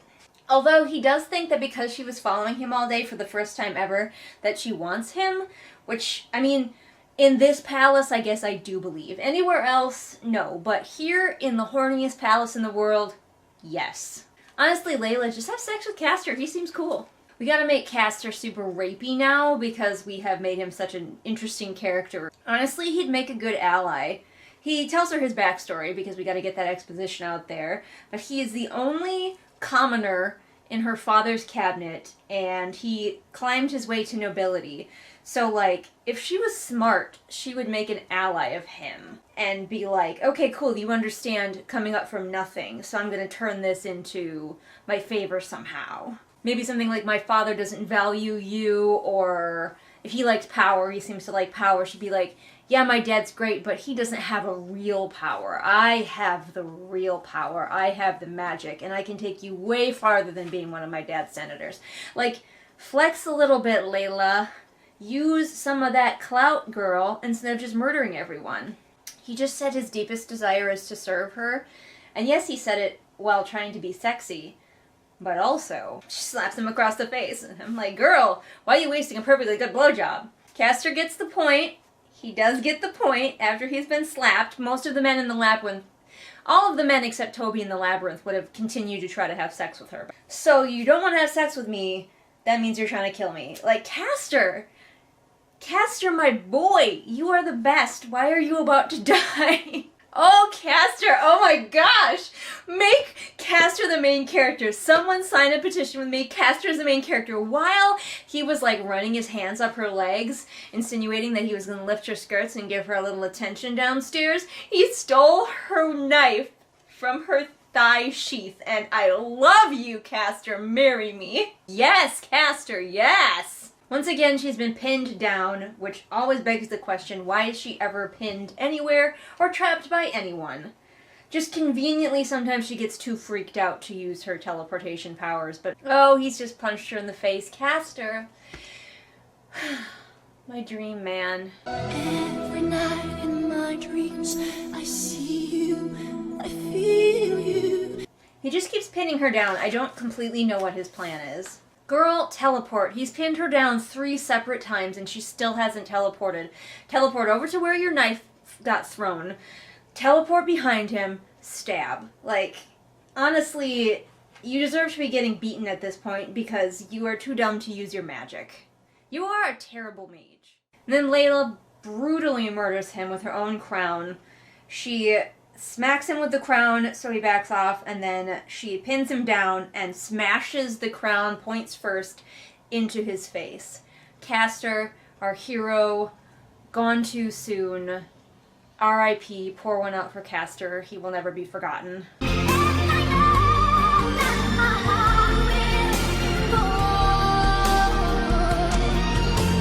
Also, this is a horrifying and deeply brutal way to kill someone. She smashed his face in repeatedly with a crown.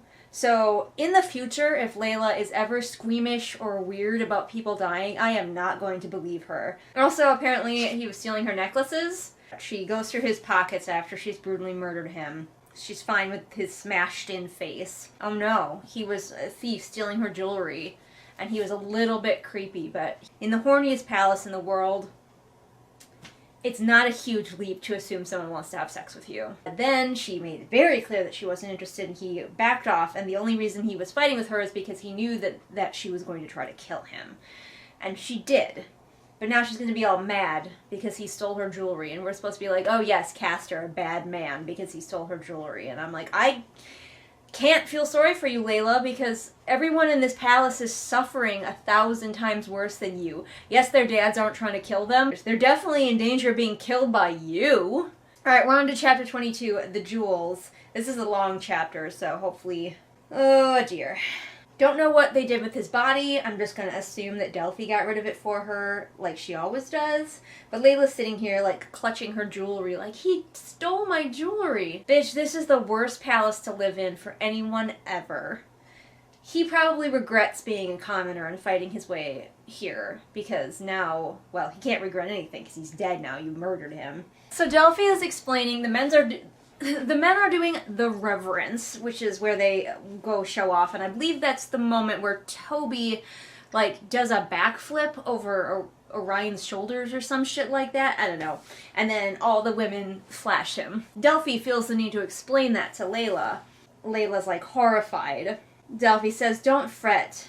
I'm sure the only tits he longs to see are yours, insane as that may be. And all I can think about is the line from A Knight's Tale. The moon, at least. Her breasts were not that impressive. So Delphi's bringing up the very valid point that Leila should tell Tobias who she really is. Let's find out what very unconvincing excuse Leila's going to come up with for not doing that. So she does think that she's going to tell Tobias. She does decide that she's going to reveal it to him, but of course she's going to be interrupted or change her mind or something. Oh, this is the watchtower scene. Okay. This is going to be a repeat. And there will be absolutely no flaming cow catapulted at them from an unseen enemy.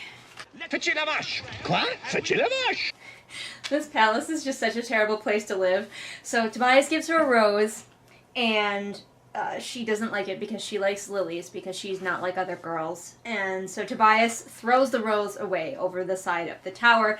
And this palace is such a terrible place to live that I can only imagine that the rose falls and a servant at the same time just happens to be looking up and takes a rose straight to the eye. He says that he hates the savior, and she knows, she even says that she knows he means Cosima, but she's still really upset by it. Leila is even giggling childishly.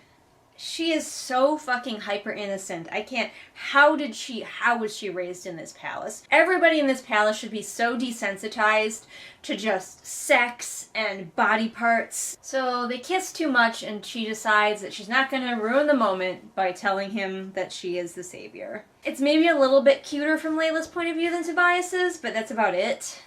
I did watch a review, because I'm always curious about what other people are saying, and I don't feel like I'm in much danger of being spoiled since I know what happens since I've read the first book. Someone who had only read this one, they didn't read the other book first, and they really liked it, but it made me super curious about the experience of reading this book first. What if you read the fan fiction before the actual work? Leila's gone back to visit Talos.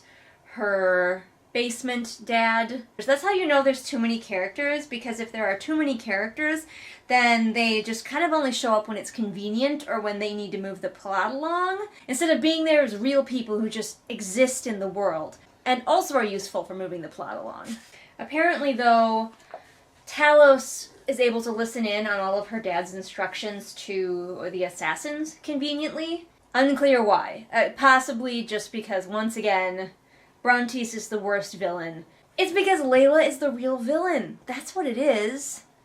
Brontes knows he needs to kill this bitch before she goes crazy and murders everyone. And just is Leila's point of view, so she thinks that he's an evil bastard. And she's the evil one that needs to be stopped. She's too powerful. Even though she saves the realm, he's realized that she's too powerful and she's too dangerous and she can use her powers to kill anyone she wants. So he's trying to stop her. New headcanon. And of course she's still clinging to this whole I have to keep pretending to not be the savior thing, because it was the first book. And I don't know if Jenna realized how tenuous it would get. In the first book, you can make up excuses for her, and they're going to be better than the excuses that she came up with in this one. She's so freaking worried about telling Tobias, and how, like, if she tells him and he feels betrayed, that he will betray her. But there is another man in this tournament still who could do that, and she doesn't seem at all worried about him. Her thoughts swarmed within her skull. Well, that certainly is a sentence that someone wrote. This tendency with Jenna's writing to describe things like feelings in a certain way. Like she'll say, anxiety swam through her body, or thoughts swarmed within her skull, or it's always, the feeling did something inside of. And I know she's trying to follow the show don't tell rules, but you cannot do it the same way every time. Describing it the same way every time negates what you're trying to do with show don't tell. No. She brings the corpses of the men she's killed to Talos. Don't know what he does with them. I'm gonna assume he eats them. Yet another reason that I don't worry about Leila in a fight is not only does she have magic, and not only is she apparently the most skilled with a sword, but she can self-heal. So, like, why would we ever be worried for her safety? She never asks what he does with the bodies. Good. Great. Don't trouble yourself, Leila. She wonders if he feeds them to the pigs, so now I'm like, my pigs! My pigs are here! By the way, pigs are great for body disposal. And don't worry, Talos is here to reassure her that even though she's murdery, she's the good kind of murdery, unlike her dad who is the bad kind of murdery. I am now 100% certain that one type of her magic that she doesn't know that she has is extreme luck magic. I forget why, but Leila walks in on all the men and Garrick is freaking out because he wants to leave the tournament. Because only now has he realized that he could die. And he's like, I was in the Savior's army, I paid my dues, blah blah blah, by the way, hinting that there is an army. I don't know why they keep an army and what dues he thinks he has paid, because she just said they have, like, not had any military conflict for years, many years, hundreds of years, I think. This would actually be a great thing for Leila to wonder about. She could go, why do we have an army if there hasn't been a war for a really long time? That would be a great way to show that she was intelligent and paying attention to the world around her. But she doesn't notice, and she doesn't pay attention.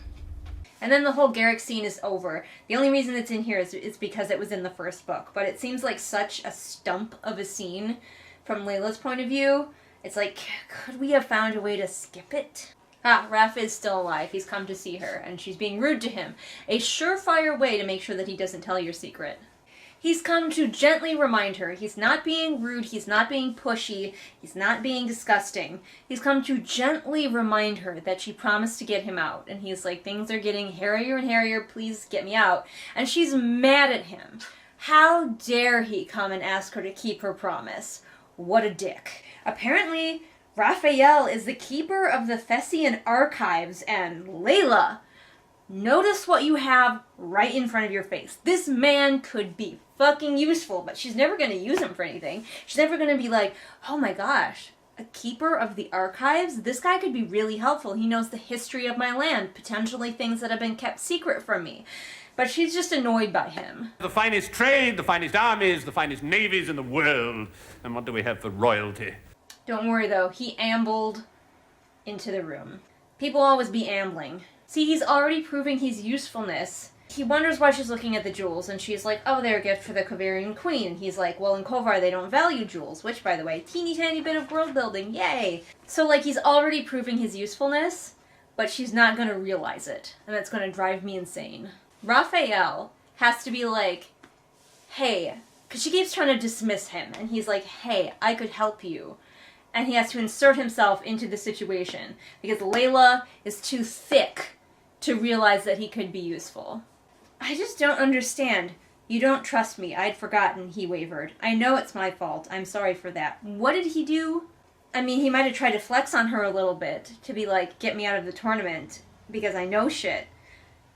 But, like, how is any of this his fault? And she still sends him away. He's being like, I have knowledge. I'm practically gift wrapping it for you. And she's still like, go away, I want to do this on my own. What is wrong with you, woman? And so as Raphael is leaving after being shooed away, she's like, take your knowledge and stuff it, smart man. He still warns her that Tobias is the assassin's current mark. I don't want you to be the savior, Leila. I don't want you to rule the realm. You know why? Because you would be the worst possible candidate. You have no idea how to make alliances. You have no idea how to do anything except kill people. Something basically gift wraps itself and plops itself at your feet, and you're too thick to realize it. I have absolutely no faith in this woman. Oh my gosh. Well, those last 2 chapters made me really angry, but anger is more entertaining than just boredom, so I'll take it. At least I'm having an emotion about the book, even if it's seething rage. Hey, hi, hello, we're back for more of The Savior's Sister. Because I have this pathological need to, when I promise that I'm going to do something, I must finish it, no matter what. So, you guys know that you're going to get some more chapters of this bullshit. Let's go on to chapter 23, The Hearing. This just sounds gripping.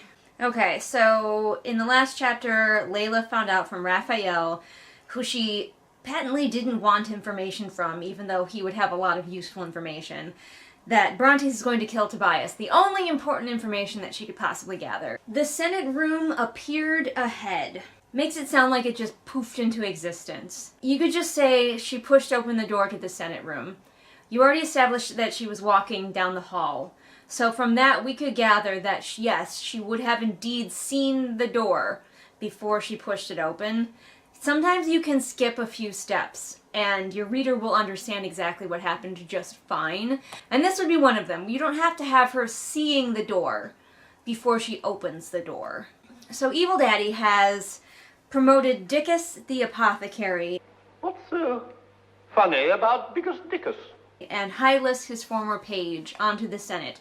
Apparently, either because this is part of a cunning plan of his, or because there are literally so few people left that she hasn't killed that he's running out of options. She's like, where's Castor? And I'm like, don't bring up Castor. My sweet boy. Gone too soon.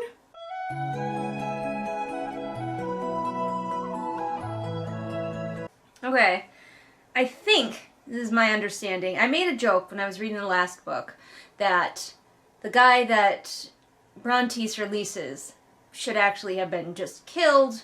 Law said death was a release, not a punishment. That whole thing. And it seems like, yes, that is actually indeed what happens. Brontes does release them. But it really was not clear in the first book that that's what happened, and you think he would want to make that abundantly clear to everyone, because he's talking about how he doesn't want to be seen as weak, how he has to kill them, or he will be seen as weak. So you'd think he would broadcast it to anyone who would listen that his release was actually just a murder. For some reason, her dad wants to get the Brave killed. That's Garrick. I forget. Garrick did something to piss somebody off at some point. I don't remember what it was. Commander, I just caught Garrick snooping around the access corridor outside the main phaser bank. Dad wants the Brave killed, and Leila is like, oh, that's disappointing, but I don't care because there's nobody that I like. This is a little confusing, and possibly because I've waited too long since reading the previous chapter, but I guess the Brave being killed is actually separate from her dad releasing somebody. So whatever Garrick did, it must have been big enough to embarrass people, and I probably just looked dumb because I don't remember what it was. But then again, why would I? Because I don't care about Garrick. Garrick is a non-person. He's a non-person to Leila, too. She doesn't care if he dies. They're also still talking about the Sovereign still releasing somebody as well, so I guess he will release somebody as long as it is part of the Sovereign's choice. This is very confusing. And welcome to The Sovereign's Tournament. the show where everything's made up and the points don't matter. Layla's more worried about it because she doesn't want to go because it's going to be a public hearing and everyone will see her. And all of her work pretending not to be her will be for naught. She's making Wimbledon back her up. The law says that the Sovereign can't force the Savior to do anything. So he grabs Layla. This time he decides to drag her. I don't know why he didn't drag her previously when she refused to go to something. So her dad hauls her out. Apparently this thing is going on right the fuck now. Her dad hauls her out onto the balcony, but fortunately there is like a shade over the balcony, so at least they won't see her glowing. Fortunately her sisters also showed up, and they're like, all for one and one for all. We're going to stand with you so no one can tell which of us is actually the Savior. And Brontes just gives up. He gives up on things at convenient times. Like this time he's like, I'm definitely going to drag her along. But then she refuses to sit in her throne and wants to stand with her sisters. And he's like, fine. Why would he settle for anything less than absolute obedience from her in this moment? Oh, okay. So the thing that Garrick did that was so despicable that he asked to be murdered is he requested to leave the tournament.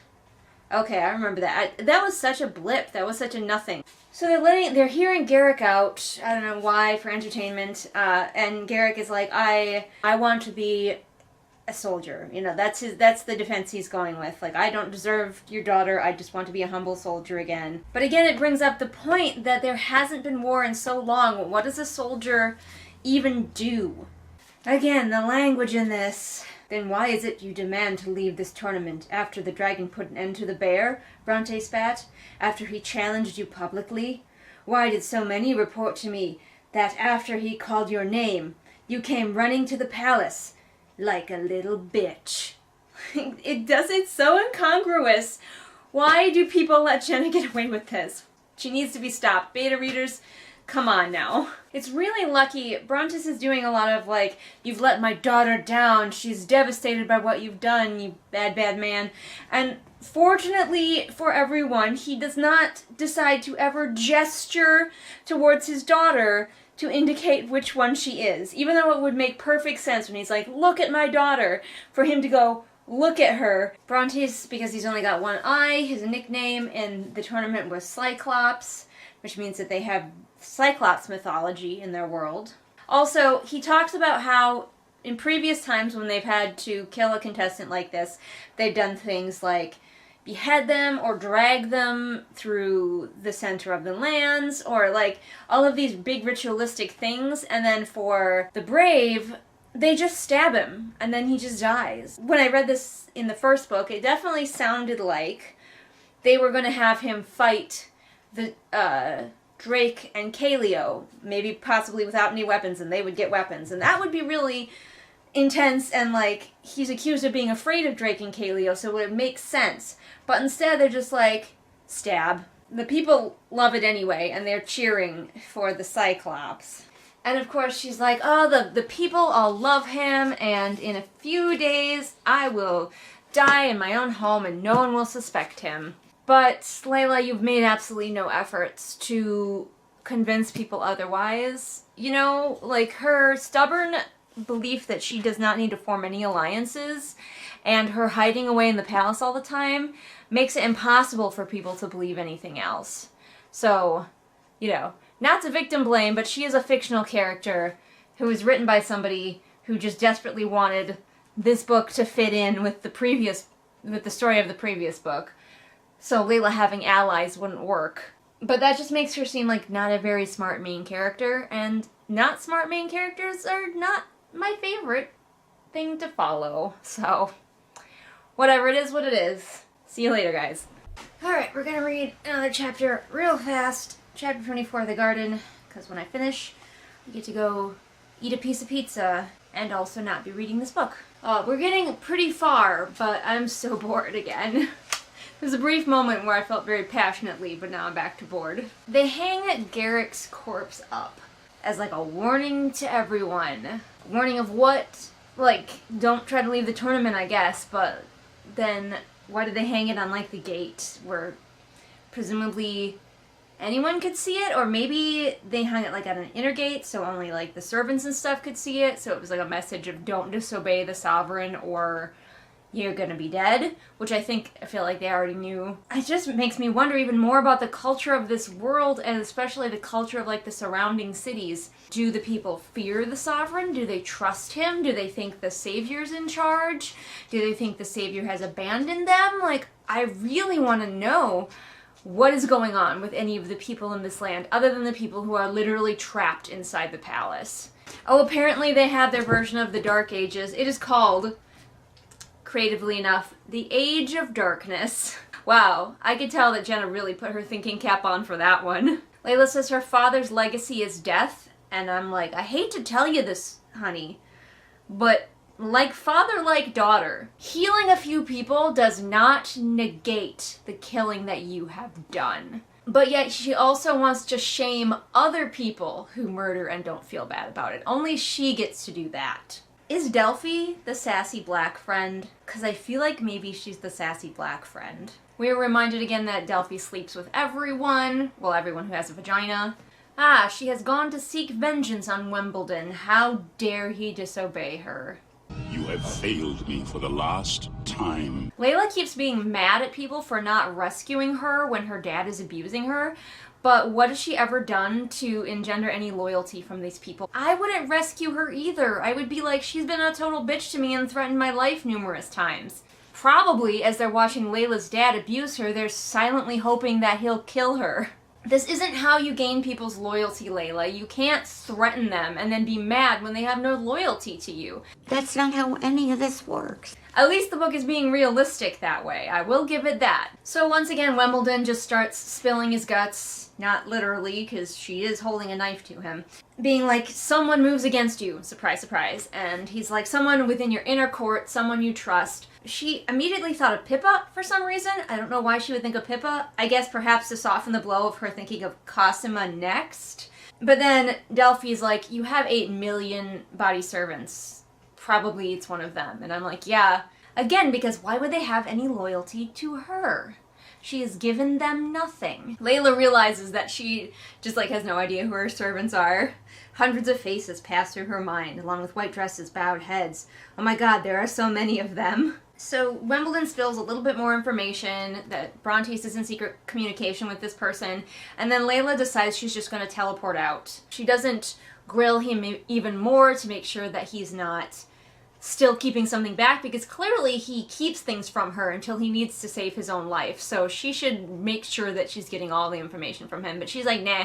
Okay, she grabbed a necklace and she teleported back, because jewelry is one of the ways that Brontes is communicating with his mole, I guess. So she's like, give this necklace to my dad. However you want to do that, I don't care. And then he will give it to the traitor, and I will know who the traitor is. That's an awfully big leap to make, but I guess sure. By the way, I don't think anything ever comes of this. I think this is one of those plot threads in solving the case, quote unquote, that gets completely dropped. Also, I'm confused what exactly a traitor is supposed to do. Because her dad already has this whole plan about how he's going to kill her. How would having a traitor feeding him information really help?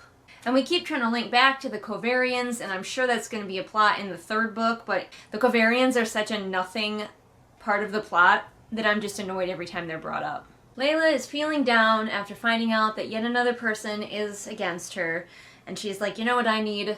Some sweet, sweet Tobias time, so she sends a servant to go get him. She's wearing a peach-colored dress. I can tell you, as a pale-skinned person, peach is not a color that's very flattering to wear. So Leila teleports old Toby out to the garden. I think I remember this scene from the 1st book. It's just mostly going to be like sexy and flirty, so I'm probably going to be bored. So 2 things are happening. One is Leila is informing Toby that she's killed a lot of people, and he is completely cool with it. So good to know, they are meant for each other. Like, if I was dating a guy and all of a sudden he was like, by the way, I've killed a lot of people, but don't worry, it was for my own protection. I'd be like, okay, bye. And also, Leila's having an existential crisis because once again, Toby mentioned liking her, not the savior, and that is still one of the dumbest plot points in my opinion, is that she cannot separate that he's talking about Cosima. So Toby's like, please stop killing people, it's dangerous, and she's like, if I don't kill them, it's more dangerous, and that's got me thinking, what happens if she didn't kill the senators? Her dad's plan is still the same. Does it really matter which senators are alive?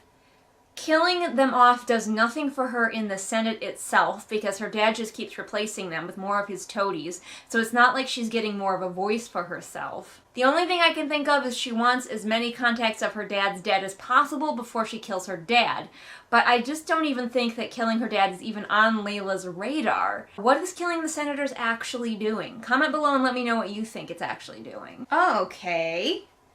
I was giving this book the benefit of the doubt. They were outside, it was nighttime, stars were mentioned, but I was like, either the moon is very small, or there's no moon right now, or there just isn't a moon in Thesson. What if Thesson doesn't have a moon? You know, I will give you the benefit of that doubt. But now it just said that Tobias is looking at the moon. And moonlight is reflected sunlight, so why isn't Leila glowing at all in the moonlight? These are the heavy-hitting questions that I'm bringing to the table here. Ah, yes. The classic fantasy phrase, beat his ass. He's telling the adorable story of the time that his sister got jilted by someone and he pissed in the man's wash basin every day on his way to work. And Leila says her classic line about him, which she has said many, many times in this book. I haven't been pointing it out every time. You're bad.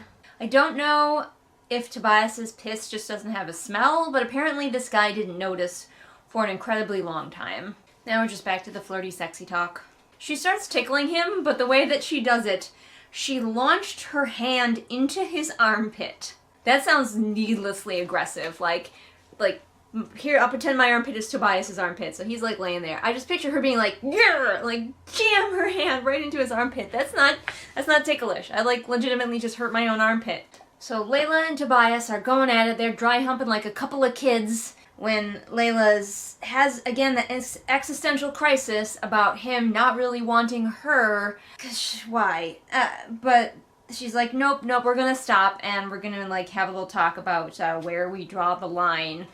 This would be a perfectly acceptable time for them to have sex for the first time. I don't know why Jenna doesn't. I know she talked in one of her videos about, like, saving sex for, like, the last minute, or it should be, like, a climactic thing or whatever, but honestly, this would be a perfectly fine place for them to have it, because, you know, you can have sex more than once. And again, Tobias is completely in a great mood about her changing her mind, and that's good. I'm glad that he is, because it's good to see men being healthy about it.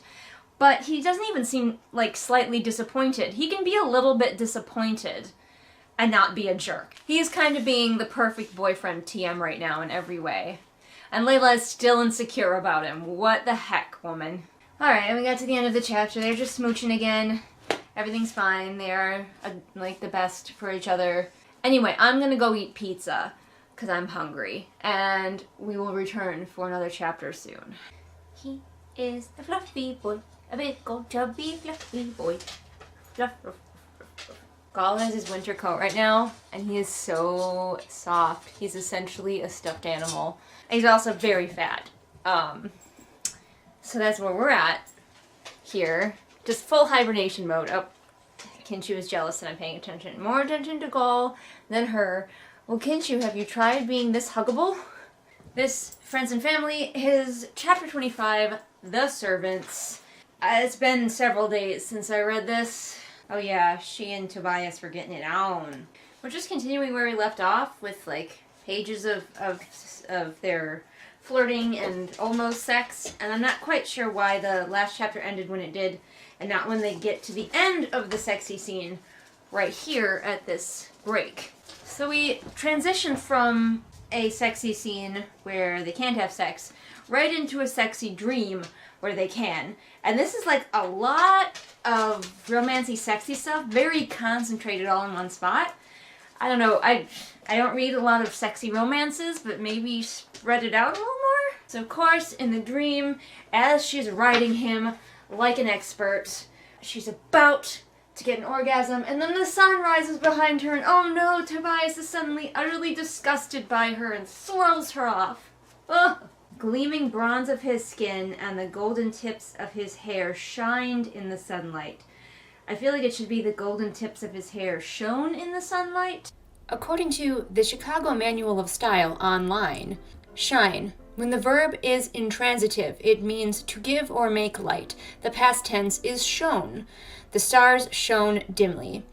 When it is transitive, it means to cause to shine. The past tense is shined. The caterer shined the silver. So the flashlight shone, made or gave light, because Mary shined it, caused it to shine in front of them. Note that causing something to shine has more than one meaning. Presumably Mary didn't shine her flashlight along with her forks. So, if I am understanding this correctly, Jenna did use the wrong word. His hair shone, not shined. Anybody with more expertise on that wanna take that on in the comments? But she never uses shone, it's always shined.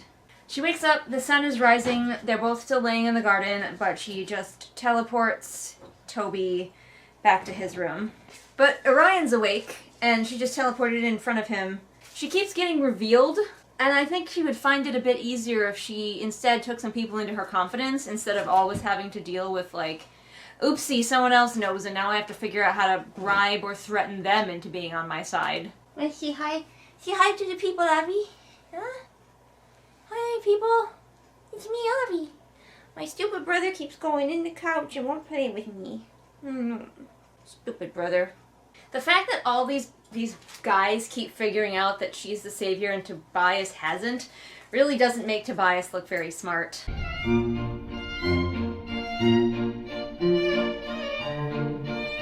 It also doesn't make her look very smart because she keeps accidentally revealing herself. Nobody looks good in this situation.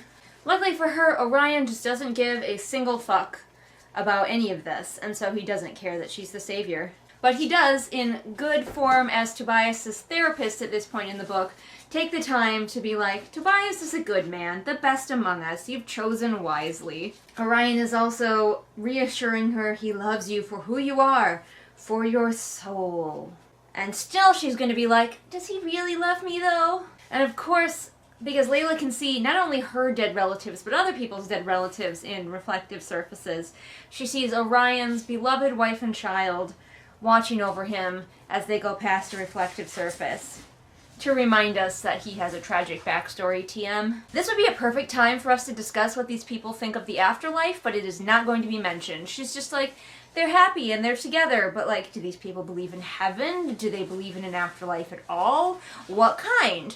Like, the religion is not explored at all, and that's what makes it feel so shallow. There's no attempt is made to make this world feel whole and robust, and these people especially, honestly for me it's culture building that's much more interesting than the world building necessarily. And the culture just, I couldn't tell you a damn thing about Thessan culture. So they do have one festival, the Savior's birthday. But that's just like a big party. There aren't even really any cool rituals or traditions involved in it. That doesn't make any sense. Orion points out that Leila has a hickey, but she can heal stab wounds in seconds on herself. And Leila leaves congratulating herself that finally something has gone right, even though it was through absolutely no fault of her own, and just because the plot says that Orion doesn't give a fuck. So apparently the reason that Leila won't fuck Tobias yet is because she won't do it under false pretenses. But then she also won't tell him. All of the men are going to figure out who she is before Tobias does. And the other servants just came in, and they overheard a little bit of the conversation that Leila was having with Delphi, and now of course they're doing their one and only thing, freaking out about hot guys and whether Leila is going to have sex with them, because this is the horniest palace in the world. We know that one of her servants is going to turn out to be a traitor, or at least we're pretty sure. Which one do you think it's going to be? I think it's going to be the one who is in charge of the other servants. I keep forgetting what her name is. If it's one of the four ones that keep fawning over her all the time, I think it's going to be Nyx, just because her name is Nyx. But I think it is going to be the one who is like the Cinna, if you will, of the group of servants. They think they only have one person left in Bronte's network to kill. The traitor, whoever they're trying to find. And it's like, why don't you just kill him? If there's only one person left in his network, who gives a fuck? You can clean that up later. Kill him now. Just kill him. Go ahead. Leila does remind us that she can see auras when she checks one of her servants' auras for hostility, which does make me wonder, if she can't even tell if somebody's like thinking hostilely towards her, what's the point of the auras? And the thing is that Jenna will be the very first in line to tell you that everything in a story has to matter and has to be there for a reason. Like, not small decorative things, obviously, not every teeny tiny little thing has to have an explicit reason later, but like stuff like this that make up the character and you keep bringing up over and over again need a reason. Because Leila has always been able to figure out what the person is thinking or feeling, and then the aura just confirms it. Finally, this far into the book, Brontes has figured out that his daughter is pulling a switcheroo. Tactical genius, this man. You magnificent bastard, I read your book! And he probably only found out because Cosima told him. Delphi gives the Sovereign a lot of back talk for a servant. I'm surprised she hasn't been, like, beaten. Leila's like, who could have told him? Oh, who could it be? The only question is, why did Cosima wait so long to tell him? Daddy Brontes was about to hit Leila. He was, winding up for the bitch slap. And a voice behind him stopped him. Excuse me, a man shouted, and I was like, is this Asher? Is he coming to redeem himself? And then he's gonna, like, die trying to defend her? Because she told him never to let her down like that again? Oh, honey. No, it's Tobias. That's a character arc, Jenna. That's an arc for Asher. What are you doing? Jenna looks at a perfectly good character arc and throws it out the window. And somehow, Tobias just has this skill of not finding things out. Tobias walks in on this whole conversation, and he still doesn't hear anything incriminating. For some reason, Brontes plays along, and he leaves. There's little, like, hints that he does it for a reason. I don't know if we're ever going to get that reason, or if we're just supposed to understand, because of a significant look he shares with Cosima, that there is a good reason. Tobias says, I have all these pieces, and none of them fit together. Tobias maybe, like, I don't know, think for like 10 minutes or something. But Leila is certain that Wimbledon, not Cosima, has betrayed her, even though Cosima was acting kind of sus in that scene. Cosima's colors, her aura, was never brought up in the scene we just had. Couldn't Leila look at her colors and see that potentially Cosima was feeling guilty, or maybe a different kind of fear than what the other girls were feeling, or maybe she was feeling too calm, like something, but we didn't even get to know what color her aura was in that scene. Wimbledon is not dumb. He's got a fucking retinue of guards. The man knows what's up. Oh no, Romulus has been killed.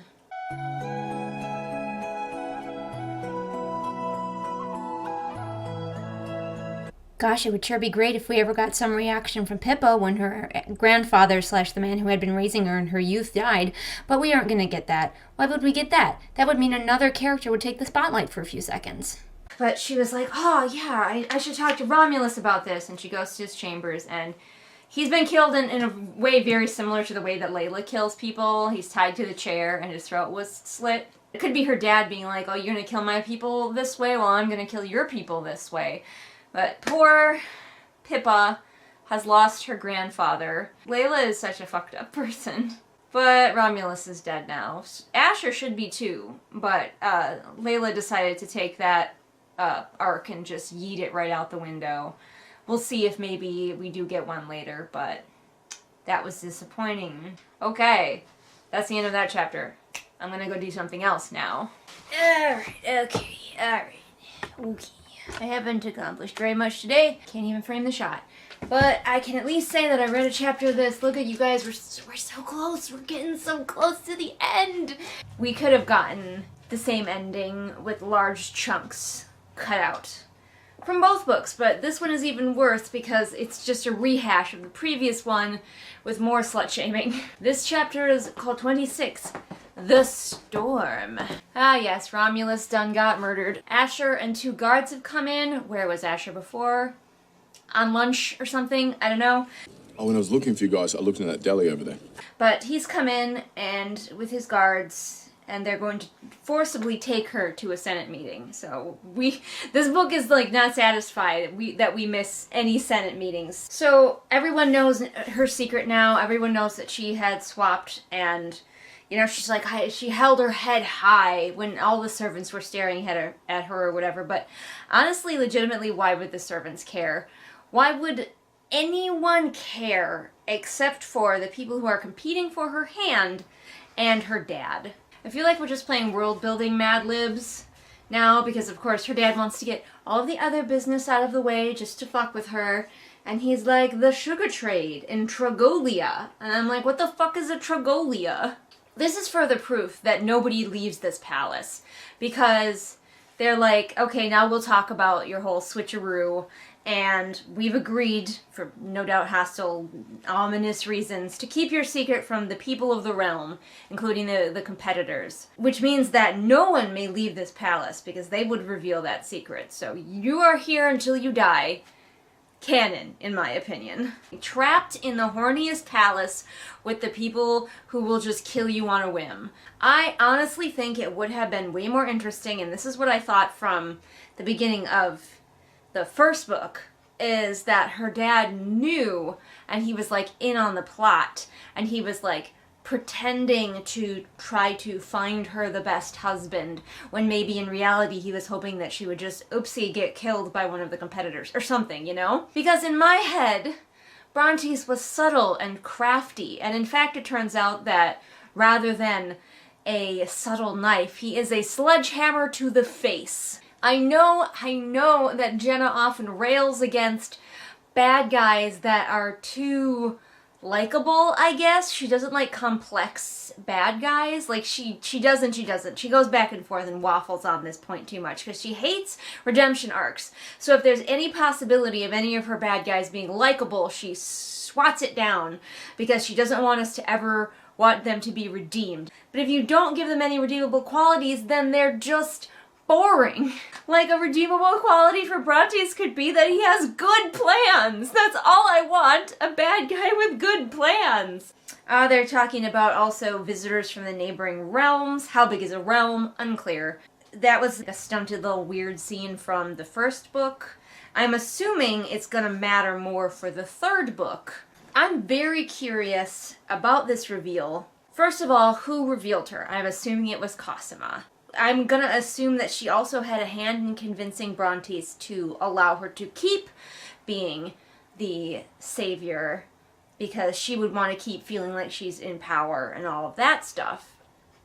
Or was it someone else who convinced Brontes that to go along with the charade? Like, I don't understand why it was revealed, and I don't understand why they're going along with it. And I really desperately hope that those are two things that we find out before the end of this book. I think Leila has chosen her next target as well, so that'll be fun for everyone. For a second I thought we were going to get some conniving on Cosima's part, because the Sovereign is about to dismiss, like, do his Sovereign's choice and dismiss somebody. And the Savior gets to choose one person who stays. At first, her dad was mocking her, like, oh, should we let Cosima choose? Because she's the Savior now, isn't that what you wanted? And I was like, oh, ooh, that would be crafty, because we know that Tobias is the one who gets picked to stay, because we read the first book. But what if it was Cosima's fault? What if she picked Tobias because she wanted to torture Leila more? But no, Leila picks Tobias. Every opportunity for, like, nuance, chuck it out the window. I think we're meant to believe that there was some sort of battle of wits that just happened here between Leila and her dad, which I would totally believe if either of them had any wits. Fell victim to one of the classic blunders. The most famous is never get involved in a land war in Asia, but only slightly less well known is this. But we're meant to believe that she cunningly weasels her dad around to freeing the intellect, Raphael, which is the guy that she's been stringing along, telling him that she's going to free him all this time. So we meet up with Cosima, and Leila is, because Leila is just so good and kind, she's suddenly worried about the sister that she calls a cyst. And she's all like, are you okay? Oh, Brontes didn't beat the shit out of you, did he? And of course Cosima's like, no, not a scratch on me. He just gave me a lecture, which of course, we all know that Cosima is totally in league with Brontes at this point. I think part of the reason that this is actually here is because I don't think Jenna actually knew quite how this was going to play out. How long people didn't know that the switch had happened, or even that people didn't know that the switch had happened. Like, potentially in the first book when Jenna wrote it, she might have intended Brontes to actually have known about the switch. That looks like Adam is home, of course. But now we've got Cosima is going to have to be going alone to a challenge, I believe.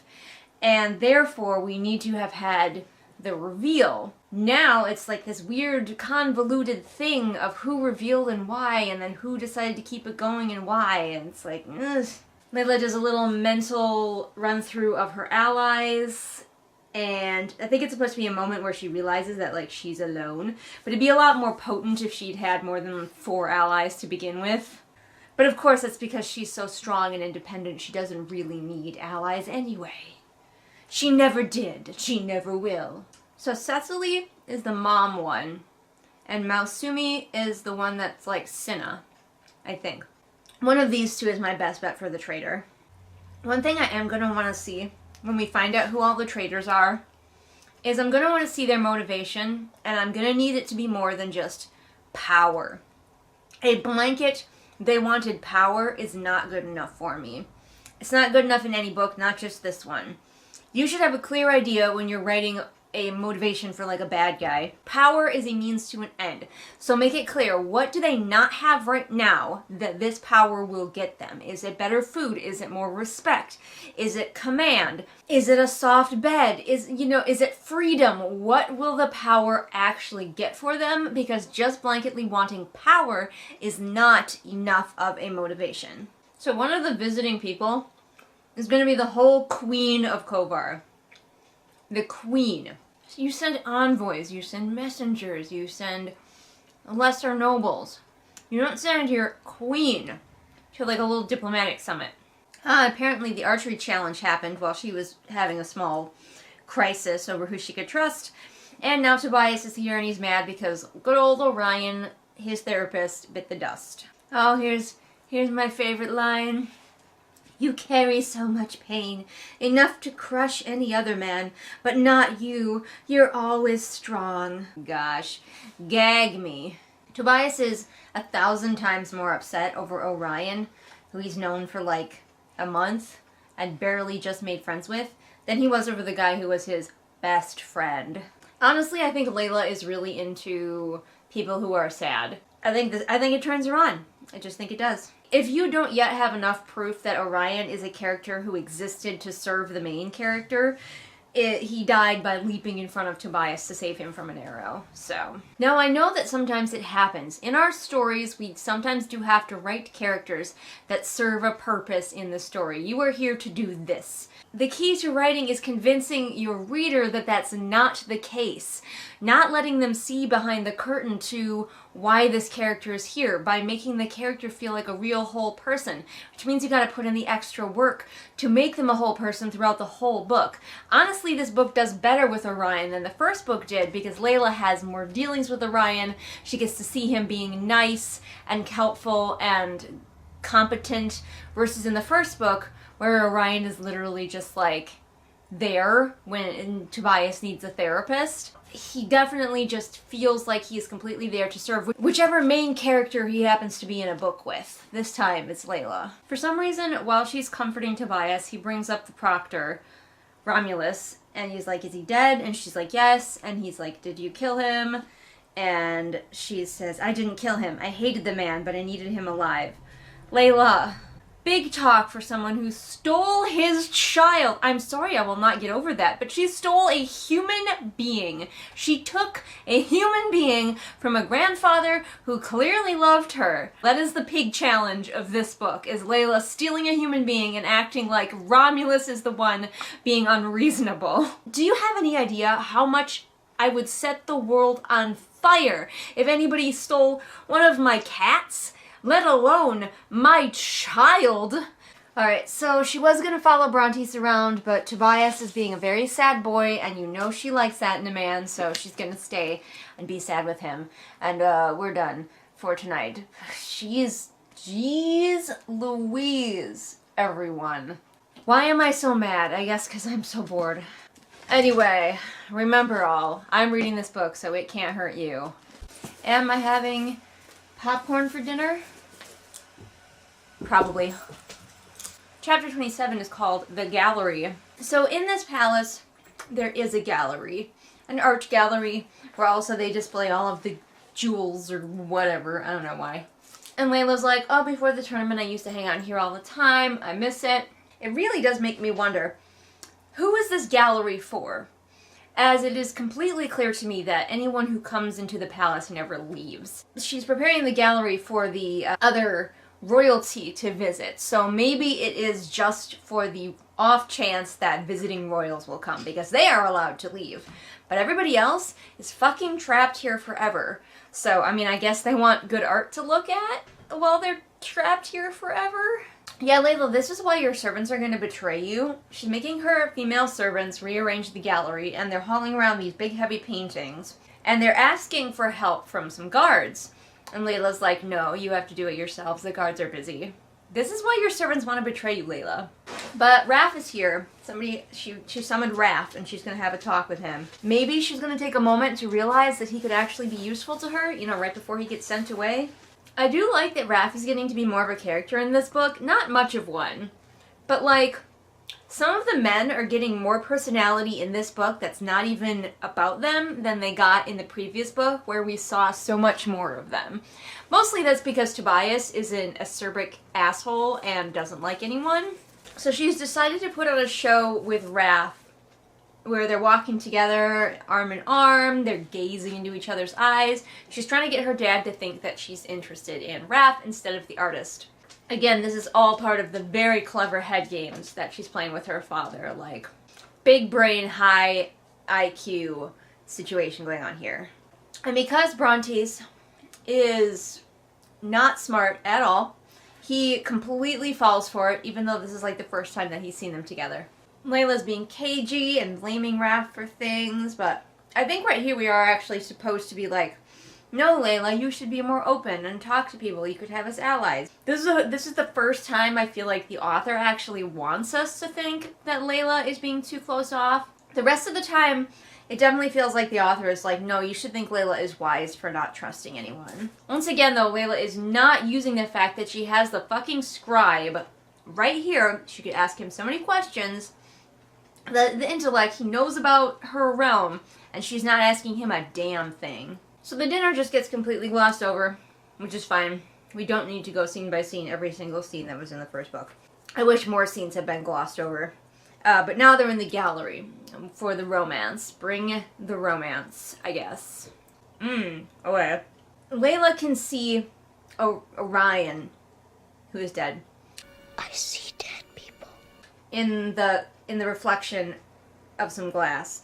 Maybe we're supposed to believe that Tobias became so close with Orion in like the 10 minutes that Orion was being his therapist, that now Orion is appearing for Tobias. Or are we supposed to believe that he was really close with Leila? I didn't think that she could just see any old dead people. I thought it had to be dead people she was close with, or the person that she's near was close with. I don't know any of the rules. What are the rules? What are the rules? What are the rules? What are the rules? But I thought I understood. I do not. In case you're wondering if Orion is okay in the afterlife, he's fine. Apparently the afterlife is just mirrors, but he's with his wife and baby now. For just a second, I forgot that Tobias didn't know that she was the savior. That's how stupid it is that Tobias doesn't know that she's the savior. He's looking at a picture of the previous savior who presumably looks exactly like Leila, and he's like, wow, Cosima's mother. Leila flies into full off the handle, how could my sister betray me mode, because she finds out that at dinner, Cosima squeezed Tobias's leg. And she's just like absolutely shooketh. Tobias doesn't wonder, because she takes him to the blank space that she's made in the wall for all of his art, and she's like, look, I made you this spot for your art. And he doesn't wonder that one of the Savior's sisters has the authority to rearrange the gallery. It's the final brain cell. And of course she asks for some art to fill the wall, and of course he's going to make her that lily that we talked about. Tobias went very British there for a second. This is the bloody fucking original. Consistency of language was really thrown out the window a long time ago with this book. It's the bloody fucking original. Please make that Tobias's voice from now on. I don't love Cosima, I love you. Give us a kiss.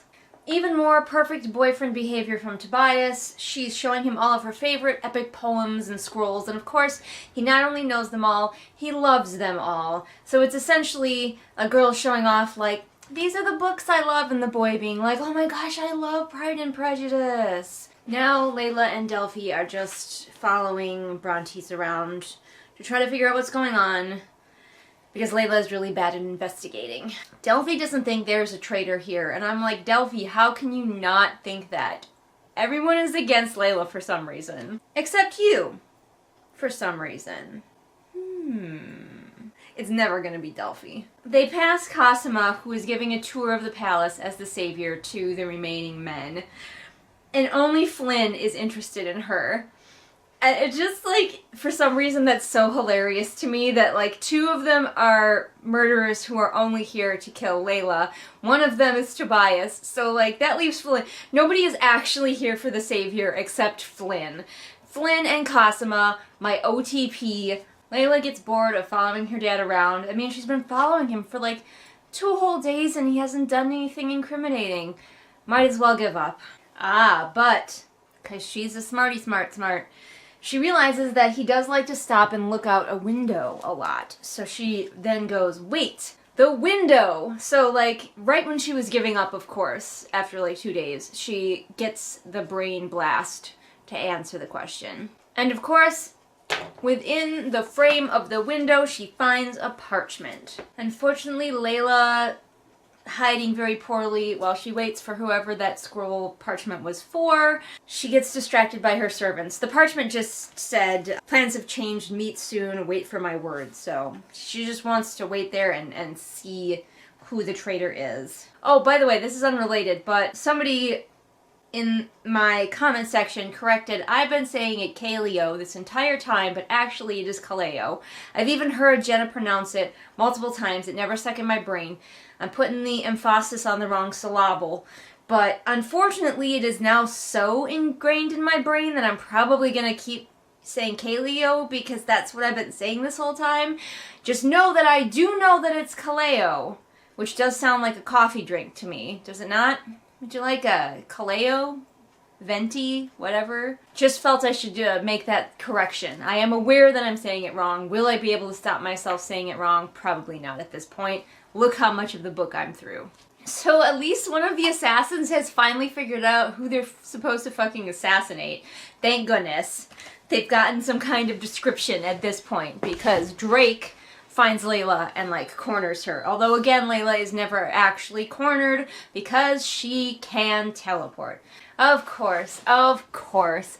So he starts to beat the shit out of her, of course, and now she can't escape. Shadow walking was impossible. Not when she couldn't channel her light, couldn't even breathe.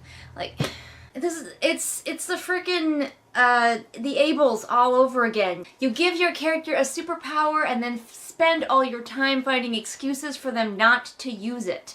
Maybe don't give them that power in the first place. Tobias shows up and saves Leila, like, by killing the dragon. I honestly don't remember how the dragon died in the first book, so I guess. Oh no, he doesn't kill him, but they work together to chop off his ear. I do remember somebody getting their ear chopped off. It made so little impression on me that I completely blanked on this scene. Drake just fucking picks up his ear and leaves. He's like, I'll take that, and just leaves. So Tobias is being Captain Chivalrous, and she's like, you should go, and he's like, no, and he swoops her into a Princess Carrie. And then he barreled from the gallery with Leila tucked in his embrace. So I just imagine that Tobias scoops her up and just books it. He just starts running. Unclear why, but I imagine him smashing through doors and everything, just like, look out, I've got a girl. He calls her darling. That doesn't seem like a word that he would use. Again, language, whatever, in this book. Of course, with my silly Tobias accent, it's like, alright, darling. Of course, we had to have Leila be completely helpless when she was fighting Drake. He did catch her by surprise, which does give him an advantage. But again, Leila is supposedly a trained fighter, and also she can teleport. So it's still difficult for me to believe, after everything that's happened and how many people she's killed, that she was caught so flat-footed by Drake. She should have teleported away the moment that he was like, I'm here for the savior. She knows he's an assassin. Except this scene had to happen where she was injured in the fight. I mean, she's gonna self-heal. She always does. I'm surprised it's taking her this long. But probably because she's still, she's just so damaged and traumatized by that fight that she just had. Even though she's killed so many people. But she's traumatized because in those fights, it was unfairly weighted in her advantage. And here, it was unfairly weighted in someone else's advantage. Now you know how all of your victims feel, Leila. You know, seconds before you slaughter them. Tobias brings up the fact that Drake is a mercenary, easily 3 times your size, but Leila has fought people like that many times. And Tobias is basically literally proclaiming his undying love, because he says, even in the afterlife, I will take care of you. The hurt comfort is happening, and she's very sad, and he is very comforting. And she finally whispers, I'm the savior, but of course he's asleep. She says, I'm afraid you'll hate me when you find out.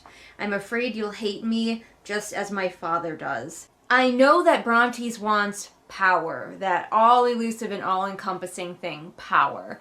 And that's why he wants her dead. What on earth in all of her interactions with Tobias would make her think that if he found out who she was, that he would treat her the same way as her father treats her? I know that there's such a thing as being insecure and being irrational, and Leila can be pretty insecure and irrational, but like there is so much evidence stacked up that Tobias would not be the same as her dad at all. I mean, that's got to be one of the main things that attracts her to him, is he's not like her evil dad. I just find it so unrealistic that she would be worried about that specifically. Alright, the next one is called The Lie, so maybe we'll finally figure out who the fucking traitor is. Oh my goodness, but I think there's only like 4 chapters left? 1, 2... Okay, like 5 chapters left. We're getting there. We're so close. Chapter 28 is The Lie. I was thinking about this book again, and why, one of the many reasons that I'm struggling with it. There just isn't a strong plot. I mean, we have a threat. The threat is clear, but the threat is in the distance. The threat is, after Leila gets married, she'll be killed. And that's so far away that it doesn't feel like any of this is building towards that. I don't know what the climax of this would be, because there's no building tension. There's no fire under the surface that's slowly taking over. When you're getting this far in a book, I should be tense. I should be like, what the fuck happens next? Oh my gosh, the characters are in danger. But since Leila has kind of been in this simmering level of danger throughout the book, not really concerned. Again, not really concerned because I know she lives, because I read the first one. The other thing we're supposed to be afraid about is for Tobias, but because there's a first one that's the same story, we know that he's fine. There's nothing for us to wonder. There's nothing for us to fear. If you've seen any of those very oversimplified graphics of how books are supposed to go, you gotta ramp it. You gotta get ramping. Get ramping it up there. You wanna do that. Don't panic, everyone. I have my emotional support donut here. I'm gonna get chocolate on this book as well. You know how I talked about it didn't feel like the action was ramping up? I believe that the book thinks that the action is ramping up, because Leila was just attacked by one of her assassins. Again, we knew she'd be fine, so it had no teeth. She's like, the plan has changed. My dad wrote that the plan has changed, and an assassin tried to attack me, so clearly Dad doesn't want to wait anymore till after I'm married, which, to be fair, was a terrible plan, so he probably should just go ahead and kill her. The problem is that we read the first book. And also, Leila has had such a character shield. One time where some guy caught her flat-footed and actually managed to injure her, and the wound is already pretty much healed. We as a reader still aren't worried. So they're also very concerned about this traitor. But what exactly is this traitor doing? What sort of information could this traitor be feeding the dad that he doesn't already know. Oh, Asher's back. Hey, buddy. We haven't seen you in a minute. And that's what friends are for. And Asher's gone. He was there for 2 lines to be like, hey, you've been in your room a really long time. Are you okay? And so she and Delphi are like, we're gonna go for a walk then. Leila. Delphi is like, hey, have you tried shadow walking out of the palace recently? Leila's like, no. Why would I? I can't. Delphi's like, but you're more powerful now. Maybe you should try again. And then Leila says, I am a queen. This is my palace. Honey, It's never been. It's never been. Never. You were a terrible leader. 1000%. I would not follow you to a picnic, let alone to war. Brontes tried to have you killed yesterday. He almost succeeded. You're losing this battle. Maybe we don't feel yet like the issues are escalating because Leila doesn't really seem to feel like the issues are escalating. Delphi is like, shit's going down. We should actually do something instead of just holding pattern. And Leila's like, oh, whatever, yeah, my dad tried to kill me yesterday, but pish posh. Leila, this is why I would not follow you anywhere. You don't know how to be a leader. Leila says, our only option is to defeat him from the inside, otherwise I'm dead. No, honey. Sweetheart, kiddo, go out. Find your people. Show them what you can do a little bit. Teleport around, glow in the sunlight, get a few people worshiping at your feet. Come back to the fucking palace and take over. Use the peasants if you have to. We've already established you don't care about the loss of human life. Consider, just consider a plan B. And before the girls can really get into talking shop and figuring out how to get out of this, they're at Tobias's room, and Tobias is shirtless and hot. This is the problem. It feels like this book doesn't know what it wants to be. It wants to be a horny romance book, but also like a political thriller. I think it's doing okay at the horny romance part, but then if I was reading this just for that, I'd be annoyed that there was all this attempted political thriller stuff going on. And if I was reading this for the political thriller, which is closer to what I am reading it for, I would be deeply disappointed because all of that is badly done. Tobias is painting, shirtless. And when she goes into the room, she's like, oh good, all of the windows are curtained, and it's dimly lit in here. Because I know when I paint, I like to do it in the dark. She's looking at the lilies. Stargazer lilies, so meticulously captured. Alright, that's fine. It's the type of lily, and if we the reader want to know what that looks like, we can look it up. That's fine. All the times they had stared at the night sky together, perhaps there was a connection. Jana, do you think that your reader is too slow to put together that stargazer lilies and the fact that you two stargaze together might be a little bit of a tie-in there? And since this isn't a key part of the plot, that they are stargazer lilies, if somebody doesn't get that, it's fine. This definitely feels like Jenna wanting you to know how clever she is, and so she points out something to you that we as a reader should be able to intuit ourselves, and if we miss it, it's no big deal. Trust that they can figure out what you have put on the page. Are you hep to the jive? Can you dig what I'm laying down? I knew that you could. Slide me some skin. So, brother? Leila and Tobias are just getting frisky again. They were flirty and now they're getting frisky. Nothing much to report here, except for we don't really feel like there's any kind of danger or looming threat. That's for darn sure. Oh, she's gonna give him a hand job. That's nice of her. They have so many almost sex scenes. I can't keep track. But she had to leave because Flynn is a cock blocker, I guess, and oh no, she's run into Kaleo, whichever. And he's eating an apple, because that's how you can tell when someone's an asshole. Now, Leila. This is an assassin. You know this is an assassin. He hasn't even touched you yet. Teleport away. She doesn't teleport away, she just turns around and leaves. And that's it. She comes around the corner, he's like, hi, I'm going to kill you. She's like, no thanks, and just wanders off. Asher's back, and he's all like, I am Her Holiness's personal guard. I will see her to the next challenge. And it's like, Asher, why are you a character, sweetheart?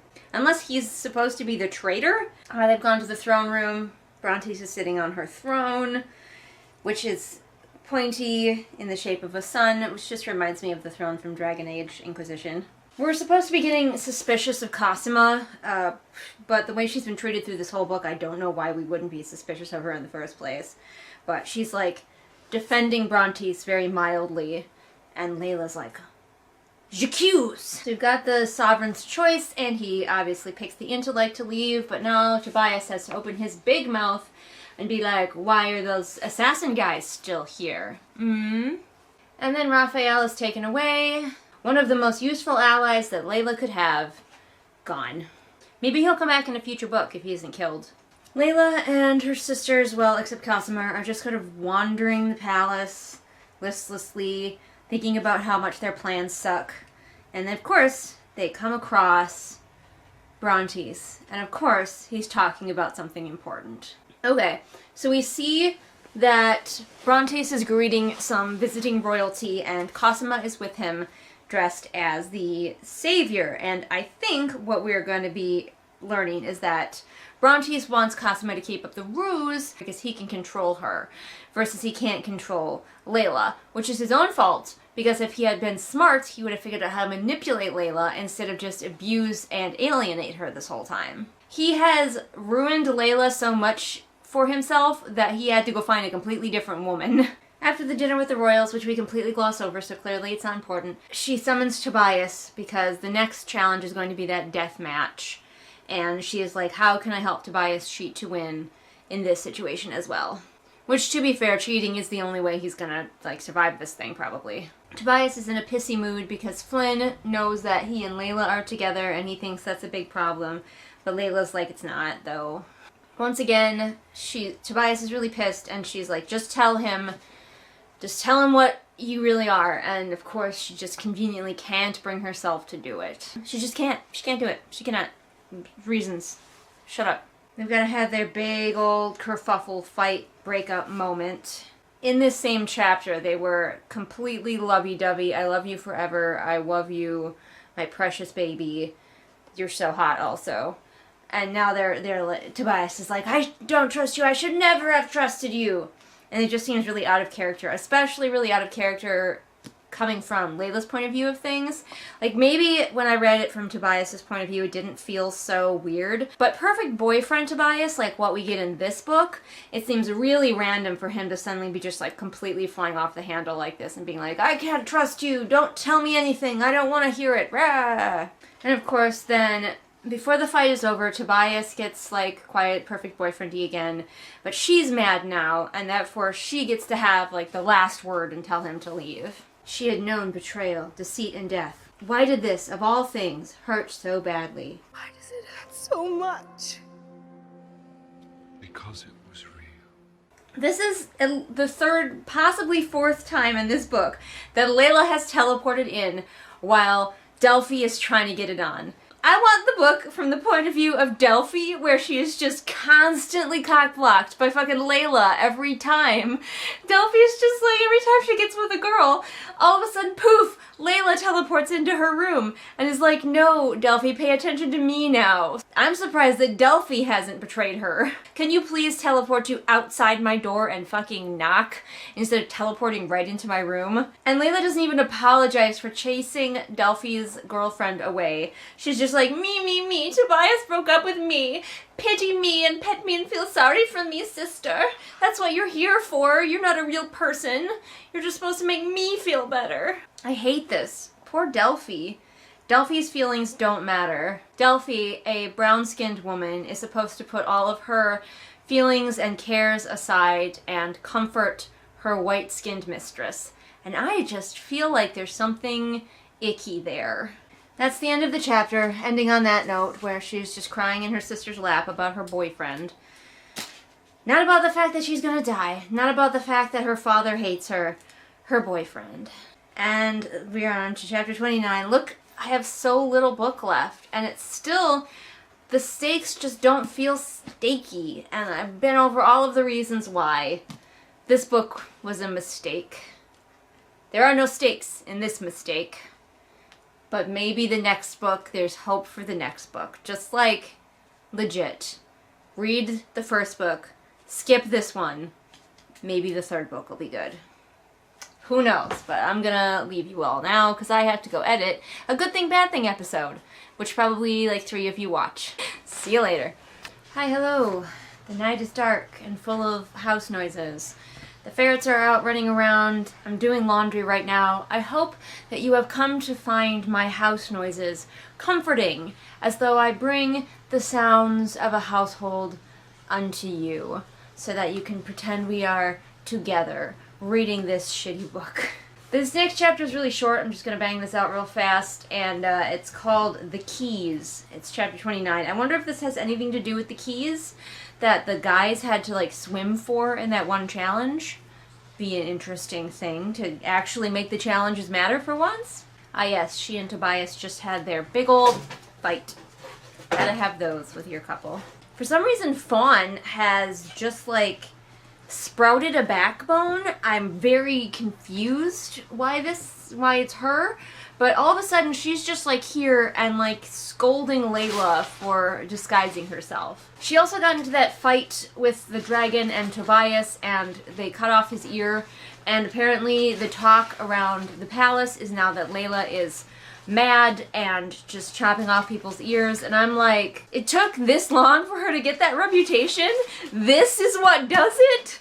This? I will kill your friends and family to remind you of my love. Okay, sure. Leila shutting Fawn down. Fawn says, I'm trying to understand as your friend. Leila says, we are not friends. I'm really surprised that Fawn ever thought that they were friends, by the way that Leila treats people. She basically has barely concealed contempt for everyone at all times, except Delphi and Pippa. And of course, Leila is mad because how dare Fawn come and speak to her and bring up all of the problems with her plan. Oh, don't worry, she's gonna go visit Basement Dad. Ah, I thought we'd forgotten about Basement Dad, but he's still here.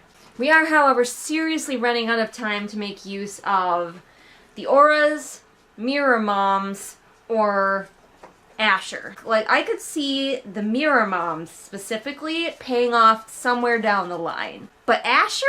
No. Asher is a character who should not be here. And I don't think the auras are important either. Maybe in a future book it's really gonna come up, but as I am dubious. Color me dubious. My aura color is whatever color means dubious. So she's supposed to be having this great moment, her dark night of the soul here, where she's just like, everything is going wrong and I don't have a plan. Everything's not awesome. Wait, what? So he was right. Everything's not cool. I am so depressed. But she's never had a good plan. It's not like we, the reader, are watching this like meticulously crafted plan that she has be thwarted or fall apart. We can't be frustrated with her because we're busy going, Leila, you never had a good plan. You still don't have a good plan. The only reason things aren't going your way is just because the plot decided to swing in the other direction, and all of a sudden, your dad's terrible plans are working now. Your one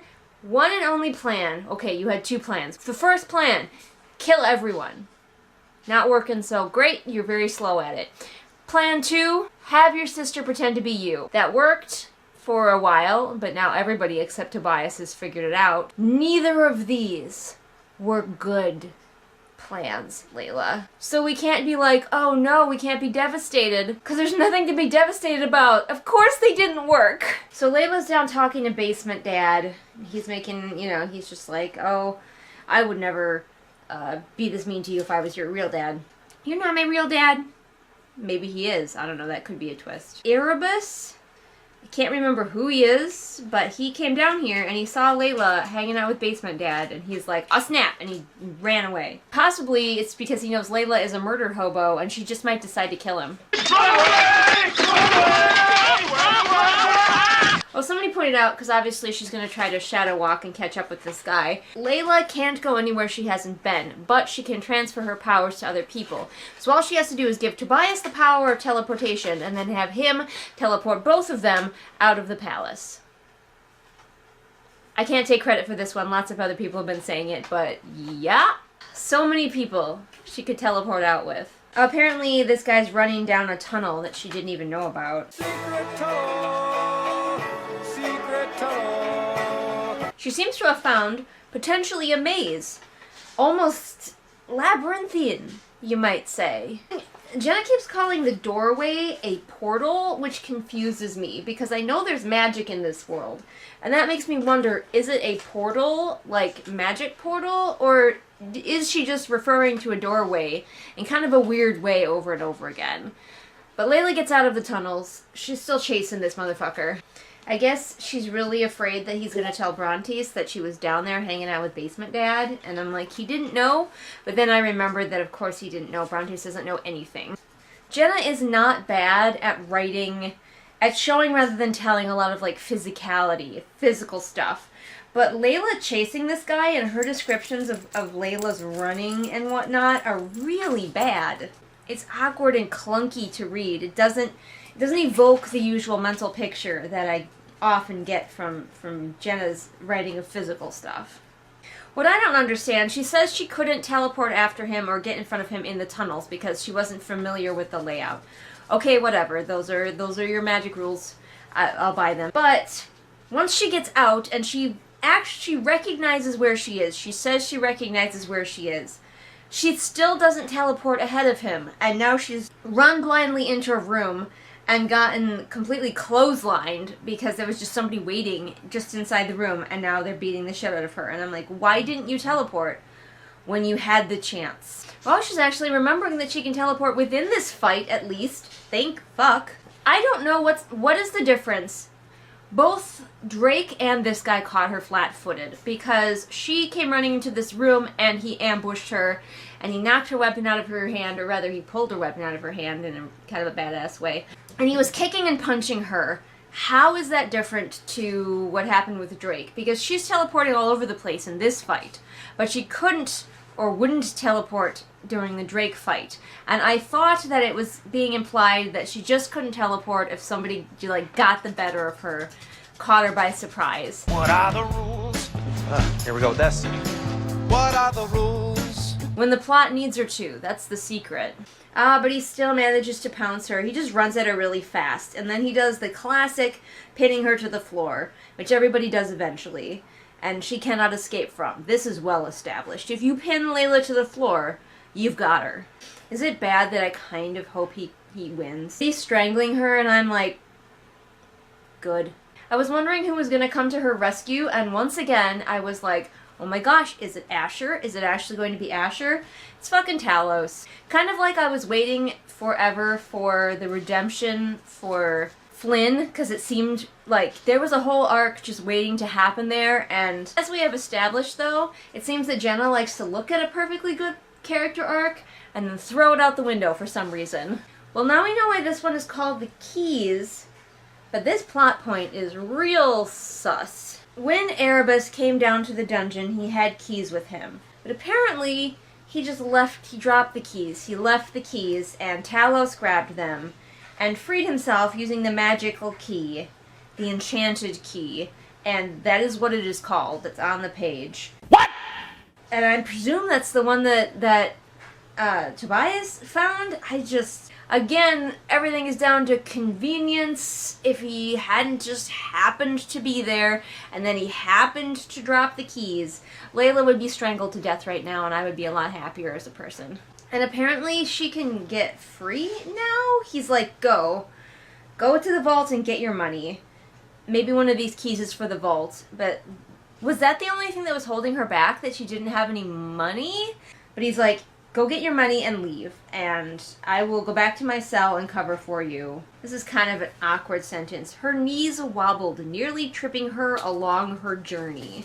She's totally on board with this, by the way. She seems to have decided that this final assassination attempt is the one that did it, and she's going to do exactly as she's told. She's going to the vault, she's going to get her money, and she's going to flee. I have no idea why this time she's decided to leave. We're not really getting her thoughts on the matter. She's just like, yep, this is what I'm doing. But this is where we discover, and I actually knew about this one point I knew about. She opens her vault and it's empty, and she's like horrified to find it empty, but she would never have found it if she hadn't seemingly randomly decided that this was the last straw. And I'm making the leap because Leila never even thinks this is the last straw, this is the last assassination attempt I can handle, I can't stay here anymore, not one more minute. She never thinks any of that. Basement Dad just goes, you have to leave, go to your vault, get your money, and then leave. And she just does. It's almost like Tobias's torture scene where we get none of Tobias's thoughts. It was never, ever established that the reason that she hadn't left was because she didn't have any money. I don't love this, and I'm beginning to think that Jenna is not very good at climaxes. I think she really likes like this first chunk here, but when it comes down to having like a realistic Dark Night of the Soul, a realistic an exciting climax, this ain't it, sis. And it might just be because she just doesn't really understand what makes a good arc, at least as evidenced by her character arcs. She may want to read some other books that have really good climaxes, really good Dark Night of the Soul, you know, and see what they're doing and try to improve. Just the same thing happened in The Savior's Champion, where Tobias got tortured and he didn't even really seem to care. And then there was this weird thing with a maze, and then they had to do this fight. And it was all just very odd. So we'll see what happens next, but this is just, it doesn't even feel like it belongs in the same book almost. I don't know. I don't know what to tell you guys. I've been rambling about it too much. See you for the next chapter. Hello, Kinshu and I are here. Kinshu. Should I leave the camera here, just like a little bit off so that you can enjoy Kinshu? This is chapter 30, The Rage. We just found out that her vault is completely empty, which we already knew that her dad was siphoning money from somewhere to somewhere. We found that out earlier on and then kind of forgot about it. The thing is, he has completely emptied her vault. Now, granted, we don't know how much was in there to begin with, but he has emptied it. So either he moved the money somewhere else, possibly to his own vault, or Brontes is so bad at planning that he spent all of her money on, like, ruling and her assassination, and she's still alive, and he's still in the same position. Do not let Brontes run your budget. Finally, something has happened that will require Leila to act and, like, have some agency, because everything that she has done so far, like, we either knew she was doing from the first book, or it's just kind of like the same thing over and over again, and this might make her do something new for once. Okay, I thought we were just gonna go straight from the last chapter where she found her empty vault into this chapter and her reaction, but no. Apparently her reaction was to, like, shut the vault and be like, this is fine, and then she went back to her room, and now she's doing her tits out on the grass thing, and missing Tobias. You just found out that your dad spent all your money on, what, hookers and blow, you have no idea, and you're just gonna go sit and be sad about your boyfriend. I was really hoping this would spur you on to do something! So what are you waiting for? I don't know. Something amazing, I guess. I have pizza. The cats are all lurking around because they want some of my pizza. Also, apparently, Leila can't cry outside or it starts raining. She cries inside, I guess it's fine. She's mad about it because she doesn't like rain, but doesn't the realm also need rain? Like, isn't rain good? Delphi's here to comfort Leila, as usual. At least she's not interrupting Delphi in the middle of Delphi having sex for once. Her basement dad was like, you have to run. This is the last straw. You have to run. She goes and finds she has no money. And then I guess she just gives up. Leila's realizing she actually set her dad up for success, because if no one realizes that she is actually the savior, besides like the people in the palace, he could kill her now and no one would care because he already has Cosima set up as a savior. So Leila really just played right into his hands. They're still trying to figure out who the traitor is. Why doesn't she just leave? Does she still have the keys? It really is impressing on me how much her going to the vault just needed to happen for the story, and so Jenna made up an excuse for her to go there. Because now it's completely back to business as usual, as though it never happened. Leila realizes the Senate is convening right now, and she goes rushing there, presumably to yell at her dad for stealing all her money, but what's her plan? He's just gonna beat her up again and be like, it's my money, bitch. Okay, we do finally get some proof that Brontes doesn't believe in the savior, which is at least a reason that he's okay with killing her. I thought that must be the case, because if he actually thought that she was the only thing keeping the land alive, he wouldn't be trying to kill her. Or, well, maybe not. He's real dumb. This is confusing. Leila's like, you've seen the sun out there, roasting us alive each day. Have you noticed how seldom it rains? And her dad's like, it's raining today.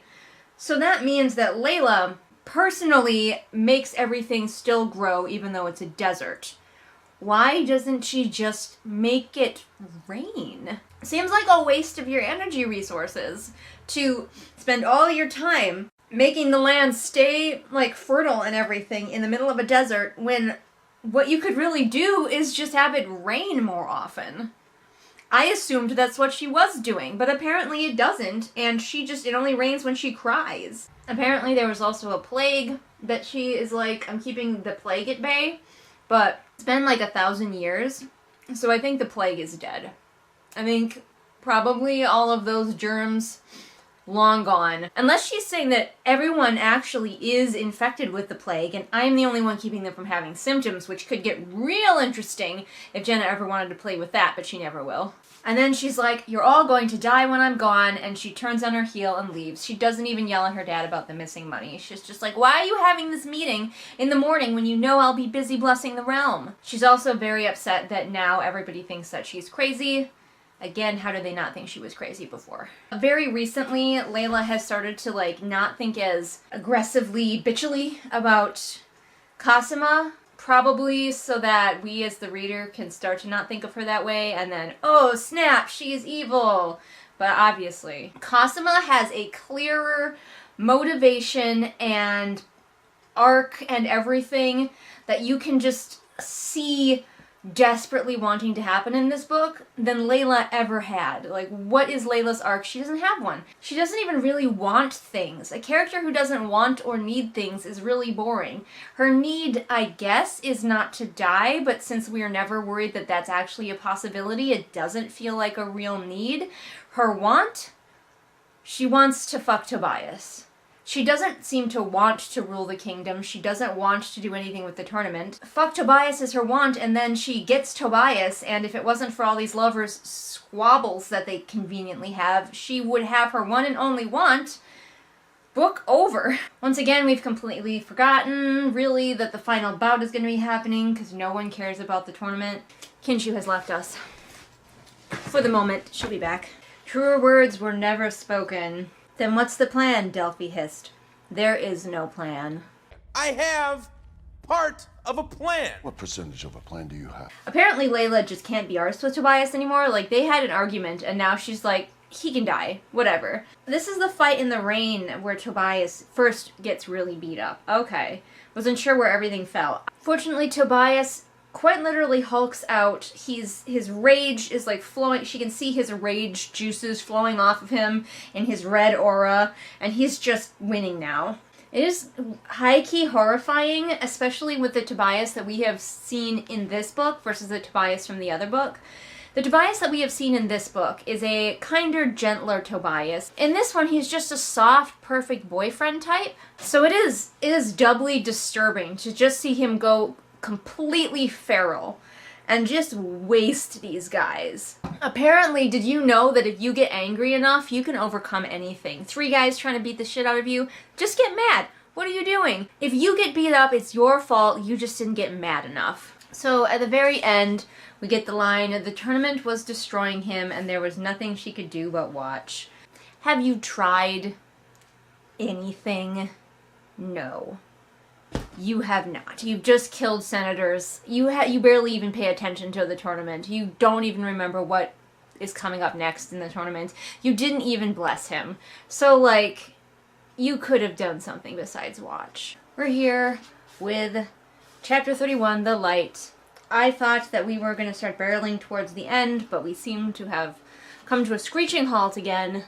This is a weird sentence. She's talking about how Tobias's black cloud is like really intense right now, of course.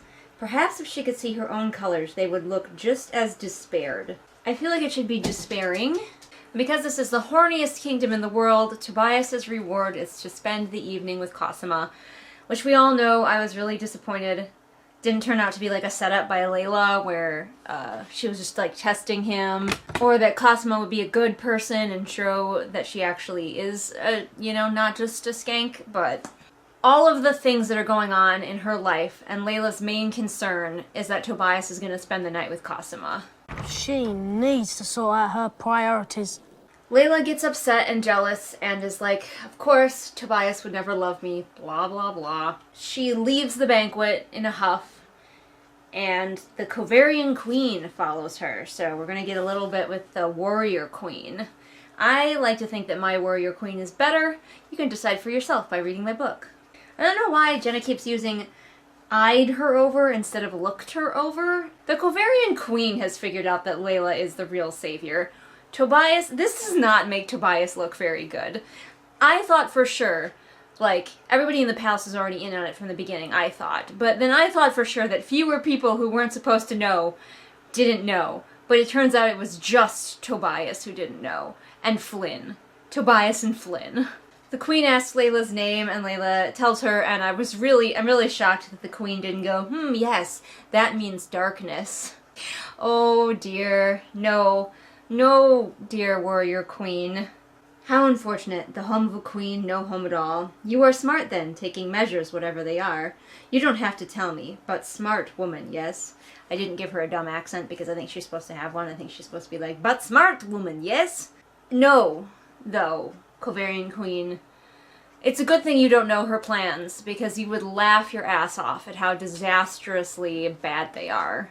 Even though we've got a chance here with this badass warrior queen to finally have someone that Leila can, like, look up to, or be like, hi, I want to be as cool as her someday, we still have to, like, keep being reminded that yeah, this queen is great and all, but Leila is the best one. The queen has appeared to be Leila's therapist right now. Be careful, lady. The therapist job often gets you killed around here. The queen clasped her hands together. Tobias, why do you break his heart?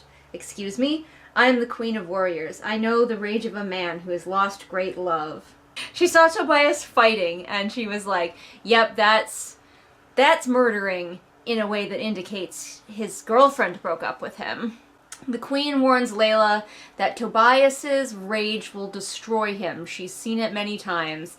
Look, sir, if you're so angry after a breakup that it will destroy you, I don't know, you need real therapy, man, not just some guy who shows up to be your sort of therapist. You need real help. Especially since you've been dating this girl for like 2 weeks. And now that the queen has finished with her therapy session, she has walked away. The queen walked away and Leila's like, damn it, I should have asked her some questions instead of just talking about myself the whole time. She didn't say that last bit. She was just like, oh, I wish I had asked her some questions. But now the queen has walked away and there's absolutely no way you could call her back or go find her. What is happening? She goes back to her room and Asher is there. I gotta take off though. I'm in a hide and seek tournament and we are in the semis. And all of a sudden, he just, like, starts kissing her. This is the end of Asher's arc. This is where you chose to go, Jenna? His purpose is just to make Leila feel better, because he tries to kiss her, and then she pushes him back, and she's like, I used to think you were very handsome, until you fucked my sister. And we're supposed to be like, oh, yeah, eat it, Asher, revenge. But it doesn't come off that way for so many reasons. We're supposed to feel pleased for Leila because she finally told off that Asher guy for having sex with someone she didn't approve of one time. And then for all we know, he never had sex with Cosima again. They immediately broke up. But she's like, no, you fucked my sister, and therefore I can never love you. Both of you have absolutely no value, and I'm a badass for telling you that. What the fuck, Leila, should be the tagline for this book. I'm so upset that this is his arc. He had to be punished for his very severe crime of sleeping with a lady that one time. And then he looks very sad, like a good little kicked puppy, and lets her go. Because, yeah, Leila, oh, so strong and awesome. I'm so mad. That's the whole point of Asher. So she teleports to the watchtower, and Hylas is there, the king's, like, little page boy, who I haven't been bothering to mention since he's barely a character. Blink and you'll miss him. By the way, Hylas is gay, so he gets to be redeemed, versus any of the other men who wanted to kill Leila. they get to be killed. In fact, he was going to righteously kill himself. He was going to jump from the tower rather than have to assassinate Leila. Thanks, I hate it. Why are we having this conversation with Hylas? She's just comforting this guy that we don't know or care about. Of course, he's encouraging her, if anyone can beat Brontes, it's you, lest, again, the reader forget that she is the best. Hylas is just like, I've seen you in the meetings, you're just so badass, you never let them intimidate you, your fire never goes out. This guy is about to jump from a tower and kill himself. And he says, I can only imagine your sorrow, betrayed by your father, makes my troubles sound pathetic. He would rather jump from a tower than be tortured to death by Brontes, but his troubles sound pathetic compared to Leila's. Leila is, at this point in the book, making her first ever new ally, and it's only because she happened to teleport to this tower at the exact time that this poor kid was about to kill himself. You're kidding, what a crazy random happenstance. And it's the easiest kind of ally to make because she doesn't have to convince him of anything. It's because he's already on her side, that's why he's about to jump from a tower. Ally served to her on a silver platter. Leila's like, is there a woman who's exchanging messages with my father? And he's like, oh, I don't know, I haven't seen one. How does he not know? He's the page.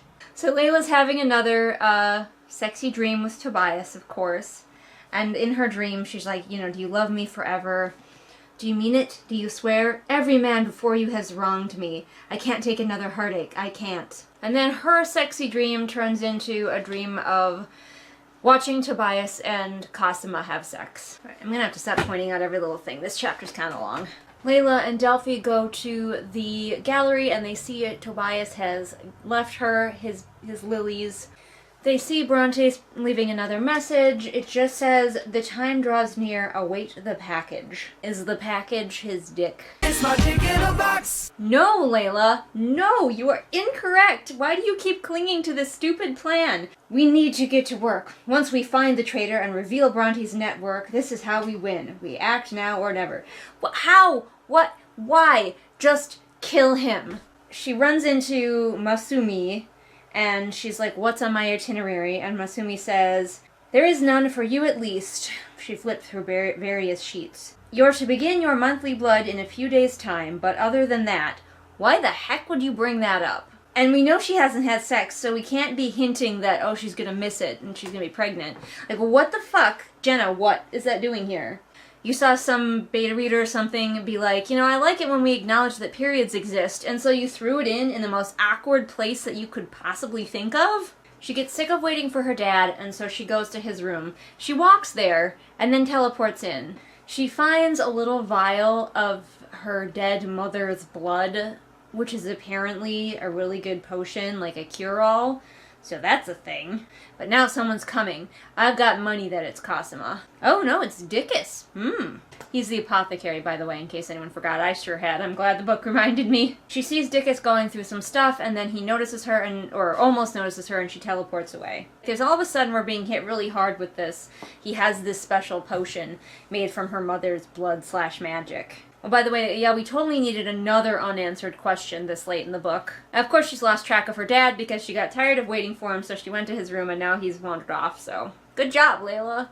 The Queen of Kovar must not be a bad person because she just showed up next to Leila and called Cosima a bitch, so. The Queen gestured toward Flynn. That one. He is useless. A plaything. No value. Wow. Wow. No value. 0. Leila sees her dad talking to Cosima, and then when he leaves, she bursts in to confront Cosima.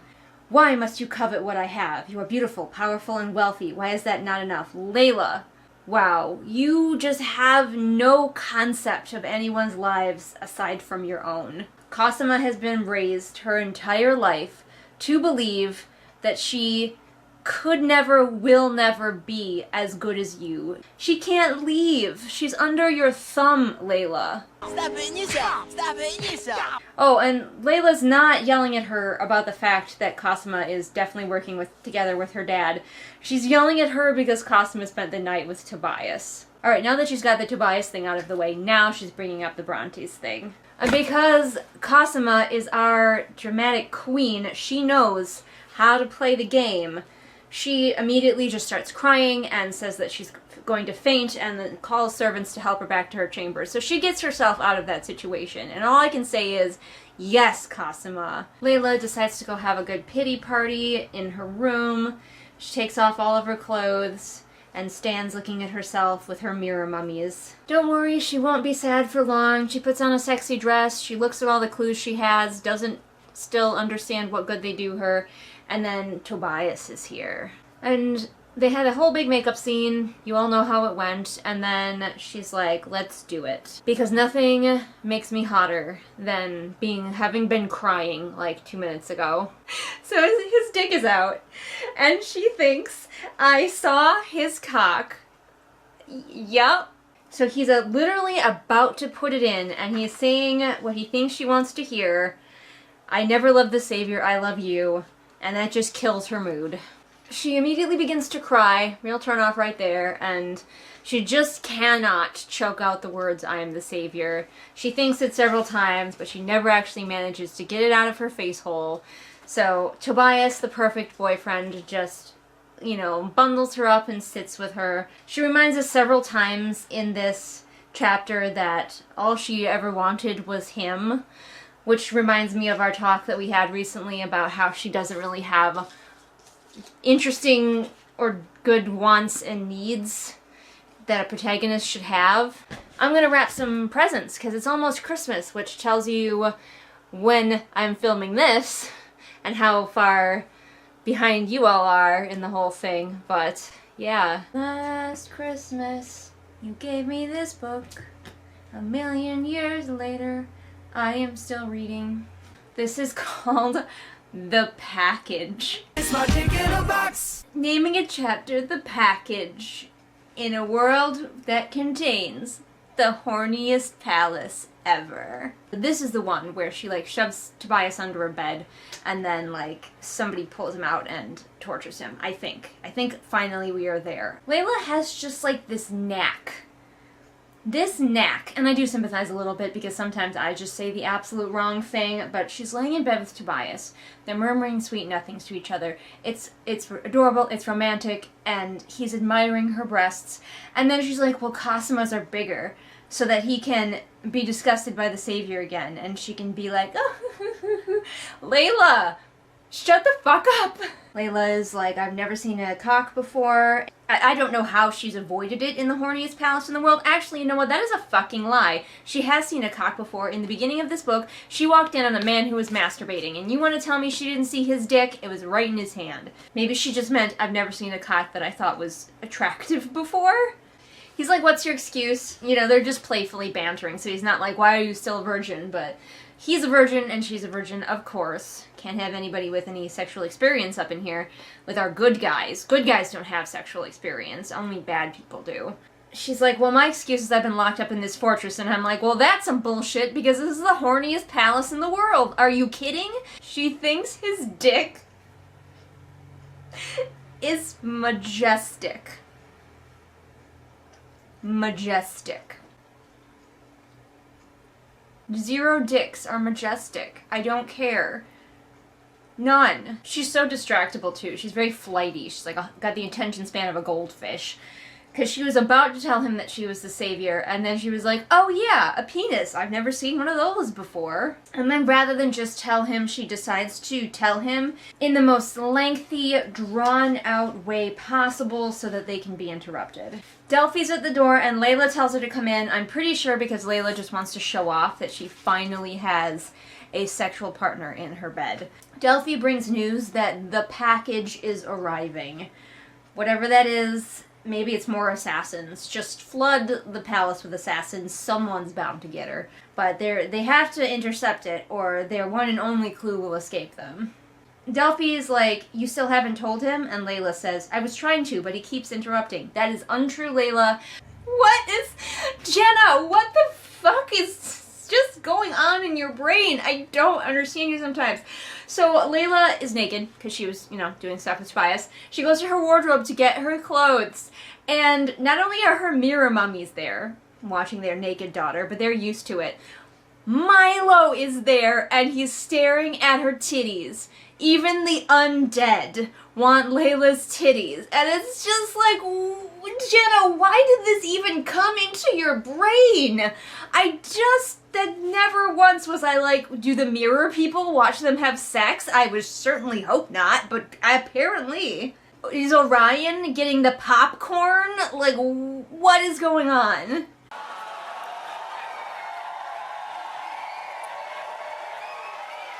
She's fine also with Asher being the guard at her door while she leaves Tobias in the room.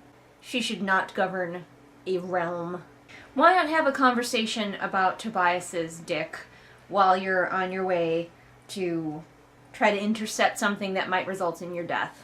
The only reason that they are going to get their hands on this package is because Hylas, the guy that Leila just recruited like 2 chapters ago, is the one who's going to deliver it.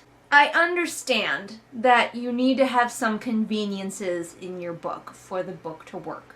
Sometimes your character just needs to happen to be somewhere at the right time.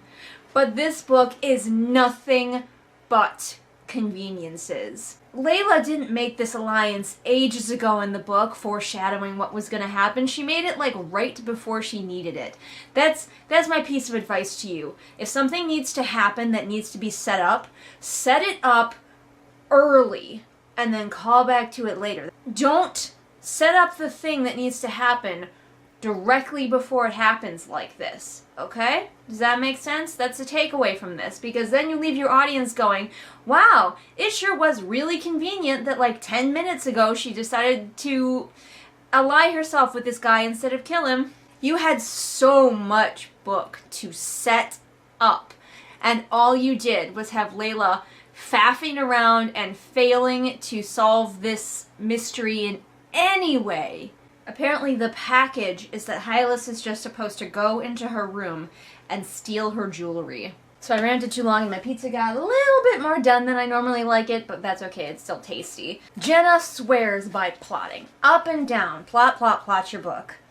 This is one of the worst plotted books I have read in a very long time. The package that they have to intercept is not even a message or a special ritual dagger that she's going to be killed with, or a person. Like, this is so frickin' sloppy. So they give Hylas the jewelry, and now all they have to do is fucking follow him. And Hylas treats them like they are experienced spies. Oh, he's doing his own theme music?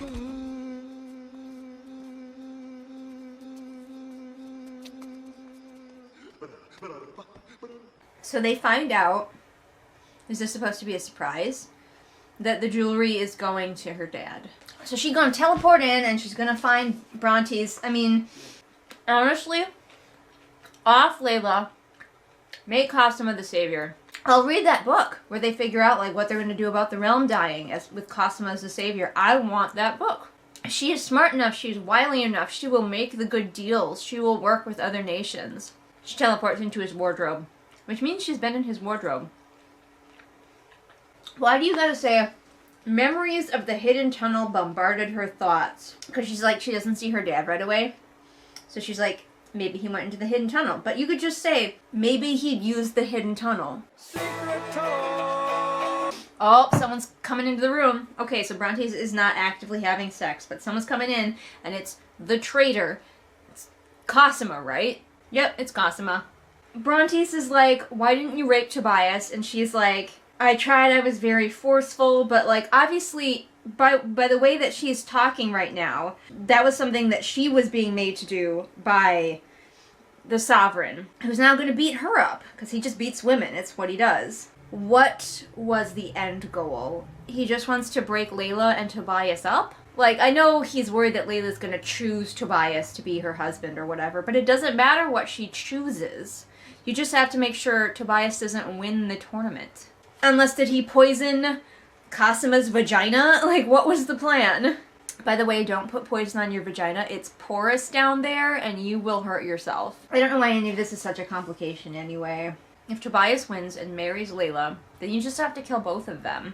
If only Leila had a little bit of self-exploration in her, Because she thinks, did Cosima truly believe that Brontes would allow her to rule at his side? How could she be so foolish, so desperate? You know why she's so desperate, Leila? It's because of you. You, who have always made it clear to this woman that she means nothing to you, less than nothing. You called her more sist than sister. Which would be great if Leila just realized that in this moment, like, oh shit, if I had treated her well, she might actually be my ally right now. It escapes Leila. People are just supposed to be her friend no matter how she behaves. And he has sex with Cosima, although I was hoping Cosima would be using him, but of course Brontes has to be the most stereotypical possible evil man, and so he assaults her. And Leila feels like she has to stay for this because the package hasn't exchanged hands. Maybe Leila still thinks that somebody else is going to come in and it's going to be for them. Cosima is the most sympathetic, deep character in this entire book. You can fight me. I will talk for days about this. This is the hill I will die on. And Jenna doesn't want us to like her. What the fuck is wrong with you?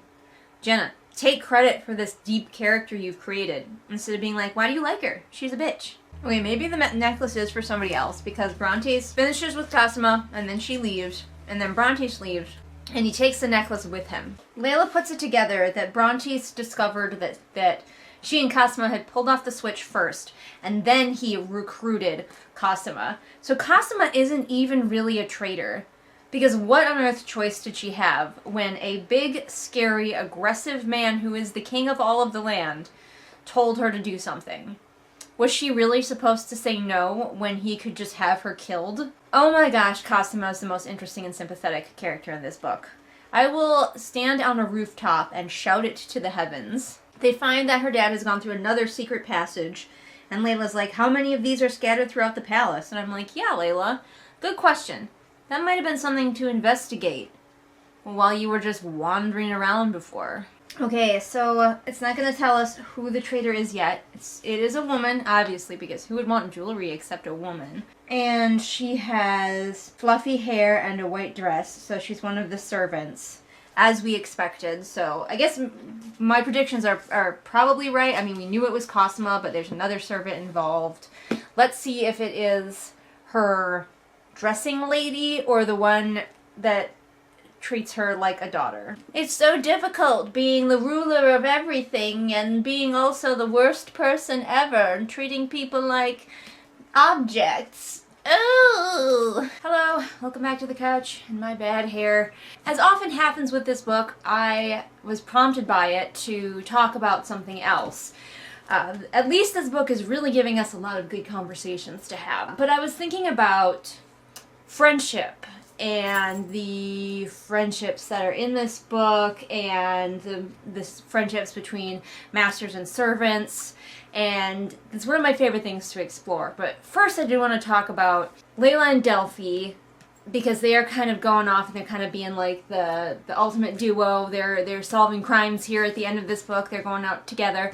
Delphi is kind of both the wise black friend and the wise gay friend tropes sort of rolled into one person, which might make some people be like, she's always there to help Leila. She doesn't really have her own thing. Like, she's got a girlfriend that Leila keeps interrupting her with, but that doesn't matter. Delphi will just ditch the girlfriend in favor of Leila. That got me thinking about master-servant relationships, because that's something really interesting. When you are a body servant, which is the one who's closest to the ruling person, I'm going to say like lord or lady because it's simplest. So there's your lord or lady and you have a body servant. That is someone who is like your close servant, your lady's maid or whatever, who dresses and undresses you. They're always with you. They're always taking care of your needs.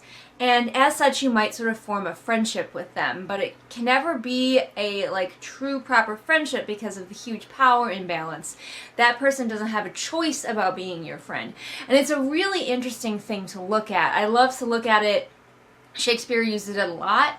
If you look at most of the wealthy characters in Shakespeare plays, they have at least one sassy servant following them around, helping them out. And like, where does the friendship come in? And I was like, well, what makes a friendship? And in a true, good, healthy friendship, there are two sides to it. So it can't be completely one-sided or it's just not a healthy friendship. Maybe sometimes one friend will need more support and the other one will have to do more emotional labor or work, but ultimately it balances out. Leila and Delphi, I think, are supposed to be just like friends. We're supposed to believe that Delphi would choose to be friends with Leila were it not for the situation they're in, and I'm just not convinced that would be true. I think that Delphi has just been trained her entire life, again, little iffy that she's a black woman, and her entire life is dedicated to serving and being the friend to a very white lady. Delphi could never be the God Queen, what are you talking about? She has brown skin. So their friendship could be something really interesting to explore. I don't think Jenna ever will, but it could be something really interesting to explore about like what's in it for Delphi. Is it just the money? Is it the power of being the body servant? Because when you're a body servant, you are afforded more power and prestige. You are first-hand to the master. The master is looking to you a lot of times for advice. You can boss the other servants. So you have a lot of power even though you are a servant. You're like a high-up servant, and Delphi would be that. I think it is a little unsettling that Cosima is the one who sees what an unfair shake she's gotten, and Delphi, the brown-skinned woman, is the one who is just absolutely happy to always be there for Leila, no matter what. I'm always here for you, honey. We're in this together. Alright, that was my lengthy ramble about that. Let's get on to the chapter called The Culmination, where hopefully, finally, something will fucking happen. So the traitor is Cecily. Which one was Cecily? Which one of the like 8 servants that follow her around talking about boys? Which one was Cecily? So Cecily's basically doing the gig that I thought Cosima was doing, but apparently Cosima is not doing it as well. Because she's definitely got Bronte's kind of wrapped around her finger. Cosima gets to be the one that we all hate, but she doesn't even get the cool factor of having been, like, manipulating and playing and doing this for her own gain the whole time. It's really disappointing. Like, why do we gotta shit on Cosima in every way possible? I wish I knew anything about Cecily. None of the servants were fleshed out enough for me to be like, oh yeah, get it girl, or ooh, she's so evil. Like, she's a blank in my head. So they're doing a little bad guy chat. Just like the end of the other book, where we got to listen to Brontes and Calio discuss what the plan was, now we're listening to Brontes and Cecily discussing what their plan was. You sly dog! You got me monologuing! I can't believe it. Brontes is like, no, I'm killing my daughter today. I really am just like sick of waiting. And Cecily says, the original plan was seamless. The wedding was already arranged. Seamless, you say. Seamless. Brontes is like, wait, it took him this long to figure it out, but now he's like, wait, I have a fake savior who everyone likes. I could just kill my daughter. You magnificent bastard, I read your book! Good for you! You thought of it, finally! So Cecily's like, no, you can't kill her because her servants will, like, rise up. They love her too much. And I'm like, how is that going to be different after she's married? Leila won't kill her dad because she's like, he has too many allies, and apparently Dad won't kill Leila for the same fucking reason, and it's a stupid reason. It's a bad reason. And of course, Cecily is completely 1000% smitten with Brontes, but because Brontes is an inhuman monster in every way, he clearly doesn't care for her at all. All of the bad guys are just emotionless husks who are just evil. Cecily is like, I see your wheels turning. Tell me, I'm certain it's brilliant. And then Brontes is like, well, we're gonna do the same plan that we had planned all along. And she's like, it's genius. I like your plan, except it sucks, so let me do the plan, and that way it might be really good. Conveniently, of course, they're down in the tunnels again, so we have another brief tunnel chase where she's just following the sound of footsteps. But she does catch up, because also Leila's a champion sprinter. Bet you didn't know that. Luckily, while the girls are scrabbling on the floor pulling each other's hair, Delphi shows up and punches Cecily out and then brings the torch over. Cecily sat unfazed, her hair disheveled. This woman wasn't the one she'd known. This woman isn't the woman we've known either, because we have no idea who this woman is really. She's just a name. And now they're like trying to interrogate Cecily, and they're like, what's the plan? And I'm like, you just heard the plan. They laid out the entire plan. It's the same plan that you've known has been going on for ages. What more do you want from this woman? So I guess Cecily was the one who was the fitter. The one who was like Cinna, I think? It was Cinna, right? In the Hunger Games. They start cutting off this woman's toes to get information that they already basically have. Just to remind everyone that we are rooting for torturers who are cutting off someone's toes. Those are the good guys of the story. I mean, I guess it's trying to be dark fantasy, so it wouldn't be dark enough if our heroes didn't torture people. Delphi, by the way, is just as bloodthirsty, if not more bloodthirsty, than Leila right now. Delphi's like, yes, chop her to pieces, ha ha ha. They're just being like, Cecily, you're so dumb. Why would she be intelligent? And using him. She has to be in love with him and foolishly in love with him, and he'll never love her. And the girls are like, oh, he was just sleeping with Cosima, so you're dumb. The only women of any value are the ones that think exactly like Leila and Delphi. Wouldn't that be a cool twist? Okay, they kill Leila, because fuck her. Nobody likes her anyway. They kill Leila, and then they think, haha, we've done it, we've defeated the savior. But then, somewhere in one of the villages, a new savior is born. Maybe she could even have brown skin. And nobody knows it, but she's there, and she, like, rises up, and she's actually, like, an interesting protagonist who isn't a total jerk to everyone around her. She's, like, a peasant, so she comes up humble, and she, like, has to learn. I mean, it's still the chosen one trope, which I don't love, but wouldn't that be cool? I want that. Meanwhile, I'm writing the sequel now, Cosima and Flynn flee together, knowing that they're in trouble. And they eventually bump into the new savior, and they like her way better than Leila because this new savior isn't a dick. And they decide to help this kid. By then, Cosima and Flynn will be older and wiser, and they can be mentors, and they will have grown a bit more as people. I would read that. They have enough magic to keep themselves alive, apparently, but not the realm. So Brontes' plan, although he doesn't really believe that the savior is saving the realm, but Cecily's plan, anyway, is that she and Brontes rule over a realm with no people in it. Leila sends Delphi away to go keep an eye on the last part of the competition, and then she continues with her interrogation. It would be really interesting if this was a more equal conversation where Cecily had, like, a good motivation and reason instead of it being like, Cecily has a really, really bad plan, even worse than Leila's plan. And now Leila has to explain to this grown woman how stupid she is. And it would be really interesting if Cecily was made to have, like, solid ground to stand on, to have a position that Leila, as a privileged girl, had never considered.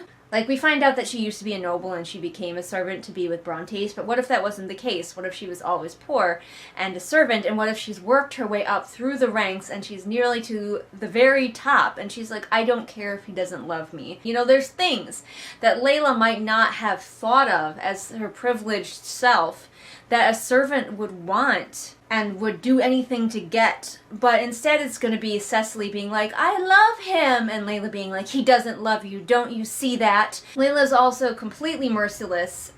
If we're to believe that she and Cecily have enough of a relationship that she's hurt by Cecily betraying her, Leila doesn't hesitate to start carving pieces off this woman. Throw in some memories of ways that she and Cecily had connected in the past so Leila can be like, I really don't like doing this. But instead it just makes Leila seem completely heartless and bloodthirsty when she's like, you betrayed me, so our relationship is over, and I have no good feelings about you at all, and no conflicted feelings about you at all. You betrayed me, so now I have to take you apart piece by piece. So Cecily kicks Leila, presumably with the foot that still has toes on it, and Leila loses her weapon, and then Cecily grabs it and, like, hobbles away into the darkness.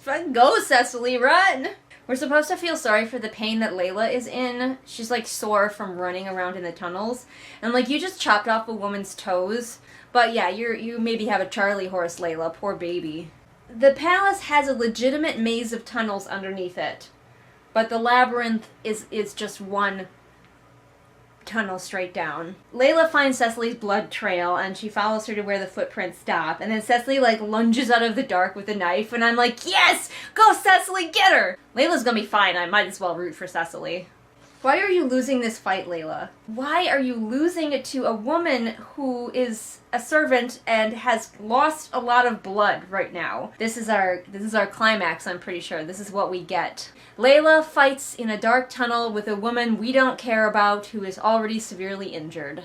I don't feel anything remotely victorious about this. Obviously, Leila eventually wins. This poor servant woman doesn't have a fucking chance, and yet this is supposed to be a climactic, tense battle. So we find out the person that her dad has been paying all of the money in the vaults to is some general guy who's training up the army real good. And didn't Leila talk to some people who used to be soldiers, and couldn't they be like, oh, by the way, your dad has a really, like, big army for peacetime. That's sus. And Leila could have been like, you're right, that is sus. And maybe solved more of this mystery, but she never asks anyone any questions. She's just like, yeah, sure, of course we have an army. They're planning to frame Kovar for Leila's murder. They're gonna put a note next to her that's like, I did it, and I am Kovarian. But I've got my country's 500th anniversary to plan, my wedding to arrange, my wife to murder, and Gilda to frame for it. I'm swamped. He's gonna conquer everyone along his way because he wants to rule the world, because he is so paper thin as a character that he would literally blow away in a strong breeze. I mean, a good plan for ruling the world would be to keep your home base nice and strong by not letting it die, but I guess Leila thinks it all made sense. Sure, Jan. And then Leila, having gotten what she thinks is all the information she needs, stabs Cecily in the throat. And now she has a reason that she can't kill her dad because she has to find Cecily's father, his, like, master super uber general dude.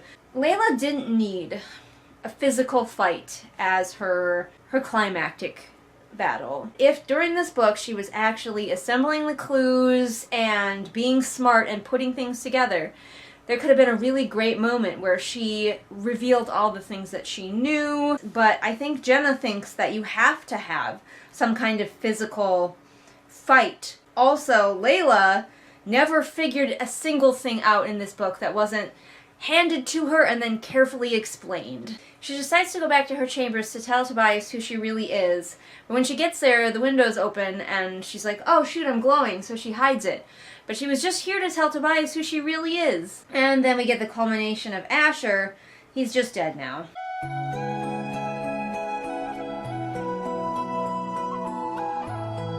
And of course Tobias is gone because he was snatched away to go be tortured and shit. Leila's response to that is to go running through the palace screaming Tobias's name.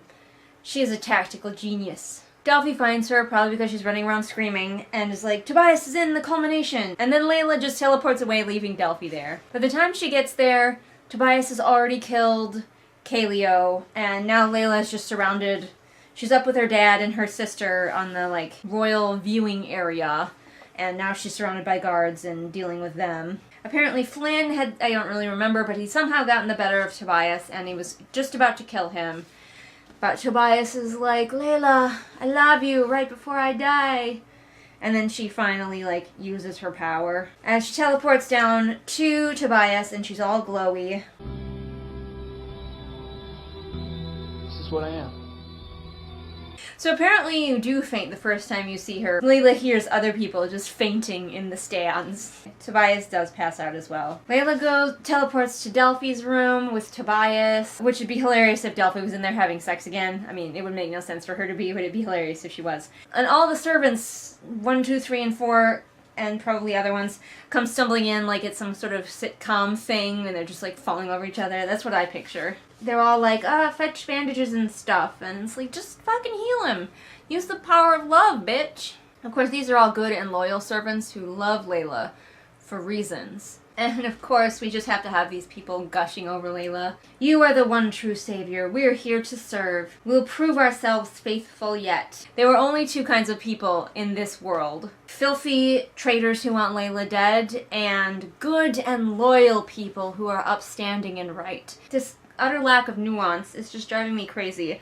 All of these other servants are here and they're bustling around her and they're like, let's get you into some clean clothes, let's heal your boyfriend. I don't know, I don't even have the words today for how frustratingly blank all of these characters are, how much they might as well just be robots here to serve Leila. This chapter is so fucking long. It's almost over. They're like, Leila's upset, so soothe her, and then someone's soothing Leila, and it just feels like a program designed to give Leila everything that she wants and needs in this moment. And I think it's supposed to be like a victorious moment for Leila where she realizes she has a small group of friends. You know, she doesn't have anything compared to what her dad has, but she has these people.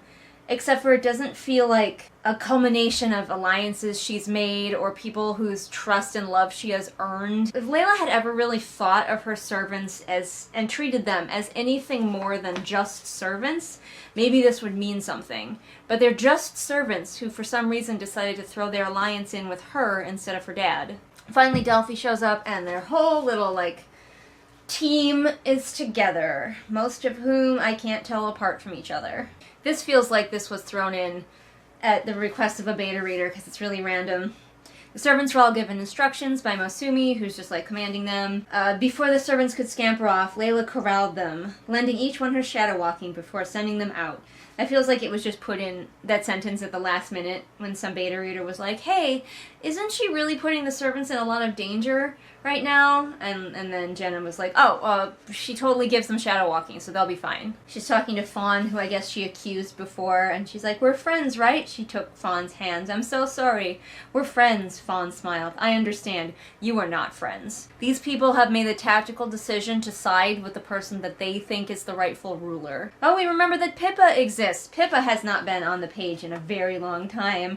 And Leila's finally like, oh, go find Pippa, by the way, make sure that she's safe. And then once all of her servants are away doing, not her bidding, because she didn't really have a plan for them. Masumi, the lead of the servants, was the one who was giving orders. But now Leila's alone, and she can heal Tobias finally, and then he can wake up and be like, oh, you're the savior, but I still love you.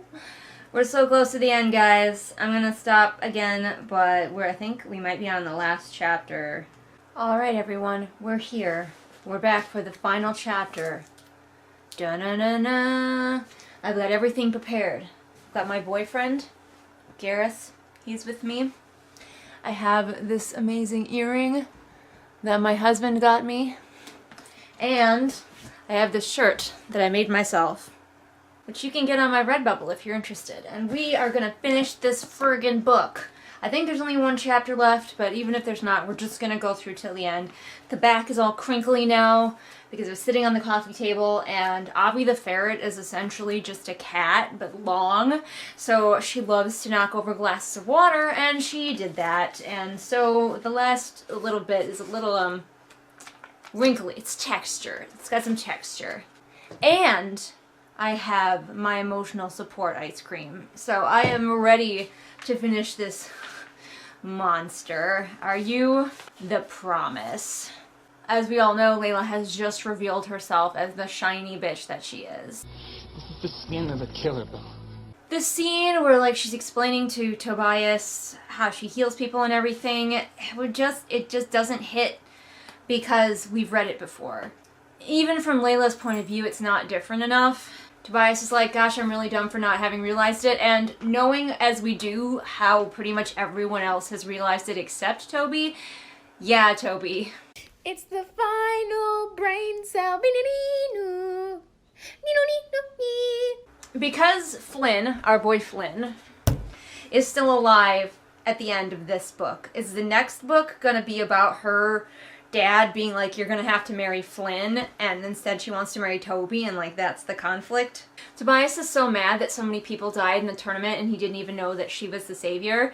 Wait until you find out, Toby, how few fucks she gave about the tournament and your lives. Toby, don't read this book if you want to keep your same opinion of your saintly girlfriend. Toby's accusing her of being manipulative and all this stuff, and in the first book it was like, yeah, she kind of was. It seemed like she was playing this game to get to know the guys a little bit better and to, find out more about who she was going to be stuck marrying and maybe turn things in her favor. But now we know that she didn't give a fuck about the tournament, and nothing that she did was cunning at all. I don't know if it hurts more. Would we rather have her be manipulative and clever, or this, where she's just a fail face?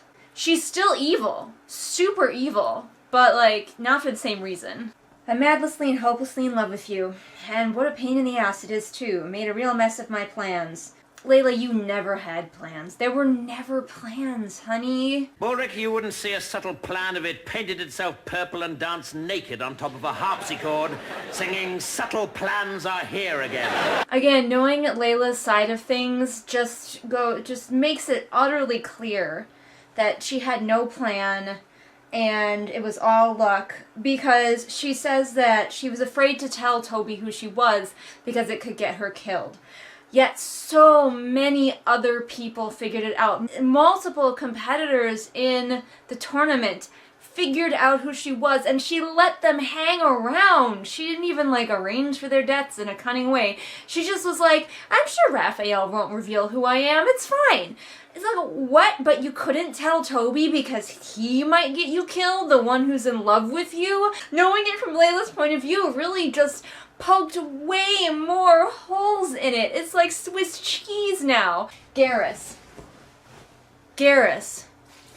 We all know that if you had been there, you would have come up with a cunning plan.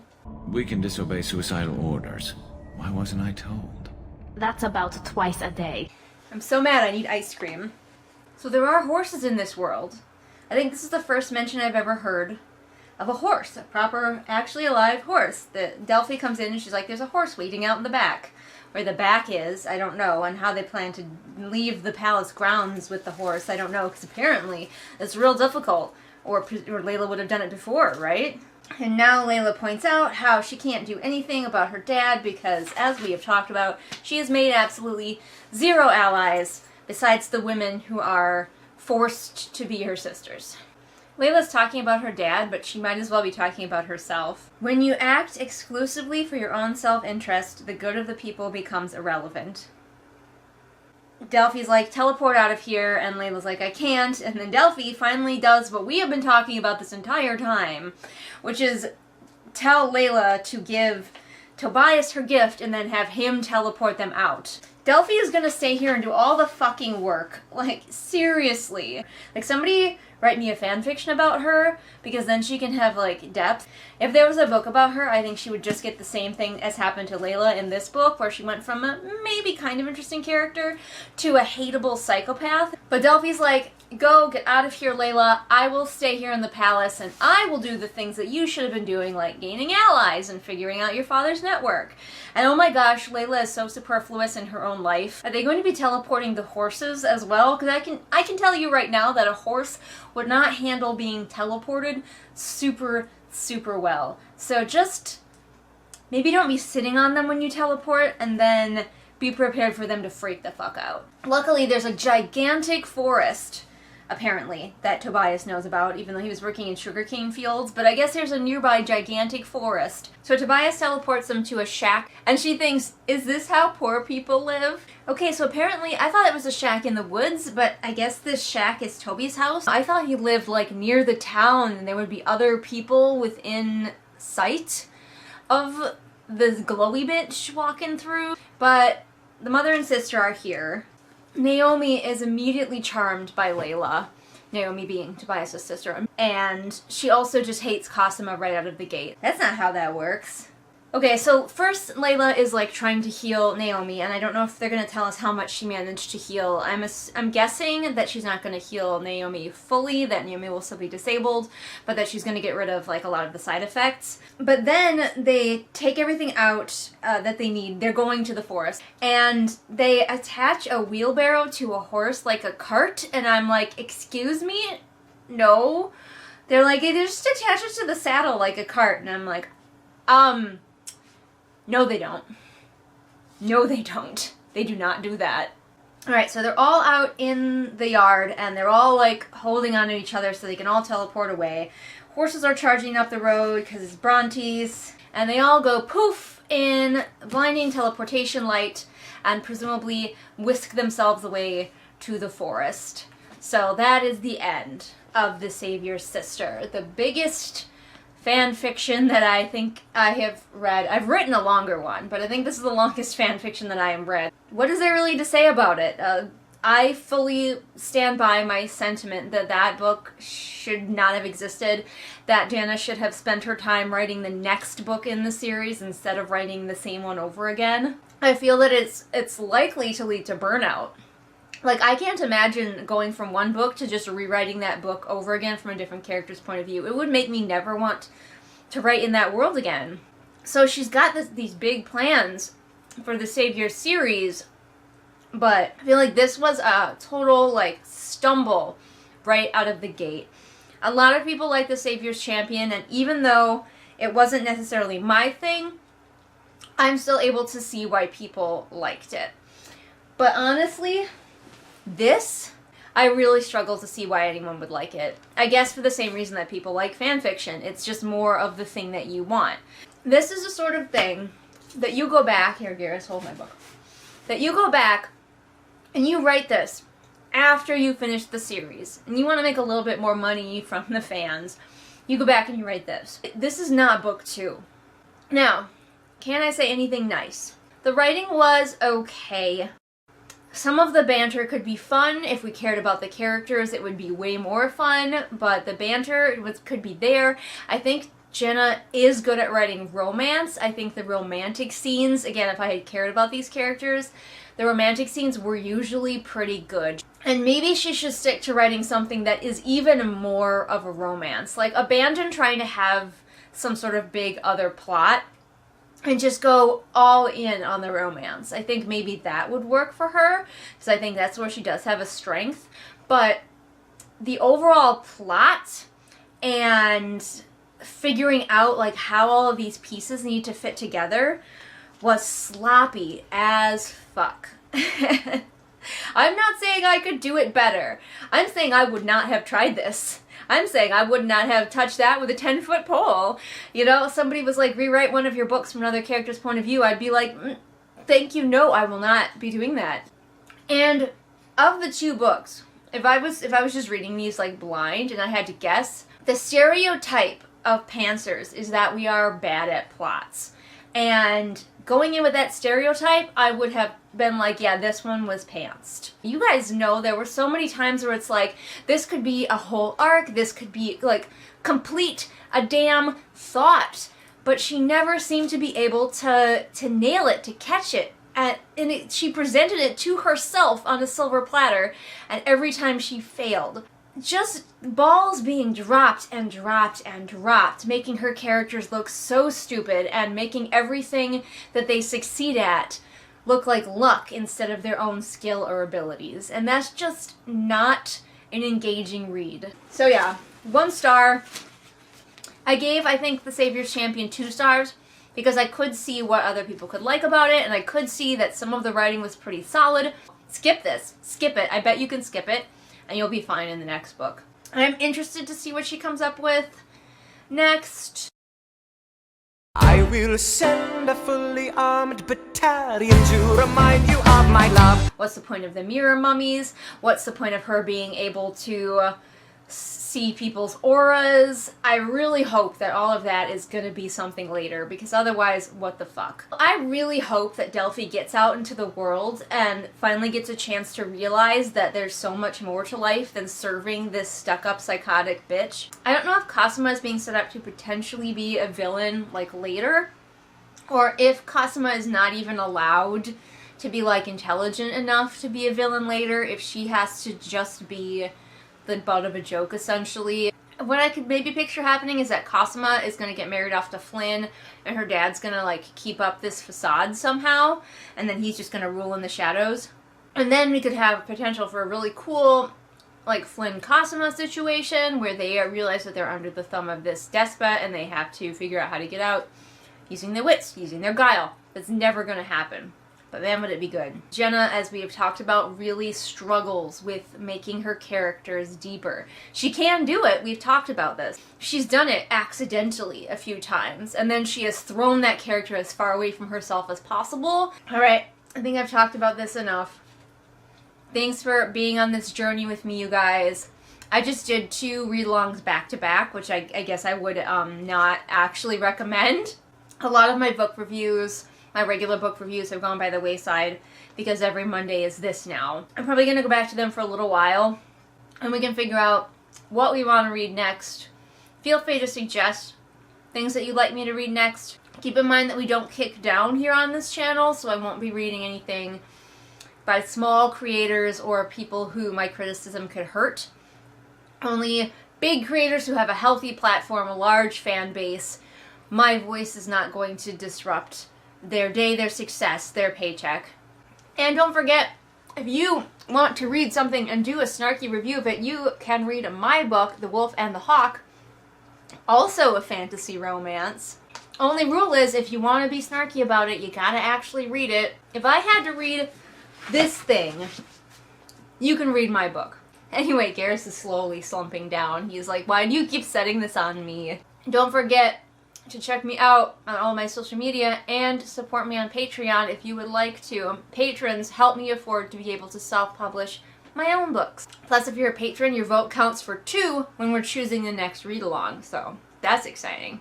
So I have a bunch more videos to film today. I'm gonna let you guys go and continue with your days. I will see you again next time with whatever it is I happen to be doing next time. Bye!